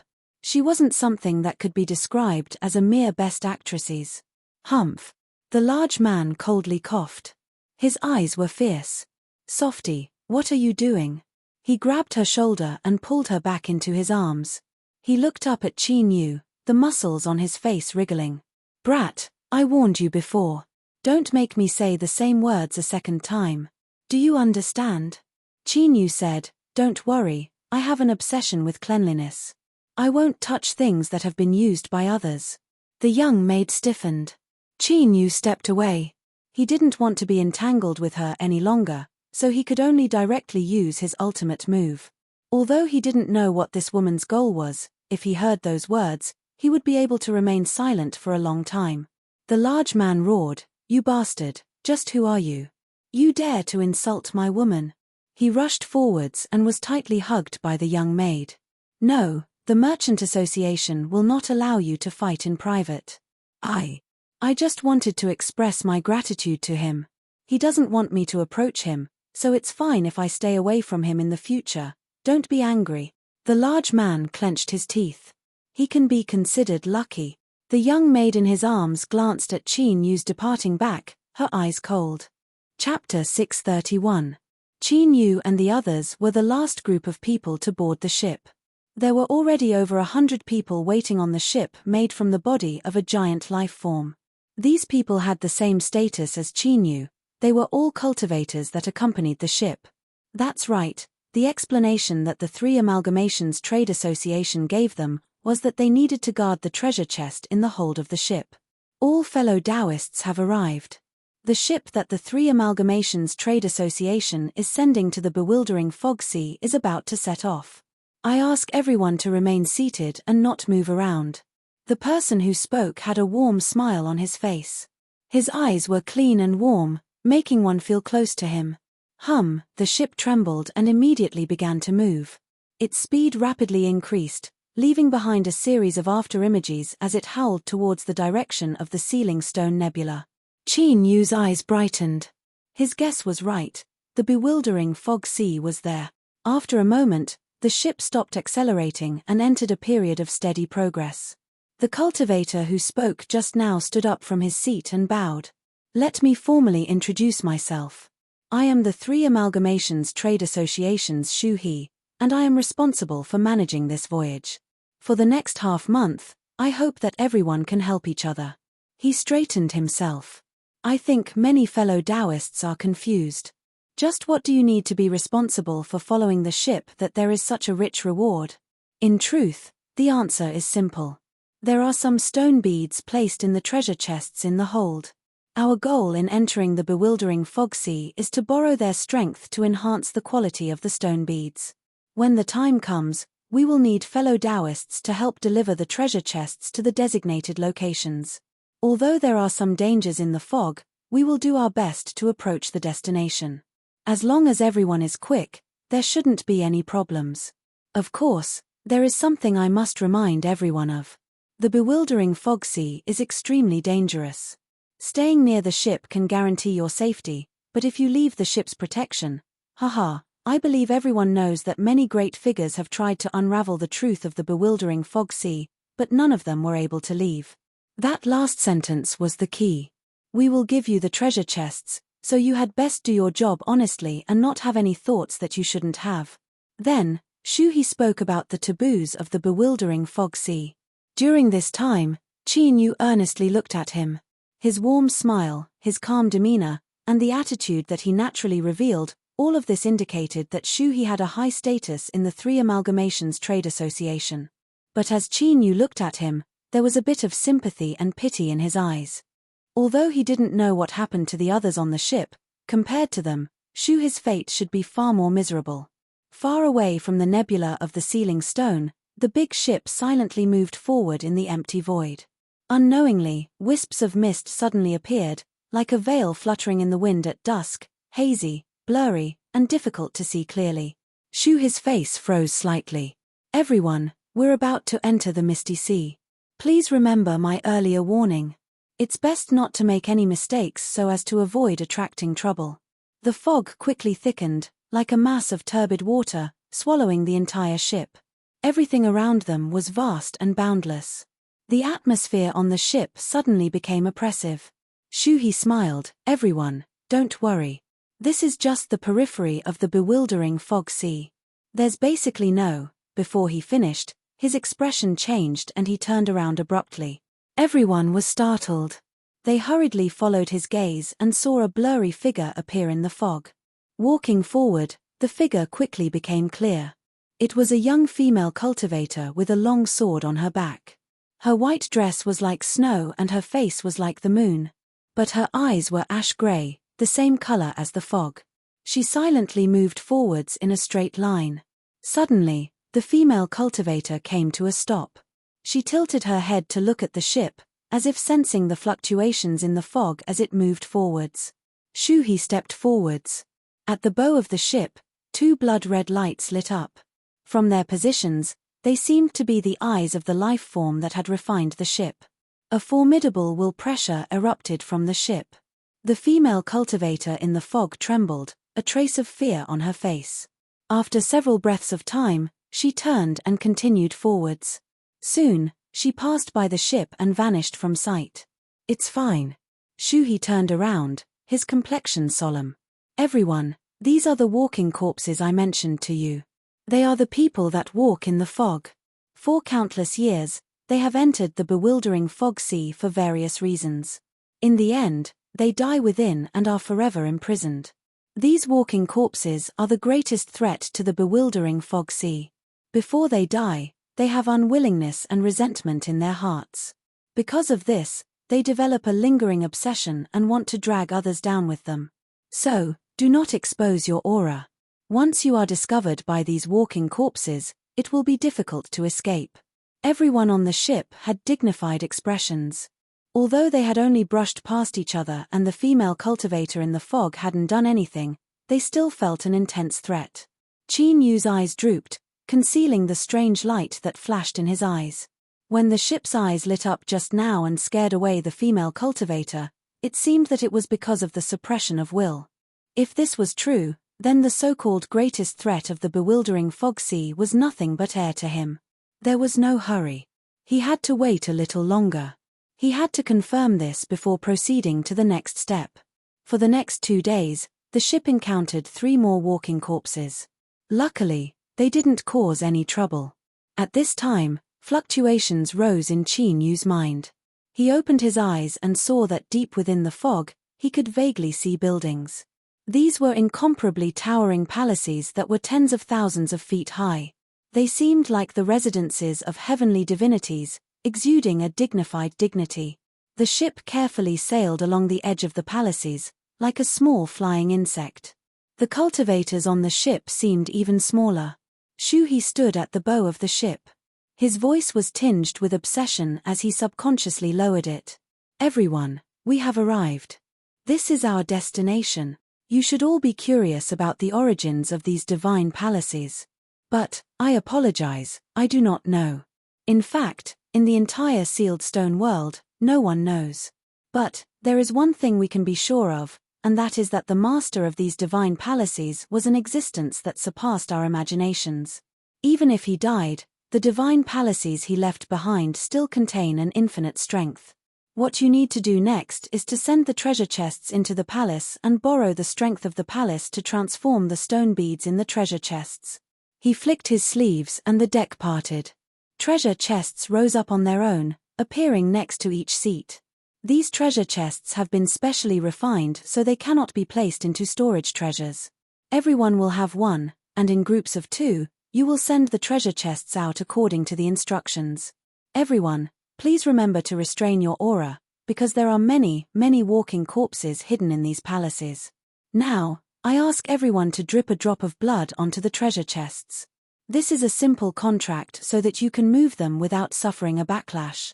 There are no restrictions on you, so you can inspect them before doing anything else. Qin Yu sensed with rapt attention. As Shuhi said, he didn't discover anything wrong. But, he glanced at the little maid and felt that things weren't as simple as they seemed. After thinking for a moment, he asked in his soul space, My, Purple Moon, is there a problem with this chest? After several breaths of time, My hesitantly said, There seems to be something wrong, but I can't sense it clearly. Big Sister is an expert in this aspect. A cold voice sounded out, There is a problem. A moment later, Qin Yu and the others all dripped a drop of blood onto the treasure chest. It was directly absorbed and a blood-red light flashed on its surface. A weak connection immediately appeared in their minds. And at this time, the ship flew around the palace and arrived at a remote corner. It seemed that a great battle had occurred here and the towering palace had suffered a terrifying bombardment. Massive cracks appeared on the surface like spider webs. Although they were cracks, they were enough for cultivators to enter and exit. And, this was where the treasure chests were placed. Shuhi said, The 2 fellow Taoists of the first group, please enter this crack. Around 3 miles in, you will find a white stone platform. Place the chest on it. The 2 cultivators carried the treasure chests and stood up. A faint blood-red light spread over their bodies. Their figures flashed and they flew out of the ship, soon submerging into the crack. In just several breaths of time, the 2 of them had returned. After entering the ship, their faces lit up with excitement. The mission had been completed. Everyone let out a long breath of relief as they saw this. Their expressions relaxed, it seemed it hadn't been too difficult. Then, the second group of cultivators entered and soon left without any problems. The third group, the fourth group, the fifth group, the smile on Shuhi's face became increasingly bright. Their luck today had surpassed his expectations. More than half of the treasure chests had been placed and nothing unexpected had occurred. Moments later, there were only 2 treasure chests left. Shuhi lifted a hand and pointed at Qin Yu. Fellow Daoist, you too may set off. Across from him, the large man released the young maid's arm and silently stood up. At this time, there was an angry roar in the silent hall. A walking corpse drilled out from the crack.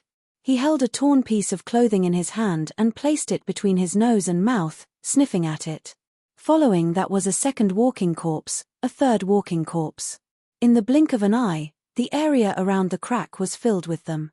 Their grey eyes glared at the ship, causing one's scalp to tingle and endless fear to surge up from the bottom of their hearts. What is going on? Shuhi paled. One of the group of cultivators that had just returned lifted his hand. Everyone could see that his sleeve was torn. I never thought it would be like this. I was too nervous at the time. I didn't have time to take it back. Shuhi glared at him with hatred in his eyes. I already told you that you had to be careful. He took a deep breath and suddenly knelt to the ground. He lifted his hands and slapped them against the deck. With a loud hum, the ship trembled. The runes on the ship's surface lit up and the scales on it began to emit light. The entire ship suddenly seemed to come to life, and the 2 balls of bloody light on the bow of the ship became even brighter. Roar. A deep roar echoed out from the ship. It seemed to cross the river of time, carrying with it an ancient and formidable aura. The approaching walking corpses froze. They emitted deep roars as they anxiously paced back and forth. Shuhi spat out a mouthful of blood that seeped into the deck. A second roar sounded out from within the ship, this one even louder, and an even stronger will suppression was released. The walking corpses that occupied the crack began to retreat, soon vanishing completely. The scene before them was restored to the deathly stillness from before. Shuhi's complexion was pale. Spitting out a mouthful of blood just now seemed to have consumed a great deal of his strength. His voice was clearly weak. Wait a moment before you enter. As he spoke, He sat down cross-legged. The large man crossed his arms across his shoulders, his expression indifferent. Qin Yu lowered his head. But in his eyes, there was a hint of joy. It was true. After 2 consecutive times, he was able to confirm that what had scared away these walking corpses was the will suppression emitted by the ship. If so, there was no need for him to stay here any longer. Then, he would take advantage of this chance to escape. Qin Yu had long been unwilling to continue playing house with those people from the 3 Unity Trade Association.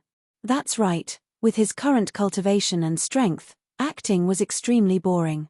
Pretending to be a pig to eat a tiger was delightful, but one had to eat a tiger first.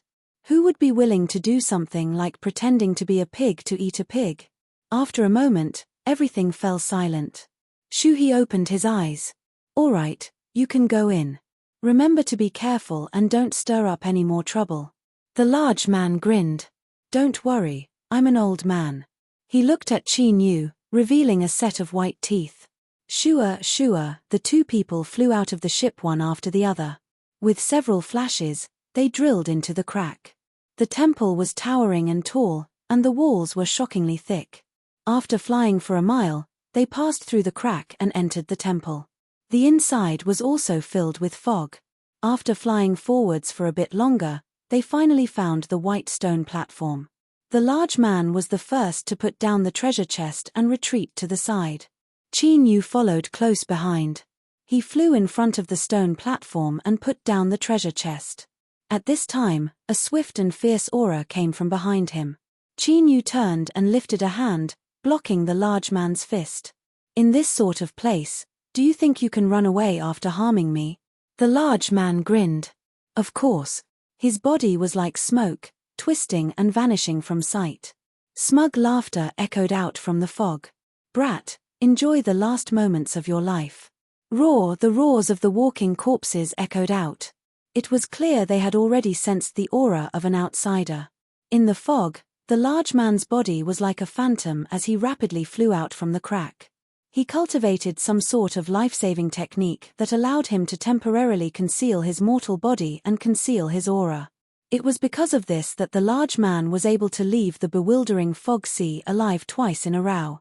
And this time would be the 3rd time. Suddenly, a calm voice sounded out in his ears. Where are you going? The large man's eyes widened. He lifted a hand and punched out, but the space around him seemed to be filled with glue. Every movement was extremely difficult. The fog parted and Qin Yu stepped out. His expression was indifferent and a cold chill circulated in his eyes. It's not too late to run. If you kill me, you won't be able to leave. Qin Yu lightly said, I don't need to run. He lifted a hand and with a light cracking sound, a bloody hole appeared between the large man's eyebrows. His eyes were instantly extinguished and his soul was crushed to pieces, absorbed by the cosmic sea-cross bell. The surrounding fog wildly tumbled like a raging sea, its roars causing one's scalp to tingle. Outside the palace, on the ship, the young maid suddenly looked up towards the direction of the palace. A deep roar spread out from within. Her lips curled up in a cold smile. That bastard should be experiencing despair and fear right now, right? When she arranged for Qin Yu to go in with the large man, she had already expected this to happen. But as time passed, no one came out from the crack. The young maid frowned. It seemed that bastard was quite strong. If he was able to drag him down with him, then that would be too easy for him. Lady Mantuor had originally planned to wait until this matter was finished before greeting the large man and then sending him off to die. The commotion left as quickly as it came. After a moment, the interior of the palace quieted down. Shu He said in a low voice, it looks like something happened to the 2 fellow Taoists. I hope they are safe. His heavy expression fell into everyone's eyes. In this situation, he still wanted to be safe. What kind of dream was that? But since it was someone else who died, they didn't care at all. Several men's eyes began to wander over the young maid. Soon, 2 hours passed. Shu He stood up. Everyone, according to the original order, retrieve your treasure chests and the mission will be considered complete. The first group of 2 cultivators flew out from the ship.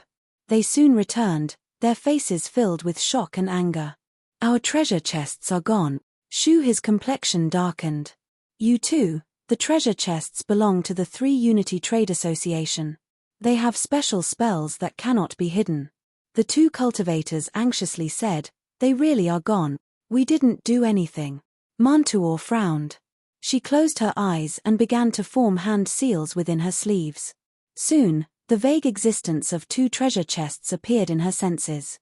They were in the palace in front of her and they were in a moving state.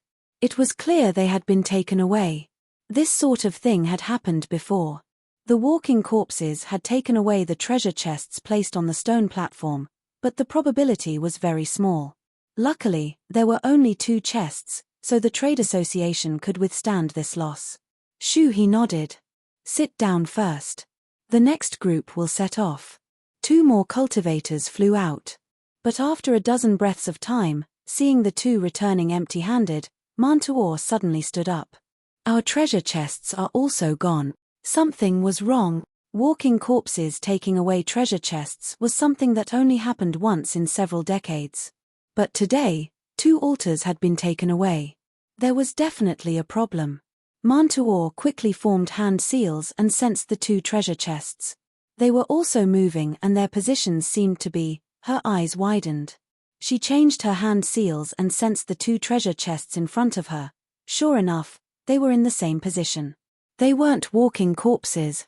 Although these inanimate objects were terrifyingly strong, they had long since lost their sanity. What was going on? Mantuor was filled with shock and anger. She didn't care about her losses and hurriedly sensed the other treasure chests. They were moving, and their positions were all in the same position. Ah! Mantuor screamed in anger. Her gentle and beautiful face twisted. Who is it? Who are you? Over 100 stone beads had been accumulated by the 3 Forces Trade Association over several years, and a considerable portion of them had been brought along by private individuals. To bring along private belongings on the 3 Forces Trade Association's ship, anyone that could do this was absolutely a character with heaven-defying strength. If they lost the stone beads, would they give up? Thinking of this, Mantuor's complexion paled and fear gushed out from the depths of her eyes. Shut up! What are you making such a ruckus about? A cultivator loudly shouted. Treasure chests were disappearing one after another and everyone was in an anxious state. Shua Mantuor fiercely turned around. Although she was still wearing the clothes of a maid, the aura around her was as terrifying as purgatory. She lifted a hand and clenched her fist. The cultivator's head exploded and the headless corpse wildly vomited blood before it fell to the ground. The ship fell deathly silent. No one thought that this seemingly delicate maid would actually dare to kill someone, and moreover, kill them so easily. Damn it, all of you deserve to die. Mantuor's eyes rapidly turned blood red. She lifted a hand and took out a sphere. It was transparent and one could clearly see drops of blood floating within. Everyone's eyes fell onto the sphere. For some unknown reason, their hearts shrank as a great fear rose in them. What is this thing? Hand it over. Mantuor's delicate fingers clenched together and the sphere loudly shattered. All the drops of blood within were directly shattered into nothingness. On the ship, all the cultivators froze in place. They maintained their final movements but their vitality had already dissipated. Shuhi shouted, "Stop! What are you doing?" Mantuor remained expressionless, but the blood-red light in her eyes became even brighter. "Don't speak. I am in a very bad mood right now.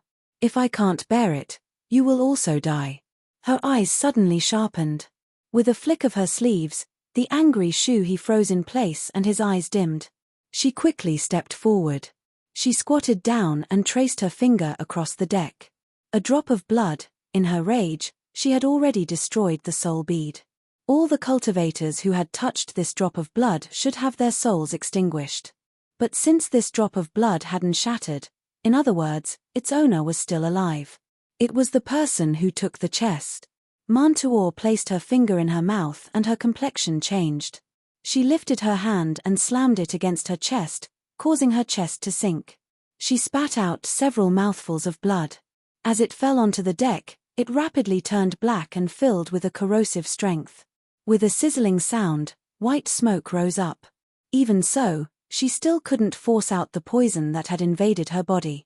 Mantuor's face rapidly swelled up, turning black and purple. Then, her flesh and blood began to rot. Chunks of it fell to the ground and thick blood emitted a nauseating stench. Mantuor fell into the pool of blood. Her body twitched and she screamed like a demon.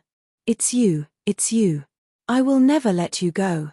I will never. Shu, his eyes shined as if he couldn't see what was happening in front of him. He smiled and said, everyone, the mission has been completed. We will return now. The ship turned around and followed the path it came from, soon vanishing into the fog. In a corner of the palace, Qin Yu sat down cross-legged. Countless treasure chests were placed in front of him. Since he knew that there were stone beads inside, he naturally wouldn't let them go. He could only consider them as repayment for the little maid. She had to pay a price for scheming against him, but he didn't know whether or not she could bear this price. Suddenly, he looked up in the direction of the crack. His dripping blood had actually been touched by someone. He hoped that this person's poison resistance attribute was better. Otherwise, if he died to a drop of blood, that person would surely feel aggrieved. Within his soul space, Mai Mai cheered out loud. It broke open, but soon, her voice weakened. I'm so tired. I'm so pitiful. I haven't recovered my strength to begin with and now I have to be ordered around by others. Qin Yu was speechless. He coughed and said, all right. If there is a chance in the future, I will definitely make it up to you. Mei Mei's spirits immediately rose. Remember your words. A light mark appeared on Qin Yu's palm. He reached out and placed his hand on the treasure chest. Catcher with a light sound, the chest opened. Looking inside, Qin Yu smiled. This chest was filled with stone beads. Although there weren't any high-grade beads, there was enough of them to make up for the lack of quality. With a flick of his sleeves, he put away all the stone beads. Then, he took out a second chest and opened it. This sort of feeling was indescribably refreshing. Catcher, catcher, catcher, the opened chests soon piled up into a small hill. Of course, this wasn't the main point. The harvest of stone beads filled Qin Yu's heart with emotion. Even if there weren't any other harvests, just these stone beads were amazing enough. But there were always surprises. In the next dozen or so chests, there were actually high-grade beads. Qin Yu suddenly thought of those white altars and the chests with the high-grade beads. They were all things he had collected later on. He rubbed his temples, suddenly feeling his heart ache. If he had been any slower, he would have been able to obtain even more high-grade beads. Now that the chests had been forcefully dismantled, he didn't need to think to know that they were useless. Hash hash hash hash. Chapter 632. But as he thought about it, these stone beads had all been taken away in passing. The ones who would feel heartache should be the 3 Unity Trade Association. Qin Yu's thoughts immediately cleared up. After losing an entire ship of stone beads, they shouldn't be willing to give up. He muttered to himself before suppressing these thoughts. Since he had already done it, it was impossible for him to return it. He could do whatever he wanted. With the intensity of Qin Yu's will, he could disregard the dangers brought about by the walking corpses. But the horrors of the fog sea weren't limited to the walking corpses. After obtaining such a large number of spirit stones, it would be inexcusable if he didn't use them to cultivate. Looking around, Qin Yu nodded with satisfaction. With a flick of his sleeves, the boxes that had been casually thrown to the side piled up in front of him. They formed a semicircular wall that separated a corner of the hall into a small independent space. There was no need to say anything else. Cultivation was more important. Light flashed and a pile of stone beads appeared in front of Qin Yu.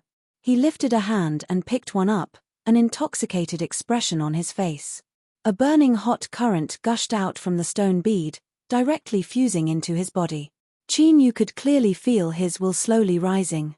After several breaths of time, there was a light cracking sound as the stone bead disintegrated into powder. Without any delay, Qin Yu picked up a second stone bead. Pa, pa, pa, pa, pa, pa. Subtle and clear sounds constantly echoed out in the fog-filled hall. It was like a squirrel hiding in a tree hole, happily enjoying a feast of pine nuts. It was only when the 37th stone bead turned to powder that Qin Yu felt his will swell. He had reached his absorption limit. He put away the remaining stone beads and closed his eyes. In the world of his mind, a figure could be seen running forwards. The surface of this figure was wrapped in golden flames. As it ran, it was slowly absorbed and fused together. Qin Yu was completely immersed in his cultivation. He didn't discover that deep within the fog-covered hall, there was a statue whose eyes were gradually emitting a blood-red light. This statue had 6 arms, each one holding a weapon. It had a single eye and sharp fangs, and as the blood-red light appeared in its eyes, it began to absorb the fog within the hall. As the fog constantly fused in, the aura emitted by the statue rapidly rose.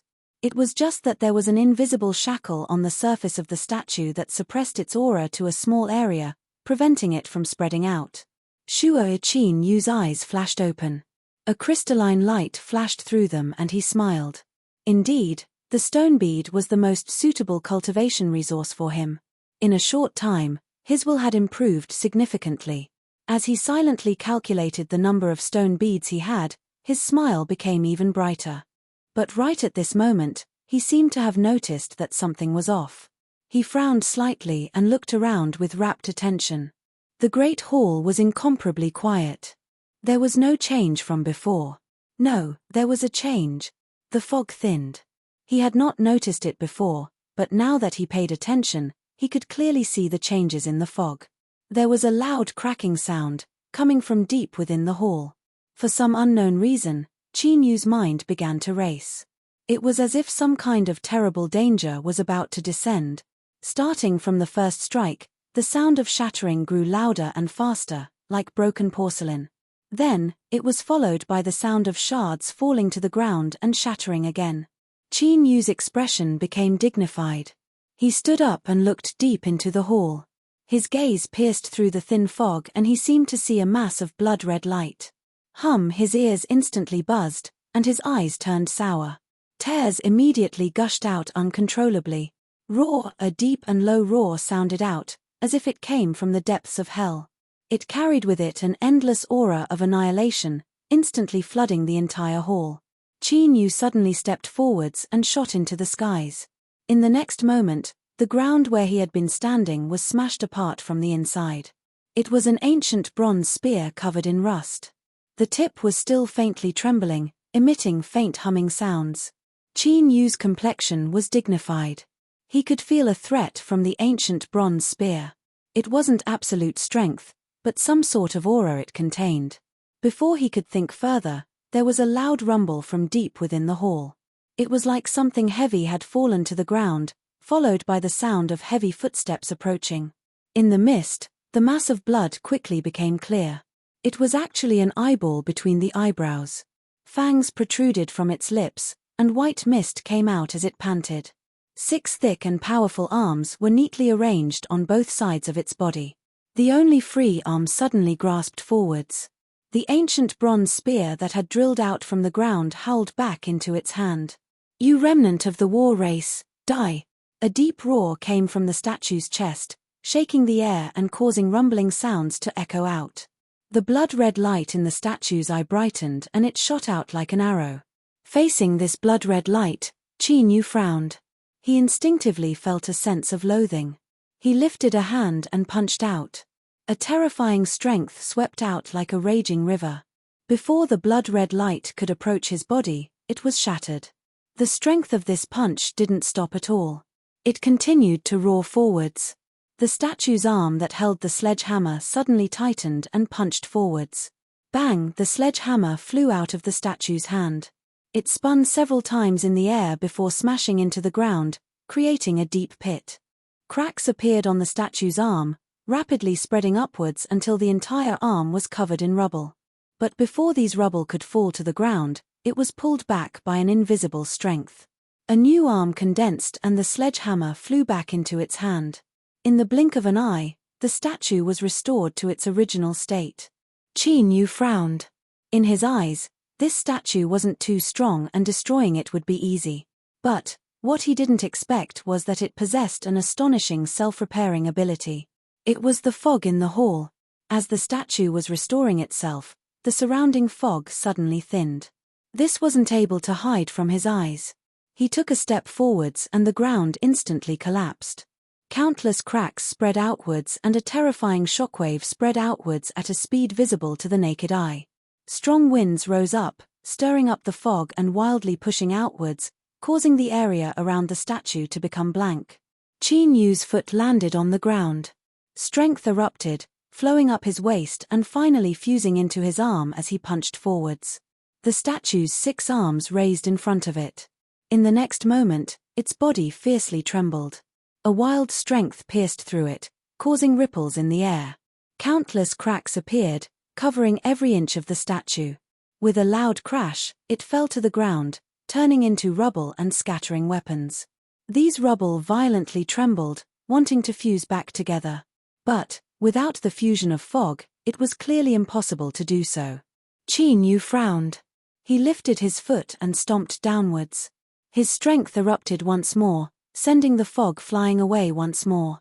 This happened several times, but no fog was able to fuse in. The trembling rubble gradually fell silent. It was like 10,000 years had passed in a single breath of time. The weapons in the statue's hands rotted away and were destroyed. It was only now that the statue was killed. Not only did Qin Yu not feel happy, but he revealed a dignified expression.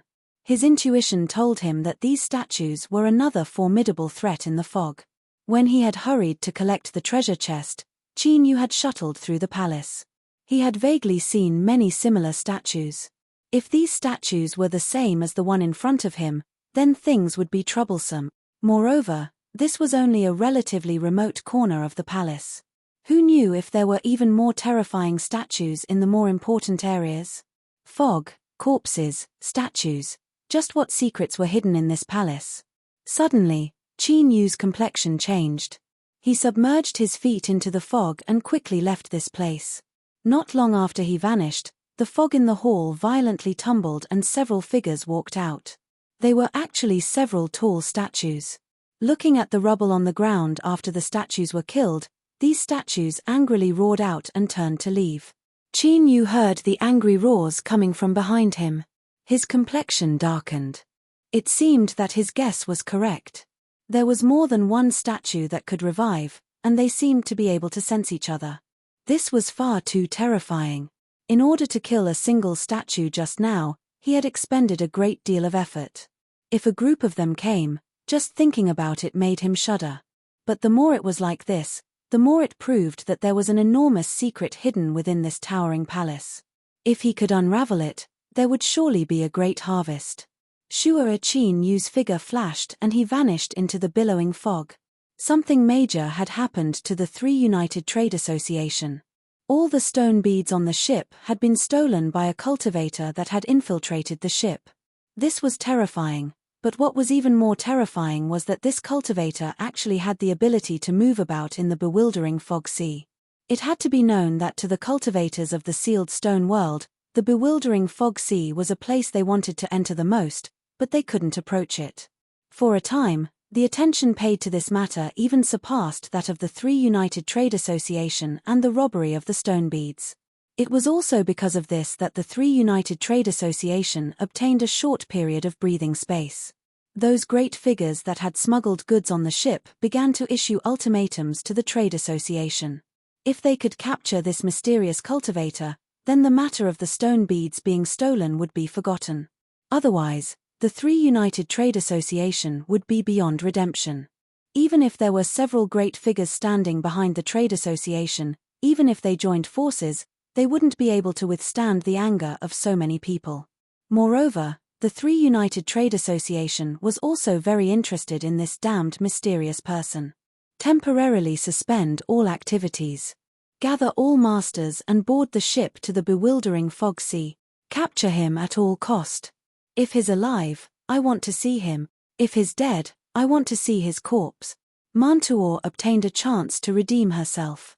Her entire body was wrapped in white cloth, revealing only a pair of hateful eyes that emitted a chill that left one panic-stricken and desperate.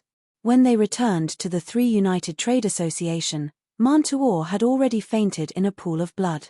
She was immediately taken away to be resuscitated.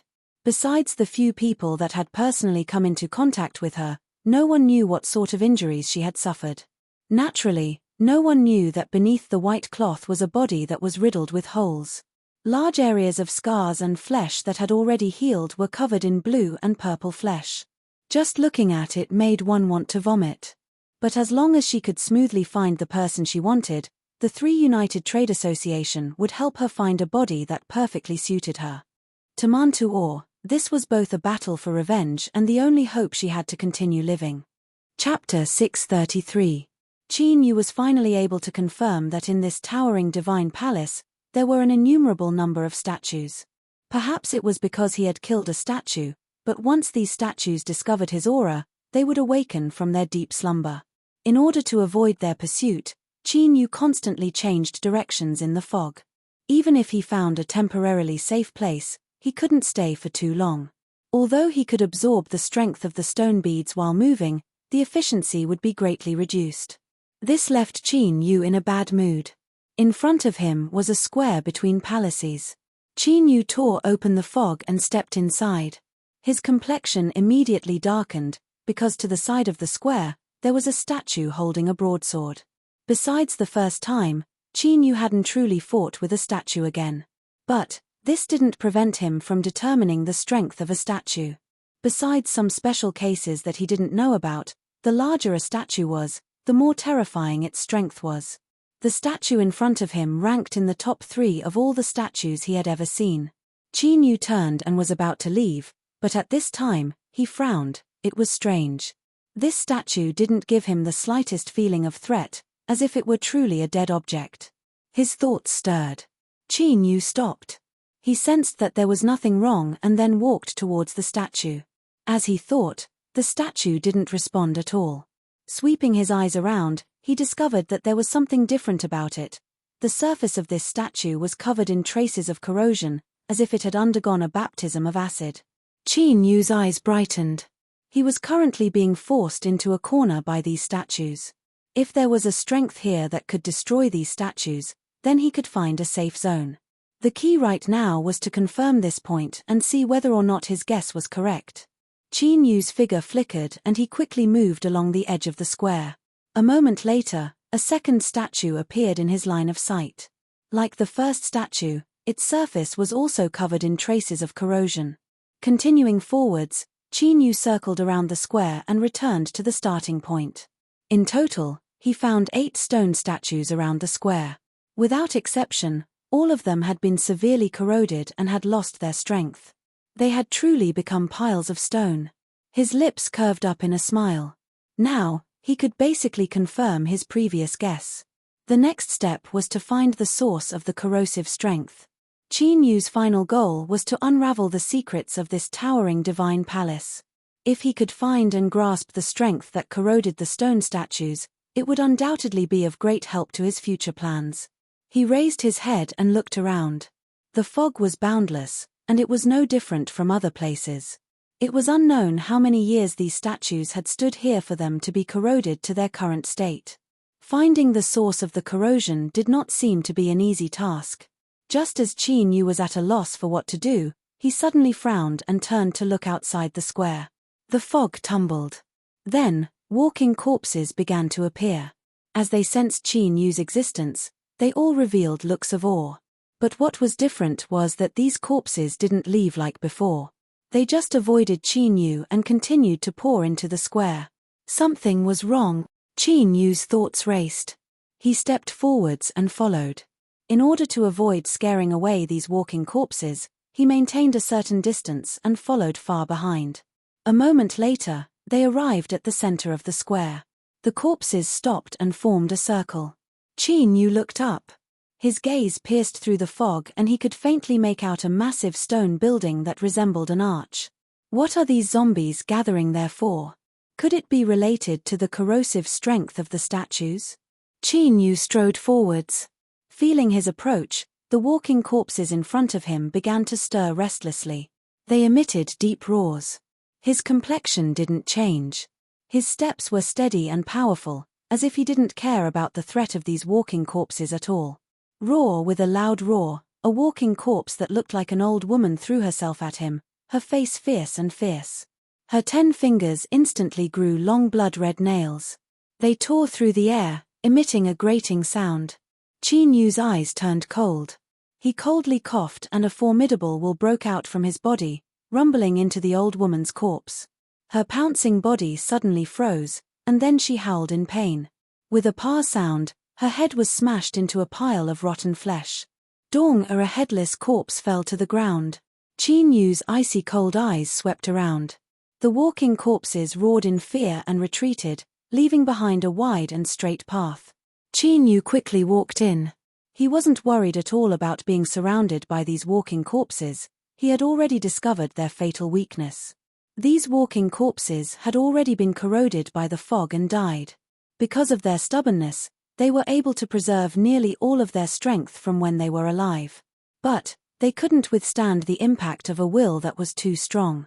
Otherwise, what happened just now would have happened. Their heads would explode.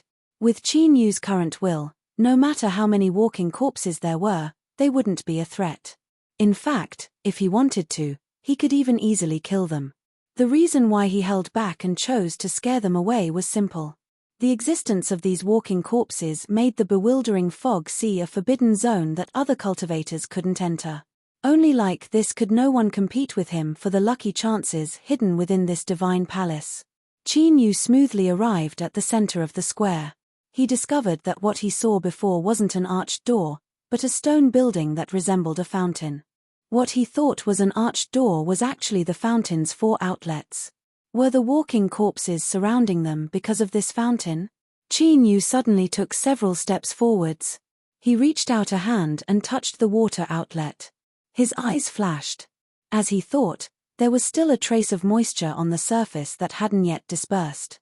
At this time, the sound of trickling water rose up. The walking corpses that were scared away began to stir restlessly. They wanted to rush over, but they feared Qin Yu and didn't dare to move. Qin Yu took a step back. Before determining the function of the fountain, he couldn't go wrong being a bit more cautious.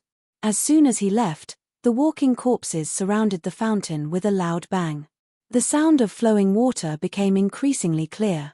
On the surface of the stone building above the fountain, lines began to shine. Then, faint wisps of water mist began to float out from the 4 outlets. It was extremely thin and light, like a drizzle in spring, sprinkling down in all directions. Qin Yu's pupils shrank. As the water mist fell onto the walking corpses, they revealed incomparably happy expressions. Some damaged areas began to rapidly repair, as if this water mist were extremely beneficial to the mortal body. But to Qin Yu, there was an even more important matter. He looked at the mist that was gradually drifting away.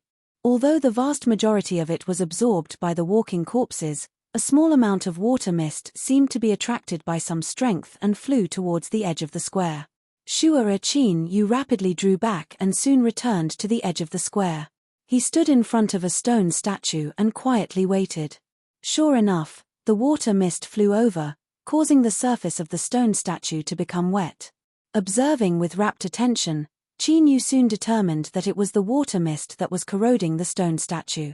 Cautiously, Qin Yu hurried to the location of the second statue and then the third statue, thoroughly confirming this point. Then, just what was this water mist? Taking a deep breath, Qin Yu reached out a hand and pulled several wisps of water mist into his palm. A burning heat suddenly erupted, as if he had grabbed onto burning charcoal. But soon, that burning pain turned into a warm current that flowed into his body. Qin Yu sensed with rapt attention. After several breaths of time, he opened his eyes, a look of pleasant surprise on his face. This water mist was truly beneficial to the mortal body. Although it was only a few wisps of water mist and with the intensity of his mortal body, he could clearly feel the energy contained within the water mist. Qin Yu suddenly understood why these dead walking corpses were able to survive until now. Perhaps it was because of this water mist. At this time, the water mist that drifted over from the center of the square rapidly thinned out. Perhaps the eruption of the fountain had ended. As he thought, he soon saw a massive number of walking corpses leaving. They avoided Qin Yu, vanishing into the boundless fog.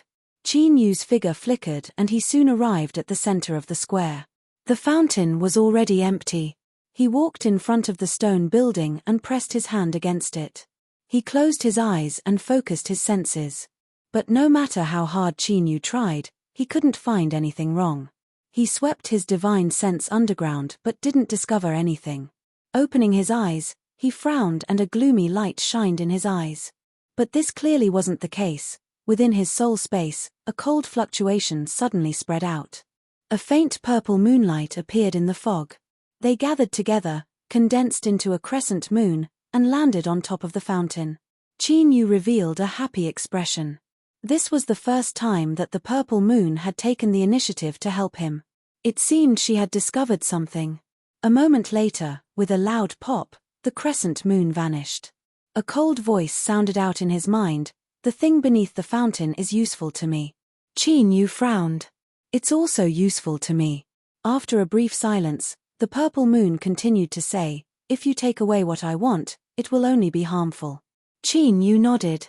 "All right." Both sides reached an agreement. Within his soul space, the purple moon began to shine with a dazzling light. In this radiant purple moonlight, a tall and cold beauty stepped out. She wore palace robes and her black hair hung down to her waist like a waterfall.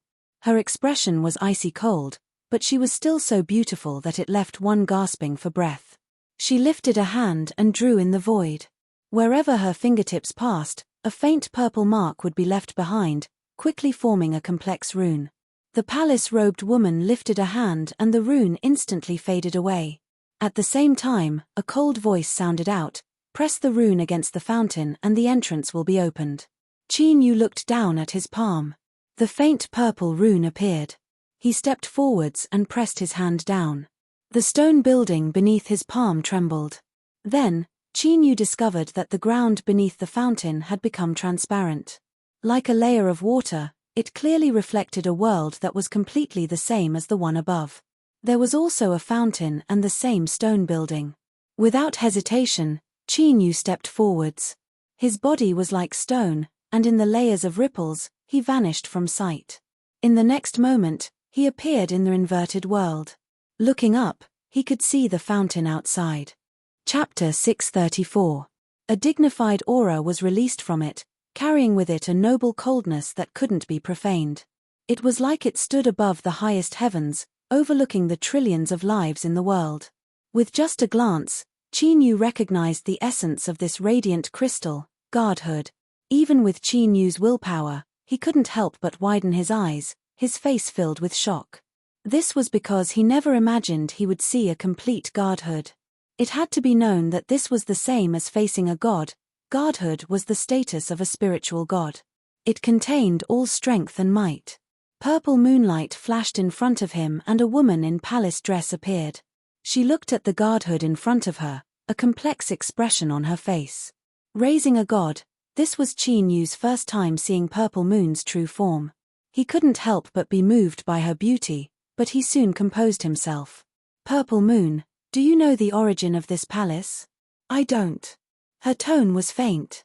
"I just happened to do something similar to this." Chinyu frowned. "Raising a god?" Purple Moon said, "As you understand it, raising a spiritual god." Chinyu's eyes widened. "How is that possible?" Purple Moon said, "All existences in this world move from life to death. As long as they can live on, what is impossible?" Chinyu's thoughts wildly tumbled. In his understanding, spiritual gods represented transcendence. They were the pinnacle of a cultivator's cultivation and represented infinite strength. But Purple Moon's words overturned his imagination, revealing another cruel reality. Even spiritual gods weren't free. The so-called freedom was to ignore life and death and smile at the heavens and earth. Chinyu's mouth was a bit dry. He subconsciously licked his lips and asked, "You've raised a god before?" Purple Moon nodded and then shook her head. "I've experienced raising a god, but I've never led it." She paused for a moment and then continued, "Spiritual gods possess great might and they themselves are great karma. Once they face death, the heavens and earth will descend to destroy them. To preserve their godhood and prevent their divinity from falling is an extremely difficult matter." She glanced at Chinyu, the meaning in her eyes unclear. Chinyu took a deep breath. "The greater the price, the greater the harvest, right? Purple Moon said, if you successfully raise a god, you can control a portion of the god's power. As you can see, this god's power is to repair and strengthen the mortal body. Qin Yu earnestly asked, Purple Moon, do I have the qualifications to raise a god? Purple Moon said, no. She didn't hide it at all. She looked up at the godhood.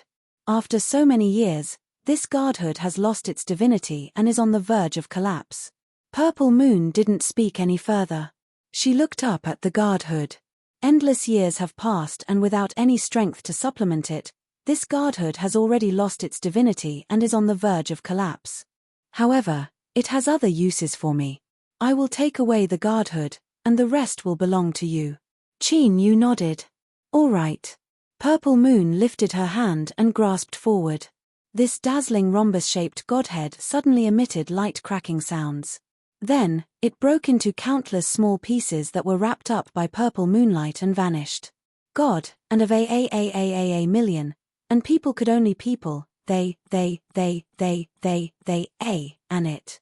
God, soul, and you, are of, feel. Purple Moon said, it contains a great deal of strength. With the strength of your mortal body, you shouldn't completely absorb it all at once. Qin turned and turned, returned to Qin. Of. Qin. As, Qin. Of, be. Of. Bang! In that moment, Qin Yu felt a raging flame ignite within his body. The blazing heat caused him to stuffily cough as his skin turned crimson red. The rolling heat was like flowing magma, penetrating his flesh and bones all the way to his internal organs and bones. He felt as if he had been placed in a furnace, suffering and torment. But there was a look of excitement on his face. Within his mind, a gigantic figure reared his head back and roared. This was the legacy of the ancient race. It could clearly sense the good fortune that Qin Yu was experiencing right now. This was a comprehensive increase in his mortal body, making him stronger, more tenacious, and even more resistant. After 2 hours, the raging heat within Qin Yu's body began to gradually subside.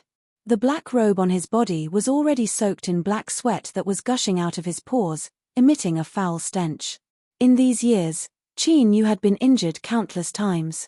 Although he quickly recovered afterwards, there were still some injuries that remained. 1 or 2 spots were not obvious, but if there were too many of them, it would become a huge hidden danger. This hidden danger was currently hidden, but once Qin Yu's cultivation made a breakthrough in the future and he reached the Great Tao realm, it would erupt and become the greatest obstacle preventing him from transforming into a Great Tao body. Since ancient times, countless proud sons of heaven had spent a great deal of effort and time in order to achieve a Great Tao body. But now, by relying on the half-drop of green liquid left behind by the divine spark, Qin Yu had already swept away all the obstacles preventing him from transforming into a Great Tao body. This was because there were 2 most difficult points in forming a Great Tao body. The other point was the beginning, but Qin Yu had already formed a partial Great Tao body many years ago. Even if it was just a finger, that was more than enough. As long as his cultivation broke into the Great Tao realm, Qin Yu would be able to naturally form a Great Tao body. Of course, Qin Yu didn't know about these enviable harvests. But as he focused his mind and sensed the improvement of his mortal body, it was enough to fill him with joy. The mist that sprayed out from the fountains was the strength released by the divine spark after it had been diluted countless times. Even so, it was still able to keep the bodies of countless walking corpses in perfect condition. Qin Yu directly absorbed the origin liquid. There was no need to describe the effects. Right now, there was only one thought in his mind: continue, continue, continue. He absorbed the remaining half-drop. Qin Yu had an intuition that once he completely absorbed it, his mortal body would reach a whole new boundary. He lifted a hand and took out the jade box. After opening it, Qin Yu paused. He stared at the half-drop of green liquid, his complexion changing for a long time. Finally, he used his formidable willpower to close the jade box. He closed his eyes and took several deep breaths, barely managing to suppress his tumbling emotions. The mist could erode the stone statues and make them lose their threat. The effects of the green liquid would only be better. Leaving it on his body was far more useful than directly absorbing it. But even though he understood this, doing this was still a tremendous torment for Qin Yu. The temptation of the green liquid was 100 times, 1,000 times stronger than drugs. If it weren't for his will being firm and powerful enough, he wouldn't have been able to resist the powerful desire to swallow it. This was especially true after he learned of the astonishing effects of the green liquid. With a bitter smile, Qin Yu put away the jade box. He feared that if he continued to look at it, he wouldn't be able to help himself and would swallow it whole. He had to do something to divert his attention. Qin Yu swept his eyes around. After the divine spark was taken away, this reflection world was still perfectly preserved. It didn't seem as if it would be destroyed.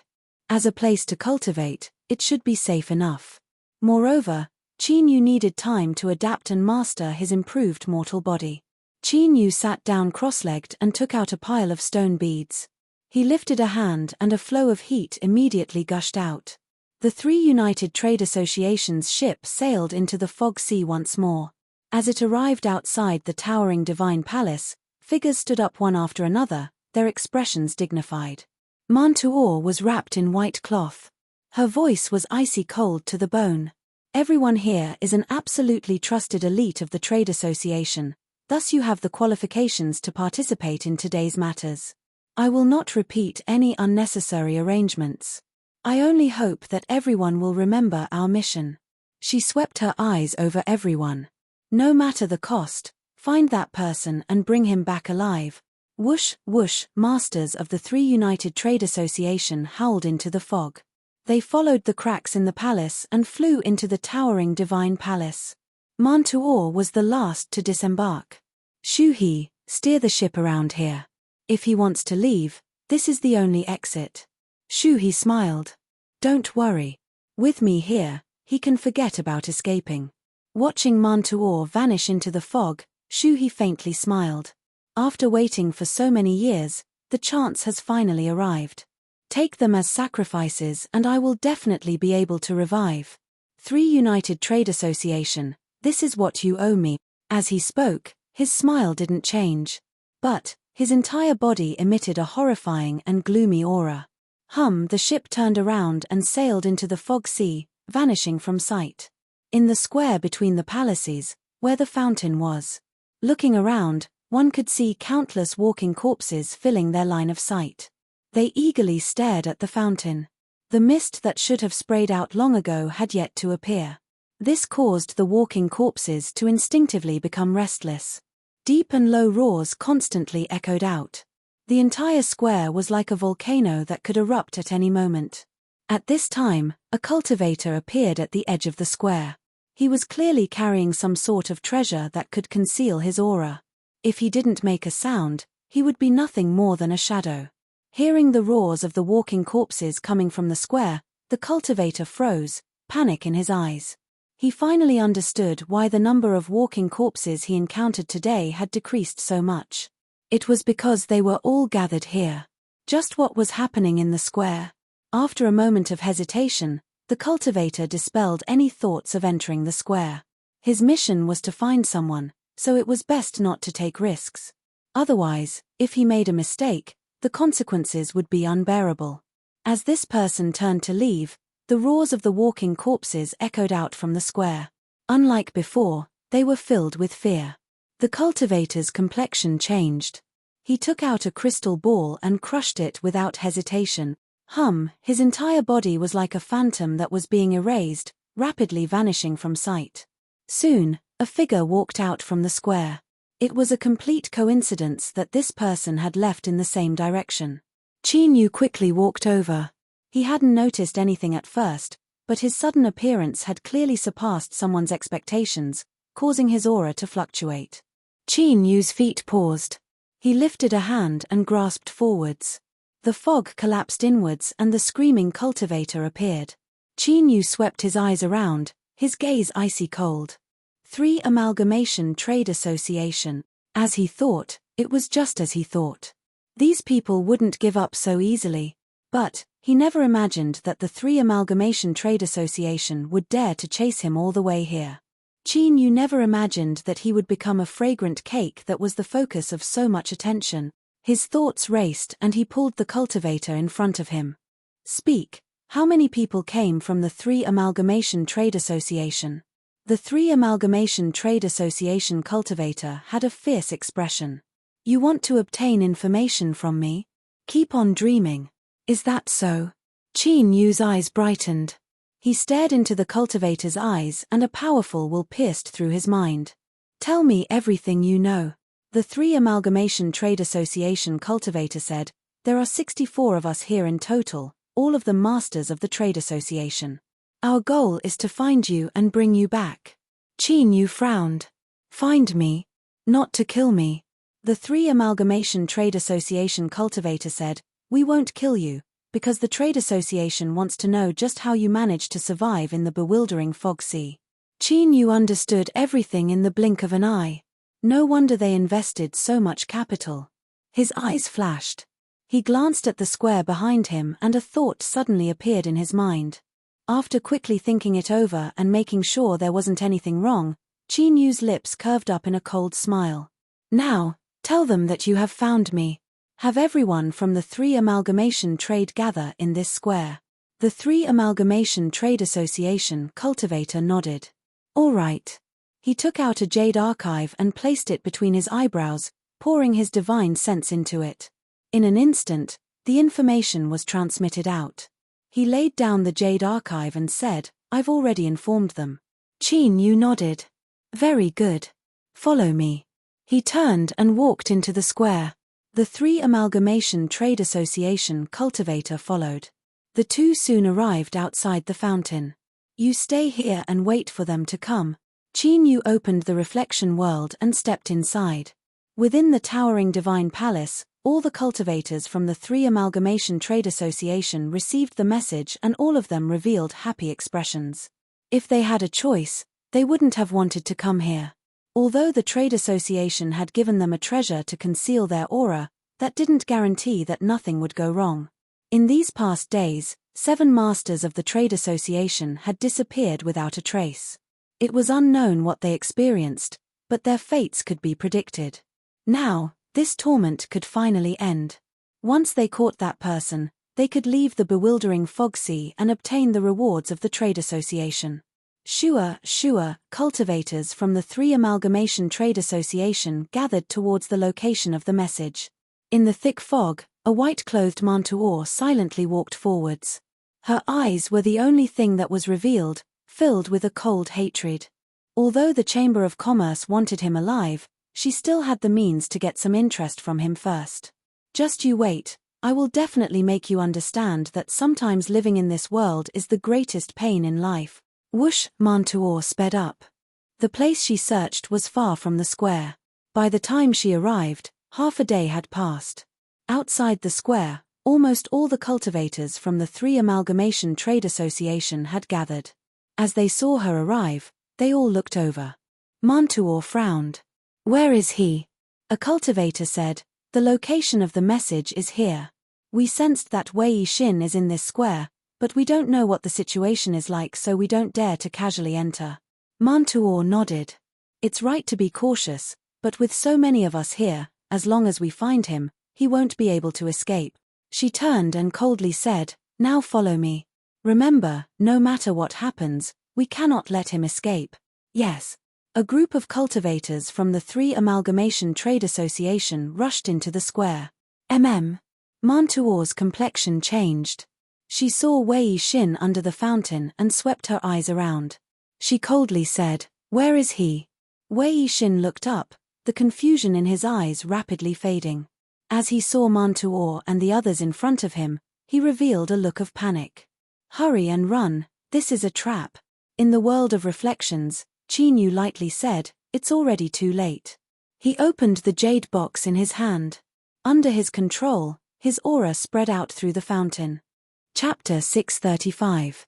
Stimulated by the aura of the divine water, the walking corpses fell into a frenzied state. When they saw the people from the 3 Unity Trade Association, a massacre was inevitable. Yes, a massacre. Even though those that gathered here were tyrannical figures of the 3 Unity Trade Association, Compared to the walking corpses, they were still far too weak. Cries of despair, moans of pain, the sounds of flesh tearing apart, the sounds of bones breaking gathered together, causing fear to rise from the depths of one's soul. The entire center of the square had become an azure hell. The walking corpses that couldn't find the divine water began to tear at their flesh and blood. It was as if they wanted to swallow their lives so that they could continue existing. In the reflected world, Qin Yu had a calm expression. The cruel scene that he had personally led to happen didn't move his heart at all. The world of cultivators was a world of cannibalism to begin with. If one didn't have thunderous methods and a callous heart, they would only harm themselves. Although the cultivators of the Three Unity Trade Association hadn't come to kill him, once he fell into their hands, he feared he would face a fate worse than death. Those that wanted to kill others could be killed. Mantuor screamed, come out for me." The white cloth wrapped around her had already been torn apart by the walking corpses, revealing her ugly body. She was like a ghost that had crawled out from hell. She was well aware that everything in front of her was a killing trap laid down by that damned man. He had borrowed the strength of the walking corpses to send all of them into the Yellow Springs. The most tragic and indignant matter in the world was to take revenge with complete confidence, only to end up as a chess piece in someone else's hands and not even be able to see the other side. Mantuor was currently experiencing this feeling. Her heart was filled with hatred and madness, and she even suppressed the fear of death. She lifted a hand and pressed forwards. Black light erupted and black flower petals appeared, closing around the walking corpses in front of her. The petals wriggled and tightened. Crackling sounds came from within. Mantuor's incomparably ugly face flushed red and the aura she emitted became even stronger. "Ha ha ha, it won't be so easy to kill me. I will definitely find you and kill you." A cultivator of the Three Unity Trade Association approached, trying to obtain Mantuor's protection. But what welcomed him was the ruthless swallowing of the black flower petals. "Die. You all deserve to die." Mantuor's eyes were bloodshot. She didn't notice that wisps of mist were entering her body, causing the depths of her blood-red eyes to darken. The zombies attacking her frantically gave up on attacking her. Mantuor screamed as she shuttled through the square, devouring all the zombies and cultivators of the Three United Chamber of Commerce in front of her. "Where are you? Come out." She had already gone mad, or to be more precise, she had already died. The only thing controlling this body now was a lingering obsession. Her hatred towards Qin Yu had overwhelmed everything else, causing her to become her current appearance. As the black petals crazily devoured her, her aura became increasingly strong. At the same time, the speed at which the mist fused into her body became faster and faster. The black flower was called Datura. It was rumored to be an evil flower that bloomed in hell. It obtained great power by devouring the flesh and blood of living beings. What Mandala had summoned was the projection of the Mandala flower. It could devour living beings and obtain great power for a short period of time. But this method was a taboo that wasn't permitted by the rules. In a normal state, she could only use it once. Any more and she would suffer a backlash that would eventually destroy her. But now, within this towering divine palace and with the mist entering her body, Mantuor, who was on the brink of death, actually managed to break through the shackles of the rules.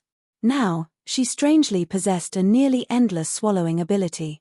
Moreover, every time she swallowed a cultivator or walking corpse, her strength would increase accordingly. The blood-red color in her eyes became increasingly thick. At the same time, the darkness in the depths of her eyes became increasingly deep. It gave off a feeling as if gray pupils were growing out of her blood-red eyes. Mantuor's current aura was even more terrifying than that of a true evil spirit. The walking corpses in the square all felt fear. They no longer cared about chasing down the cultivators of the Three United Chamber of Commerce and began to flee. "Kill! Kill! Kill!" As she screamed, Mantuor sped up even more, playing the role of a cruel hunter. She was still searching for Qin Yu. But, influenced by her instincts, she began to deliberately swallow the cultivators and walking corpses in the square. Within the reflection world, Qin Yu furrowed his eyebrows. This matter was indeed unexpected. If he allowed this to continue, Mantuor would inevitably become stronger and stronger, even becoming a threat to him.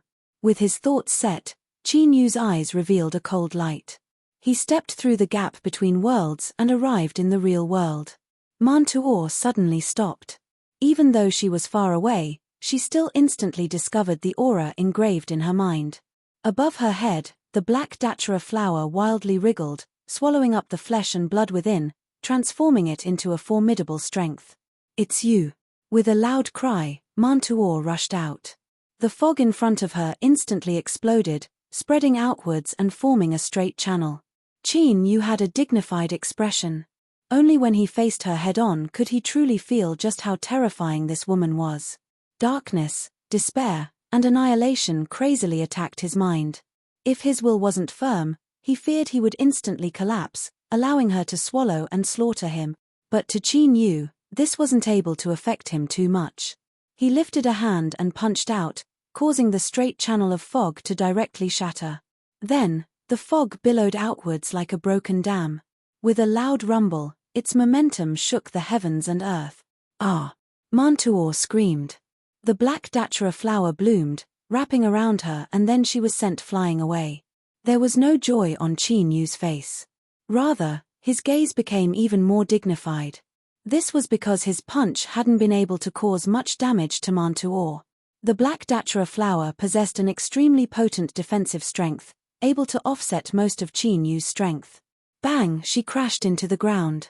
The datura flower opened and Mantuo flew out. Many of the ugly scars on her body had cracked open. But, what was strange was that no blood flowed out from these wounds. In fact, as the fog constantly poured into her body, her wounds began to rapidly recover. This was an ability that only those stone statues had. In that moment, Qin Yu's killing intent rose. He didn't know what had happened to Mantuo. But, he couldn't allow this woman to continue living, otherwise it was likely she would become a great threat to him. Qin Yu stepped forwards and pounced forwards like a tiger. His flesh and blood rumbled and his blood energy fluctuated, shaking the heavens and earth. At this time, he was like a million mountains descending upon him. A terrifying aura seemed as if it could crush the entire world into powder. His eyes brightened like stars in a clear winter night. A formidable will shot out like an arrow, actually tearing apart the fog. His will affected reality. This was a sign that it was about to solidify and transform into essence. It represented the absolute terror of his will. Mantuo seemed to feel a threat. She opened her mouth and screamed. But in the next moment, she seemed to be pierced by an arrow. She looked up and her entire body bent like a bow. In the next moment, Qin Yu's fist arrived. The black datura flower protected its master, opening wide to swallow him. Qin Yu didn't pause at all. He welcomed the blooming datura flower and rushed in. The petals instantly closed, wildly wriggling and contracting. But soon, a giant bulge appeared from within. Bang! A petal exploded. The datura flower emitted a pitiful cry. Thick blood gushed out from where it broke. Mantuo's eyes flickered. In the final moment, she raised her hands in front of her. A heaven-shaking explosion accompanied by the sound of flesh and bone breaking made one's scalp tingle. Mantuo's entire body was sent flying away. A wild strength crazily rampaged through her body. All of her skin cracked apart, connecting together as if it would cut her to pieces. After withstanding Qin Yu's fist, the flesh and blood of her arms completely disintegrated, revealing the pale white bones underneath. They had already broken into countless pieces. She crashed into the ground. The hard ground of the square instantly shattered, as if she had been torn apart by a hard plow. Rumble rumble in the horrifying sound waves, Mantuo's body nearly pierced through the entire square, causing a straight crack to appear in the ground. Like a thick brushstroke, it fell down from the heavens, splitting the world in half. Leaning against the ground, Mantuo's aura had nearly completely dissipated. The flesh and blood of her entire back had been ground away. Looking through the cracks in her bones, one could clearly see her shattered organs. She looked up at Qin Yu, the blood-red light in her eyes extremely dim. "I will kill you. I will definitely kill you." Qin Yu stepped forwards, his expression cold. "It's over." He lifted a hand and pressed it down. The towering divine palace was vast, so vast that one couldn't see the end of it. But compared to the entire fog sea, it only occupied a tiny portion. Shu He steered the ship forwards in the fog. After circling around the palace for a long time, he arrived in front of another common-looking crack. He stood at the bow of the ship. After carefully looking at it several times, excitement lit up his face. He suddenly fell to his knees and pressed his hands against the deck. A faint blood-red light appeared between his fingers, spreading outwards like ripples. Wherever it passed, bloodline-like markings appeared on the surface of the ship. Thump, thump, a deep and low sound spread out from within the ship. It was like a beating heart that was awakening. The ship rapidly shrank. During this process, the parts that were refined and added to the ship began to break apart and fall off. In several breaths of time, the ship completely vanished, turning into motes of light that fell onto the back of Shu He's hand. The image of a strange beast appeared. It reared its head back and roared. Light flowed in its eyes, as if it could revive at any moment. Shu He took a deep breath and muttered, "Life or death, success or failure, it all depends on this." After enduring countless years of suffering, this day had finally arrived. He absolutely would not fail, absolutely not. Whoosh, Shu He flew towards the divine palace. His figure drilled into the crack. It was extremely narrow inside and there were many places that he had to carefully pass through. The walls of the divine palace were astonishingly thick. After dozens of miles, he finally reached the exit. Shu He flew out and his field of vision brightened. This was an astonishingly large palace. The walls and floor of the palace were all made from some kind of pure black crystal. It seemed as if a single glance could swallow a person's soul and imprison them. The palace was astonishingly large. Standing within it, a person was as small as an ant. In the center of the palace, there was a thick stone pillar that shot into the skies.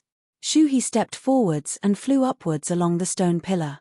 He could clearly see the top of the palace, but he still couldn't reach the end of the stone pillar. It was like he had been walking in place this entire time. Shu He's expression was calm, as if he didn't realize his current predicament. His flight lasted for an entire hour, and he had probably flown hundreds of thousands or even millions of kilometers. If he looked down, he could clearly see the floor of the palace. If he looked up, the top of the palace was in front of him, but it was also unreachable. After another hour, he felt his body pass through an invisible water-like barrier. Shu He's eyes brightened. He had finally reached the end of the stone pillar. A pure white altar was built at the top of the stone pillar. There wasn't the least bit of other colors on it, and it exuded a pure and holy aura.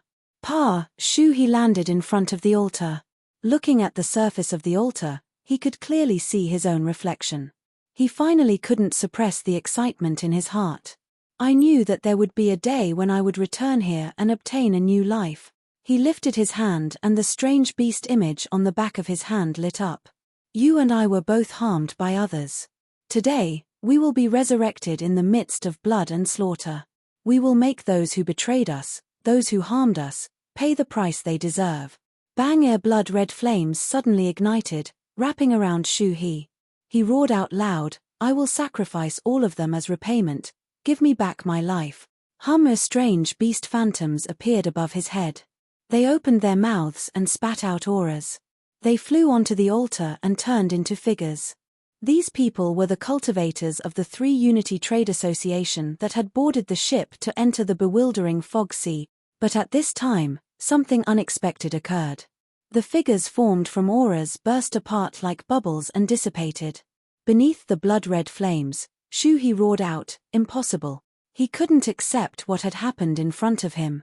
For the sake of today, he had painstakingly tormented himself. He only had one chance. Now that he had made his move, he had failed before he even started. He absolutely couldn't allow such a result.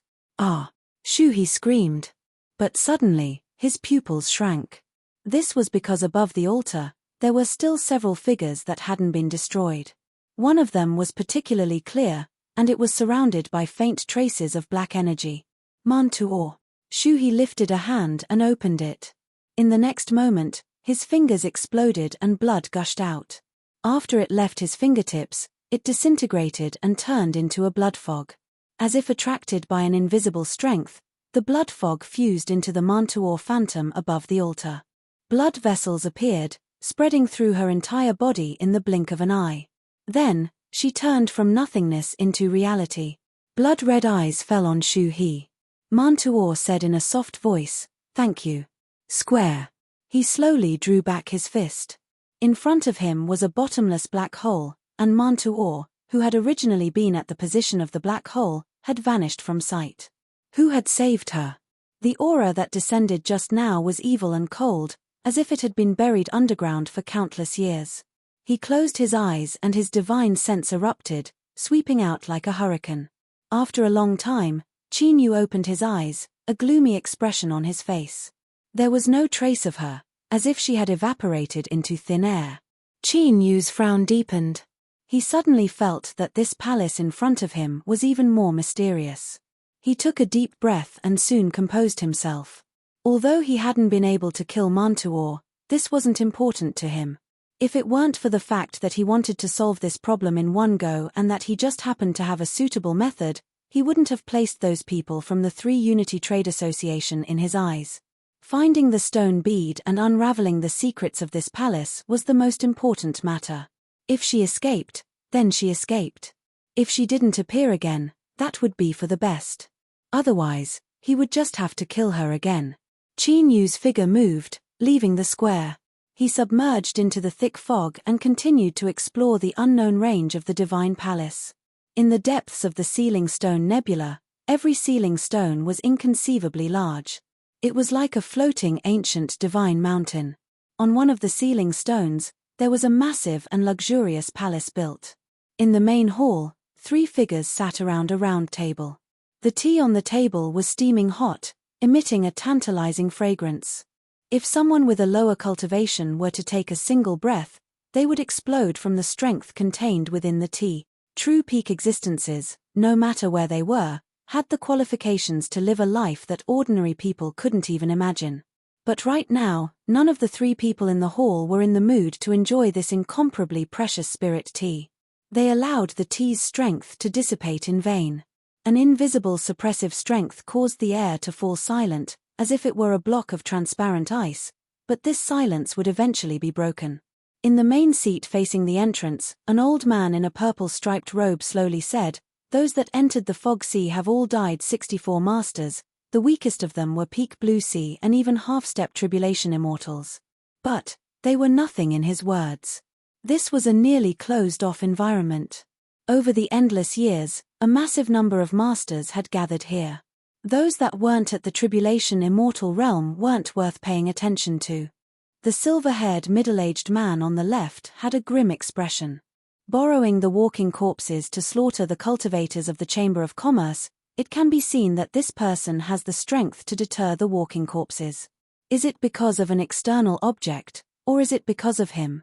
The last person said, "No matter what the reason is, we must obtain it. Without the walking corpses restricting us and avoiding those stone statues, we might have a chance to uncover the secrets of the Fog Sea." The old man in the purple striped robe revealed a thoughtful expression. "I am only worried that our actions will arouse the attention of the echelon existences." The silver-haired middle-aged man sneered. "What are you afraid of? They were just lucky to arrive earlier than us. If we really fight them, we might not be afraid of them." The last person said, "Even so, we still need to be cautious. Don't forget that cold fire that died not too long ago. He was trying to break into the echelon, but then he died without even knowing why." The silver-haired middle-aged man stood up. "If we don't go all out, you and I will never have the chance to step into the echelon. If you are afraid, I will do it myself." The old man waved his hand. "Silver King is right. We will have to fight sooner or later. There is no reason to miss this opportunity." He looked at the last person. "I will join." After several breaths of silence, the last person said, "All right." On the pure white altar, blood-red flames wildly burned. Mantuor was wrapped up in broken datura flowers. She recklessly laughed. "You will never be able to kill me, but as long as you agree to a condition of mine, I will give up resisting and allow you to complete the sacrifice." Shuhi said in a low voice, "Speak." Mantuor lifted a hand. Black energy wove together in the blood-red flames, revealing Qin Yu's figure.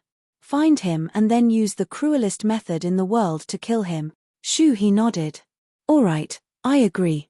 Chapter 636. The deeper he went into the divine palace, the more stone statues there were. But because the green divine water concealed Qin Yu's aura, or because the stone statues feared its strength, Qin Yu was able to temporarily rid himself of the stone statue's threat. It was clear that his decision to suppress the temptation and leave behind the divine water was the correct one. And most importantly, after removing the threat of the stone statues, the entire divine palace no longer posed any danger to Qin Yu. He could calmly walk through the divine palace, exploring it bit by bit and uncovering its hidden secrets. In a slightly smaller palace, Qin Yu stood in front of a stone statue. As he looked at the skeleton that had fallen to the ground, he revealed a dignified expression. After entering the bewildering fog sea, he had seen many corpses. But this was the first time he had seen such a rotten corpse.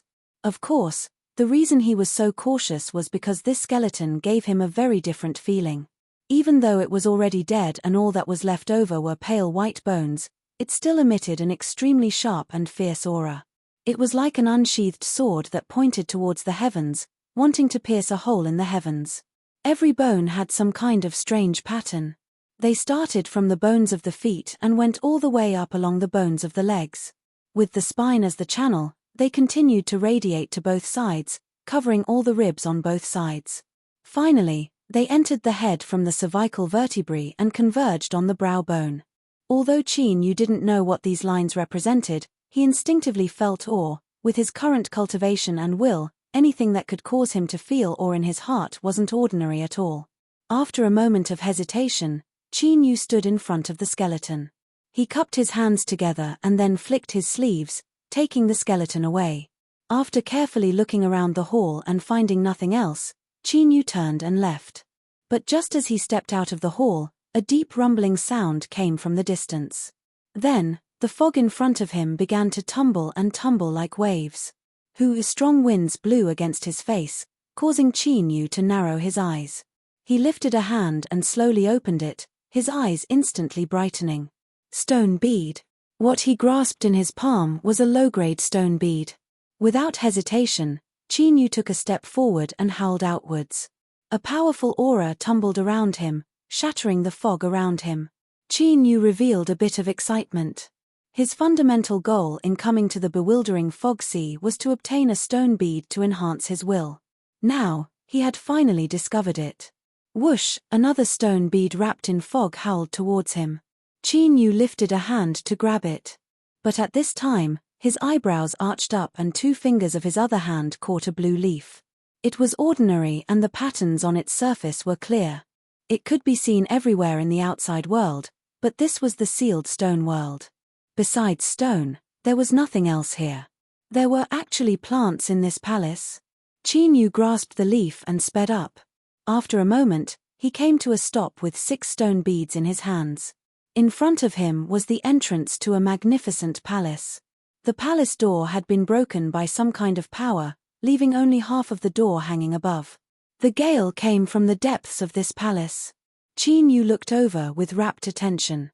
Indeed, beneath the broken palace gates, he found some stone beads that had been blocked, as well as several green leaves. Right here. However, entering the palace was not a simple matter. 12 huge stone statues stood at the sides of the palace gates.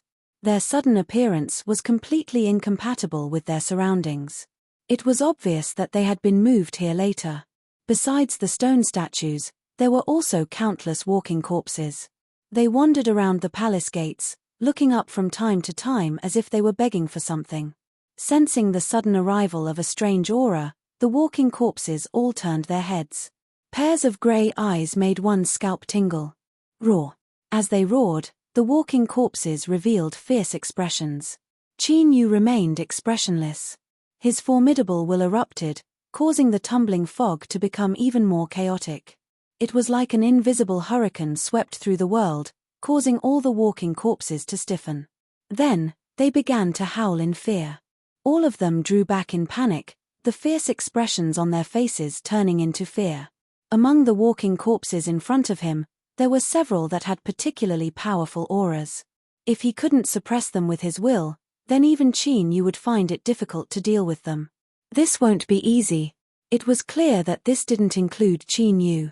The 12 stone statues had both humans and beasts, as well as other strange creatures. At this time, all of them were crazily absorbing the fog. Powerful fluctuations of aura erupted. Cracks appeared on the surface of the stone statues and an oppressive aura descended. It was like a mountain falling on one's chest, making it difficult to breathe.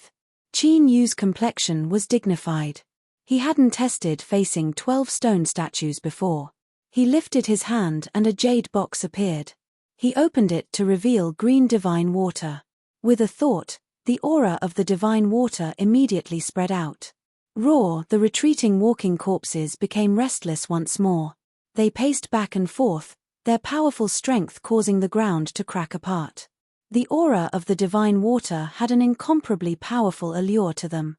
A walking corpse with its chest split open and its organs half exposed suddenly howled and leapt forwards like a bolt of lightning. But before it could approach, it emitted a miserable scream. Its entire body seemed to be struck by an invisible hand and it froze in midair.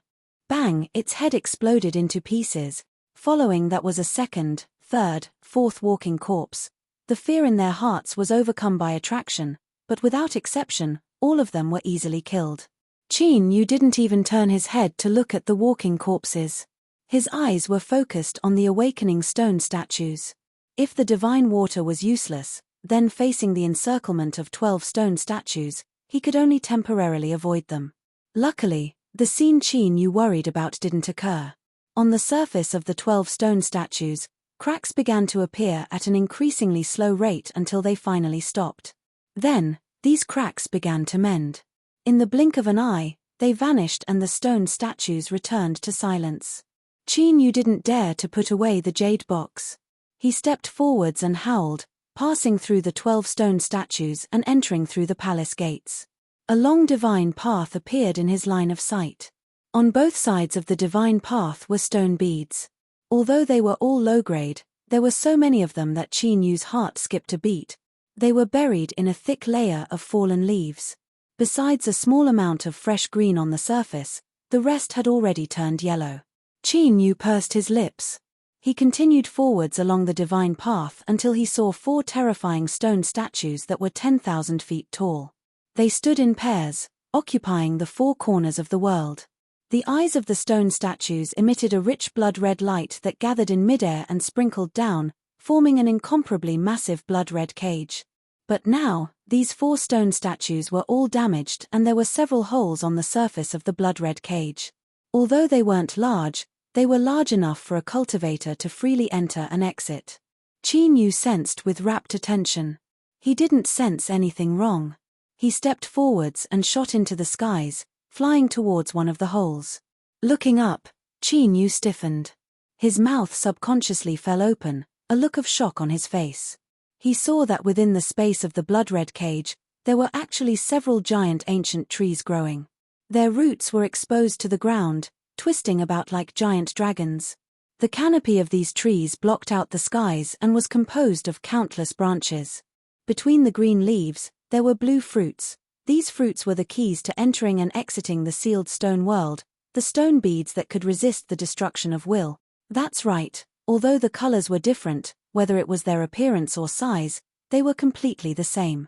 And most importantly, beneath this ancient tree that supported the heavens, there was a thick layer of stone beads. This could no longer be described as quantity, but rather as a mountain of stone bead. At this moment, even Qin Yu's mind blanked out from the impact. He fell into a state of silence for a long time. Within the sealed stone world, in order to survive, everyone used every method they could, even killing each other to obtain these stone beads. But these stone beads were actually the fruits of a large tree. After they ripened, no one picked them up. Instead, they fell beneath the tree, like pebbles on a riverbank with no end in sight. After a long time, Qin Yu took a deep breath and closed his eyes. Just now, he had an impulse to rush in and take away all the stone beads. If he could absorb all of these stone beads, just how powerful would his will become? Just thinking about it left him excited and trembling. I can't be anxious. Steady, steady, he repeatedly warned himself. After a moment, Chinyu opened his eyes and carefully swept his eyes over the ancient tree that supported the heavens as well as the mountain of stone beads. Soon, he discovered that something was wrong. Although there was a thick pile of fallen leaves on the ground, it was clear that the thickness was different. Some places seemed to have been bombarded, forming giant pits. In addition, some of the thick roots exposed to the ground were incomplete. It was clear that they had been damaged by some external force. A vine hung down from the ancient tree, its ends covered by dead leaves. Looking down, one could faintly make out something pale white. Chinyu's pupils shrank. Human bones. It seemed that he wasn't the first person to arrive here from the sealed stone world. The hole in the blood-red imprisonment was also evidence of this. As for this seemingly peaceful ancient tree, it was clear that it wasn't as harmless as it seemed on the surface. Indeed, in this world, there was no such thing as a free lunch. The reason Chinyu was able to easily rush in front of the ancient tree was because he had a lucky chance that allowed his will to transform, and he had also obtained the divine water. He didn't believe that others would have such luck. If they had relied on their own strength to arrive here, just thinking about it was horrifying. But even such a terrifying existence had died beneath the ancient tree. Although it wasn't as he imagined, it was still enough to make Chinyu feel a sense of dread. Chinyu stood outside the blood-red imprisonment.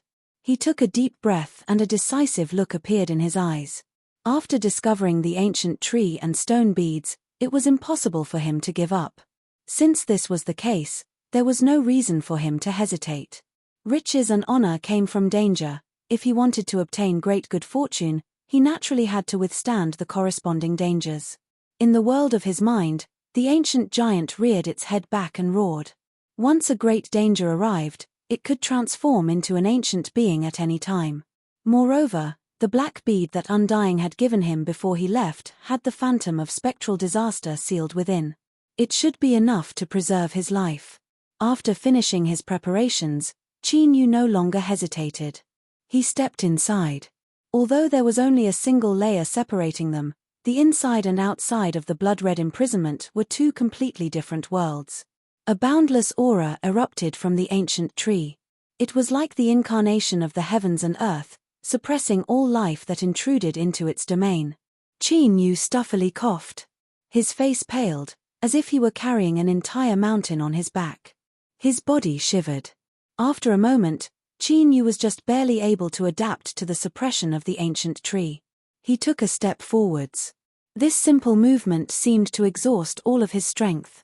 Sweat gushed out, instantly covering every inch of his forehead. Chinyu could almost hear his spine groaning in pain. A thought uncontrollably drilled out from the depths of his heart. It is impossible for you to resist this suppression. Give up. The more he suppressed it, the more this thought tumbled in his mind. It was like grass had grown over his heart and his eyes were filled with hesitation and apprehension. In the world of his mind, the ancient giant roared out loud, as if it were roaring at the heavens. Chinyu's eyes regained clarity and his complexion darkened. He had been cautious enough, but he had unknowingly fallen into the ancient tree's trap. He looked up at the ancient tree that was millions of times larger than him. His eyes were as firm as a boulder.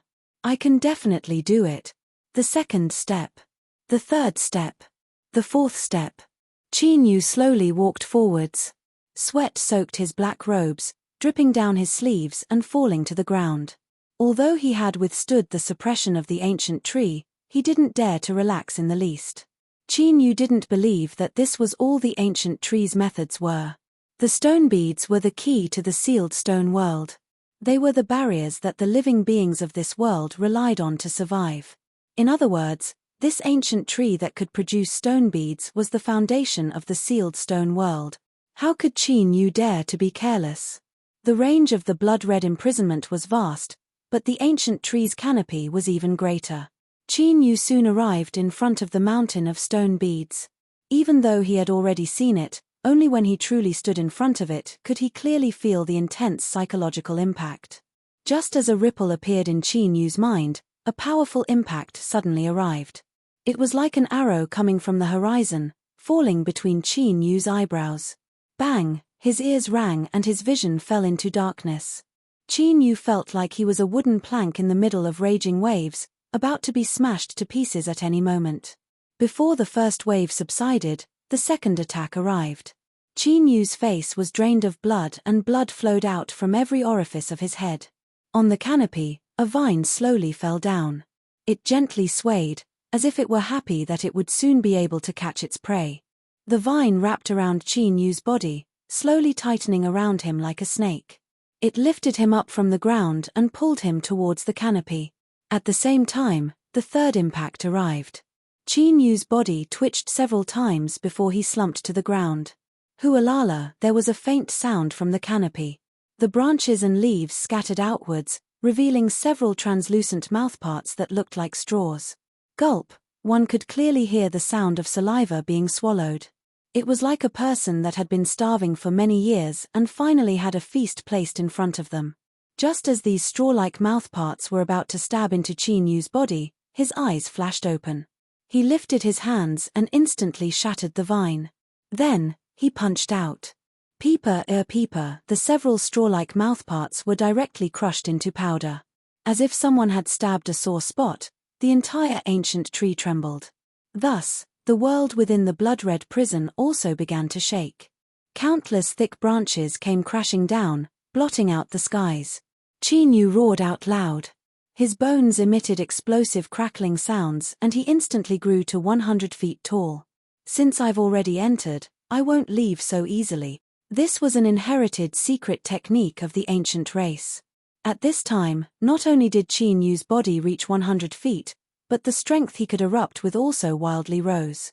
He lifted a hand and punched out. There was a loud roar between the heavens and earth. A towering phantom appeared behind him, punching out with his fist. He was borrowing the strength of the ancient race ancestors. Bang! With a heaven-shaking explosion, the countless branches were forced back by a formidable strength. They trembled and disintegrated. Qin Yu calmed down. He discovered that the strength of this ancient tree wasn't as terrifying as he had imagined. It seemed that its greatest reliance was the impact of will from before. But unfortunately, it just happened to be within the range he could withstand. Whoosh, whoosh, with the sound of breaking air, vines howled out. Their surfaces split open, revealing countless black saw teeth that shined with a metallic luster. At the same time, the surrounding branches that formed the canopy closed in from all directions, reducing the space he had to move around. Without expression, Qin Yu lifted a hand and pressed forward. The phantom of a towering mountain appeared. As it appeared, it released a proud and aloof aura that couldn't be suppressed by the heavens and earth. One of the ancient race's 3 sacred mountains, suppressing sea. Ancient race. Cries of alarm rose up. The howling vines began to retreat at an even faster speed. As for the surrounding branches, they rapidly retreated. Motes of green light emitted from the ancient tree. They condensed in midair, forming the figure of a young man. His body was slender and his eyebrows were slightly feminine. He was actually a typical man with the body of a woman. At this time, he stared at Qin Yu with a solemn expression, a trace of panic in the depths of his eyes. Qin Yu asked, "Who are you?" The man suddenly opened his mouth and spoke some strange syllables. Seeing that Qin Yu didn't respond, the nervousness in his eyes immediately faded away. "So you haven't returned to the ancient race's holy land to accept the baptism of the Holy Spring." Qin Yu immediately understood that he had been probed. But, he didn't panic at all. He lightly said, "So what?" The man smiled. "Young ancient, I ask that you not misunderstand. I come from the 7 Saint World spirit race and have been on good terms with the ancient race for generations. Because of some unforeseen event, the ancient race has declined. That is why I am surprised to see you here." Qin Yu frowned. "Why should I believe you?" The man bowed. "You can call me Fox-Ear Flower. That is my true name. According to the customs of my spirit race, after you know my name, you and I are considered friends. Young ancient, I understand your cautiousness, but I will soon prove to you that I have no ill intentions towards you." He paused for a moment and then said with a gratified tone, "On the contrary, I will give you a good fortune that will help you become even stronger." Chinyu said, "Why don't you tell me about it?" The fox-ear flower looked at the ancient tree that supported the heavens, his eyes filled with the vicissitudes of time. "I have already been trapped here for many, many years. It has been so long that many of my memories have become blurry. If it weren't for me constantly fighting with him, I fear my consciousness would have already vanished." He bowed. "First, I must apologize to you. I have consumed too much strength and most of my consciousness is in a deep slumber. Just now, I instinctively urged the ancient tree to hunt." Chinyu lightly said, "Let's get to the point. I don't have much patience." The fox-ear flower smiled. "As expected of the ancient race, you all have such impatient personalities. What I want to tell you is that buried beneath this great tree is an extremely powerful existence of the war race. He tried to return from the dead, so I gave up everything and sealed him here. But his strength is far too great. I cannot kill him, and there is even a chance that I will be swallowed by him. But if we join forces, we can kill him and evenly divide all of his strength.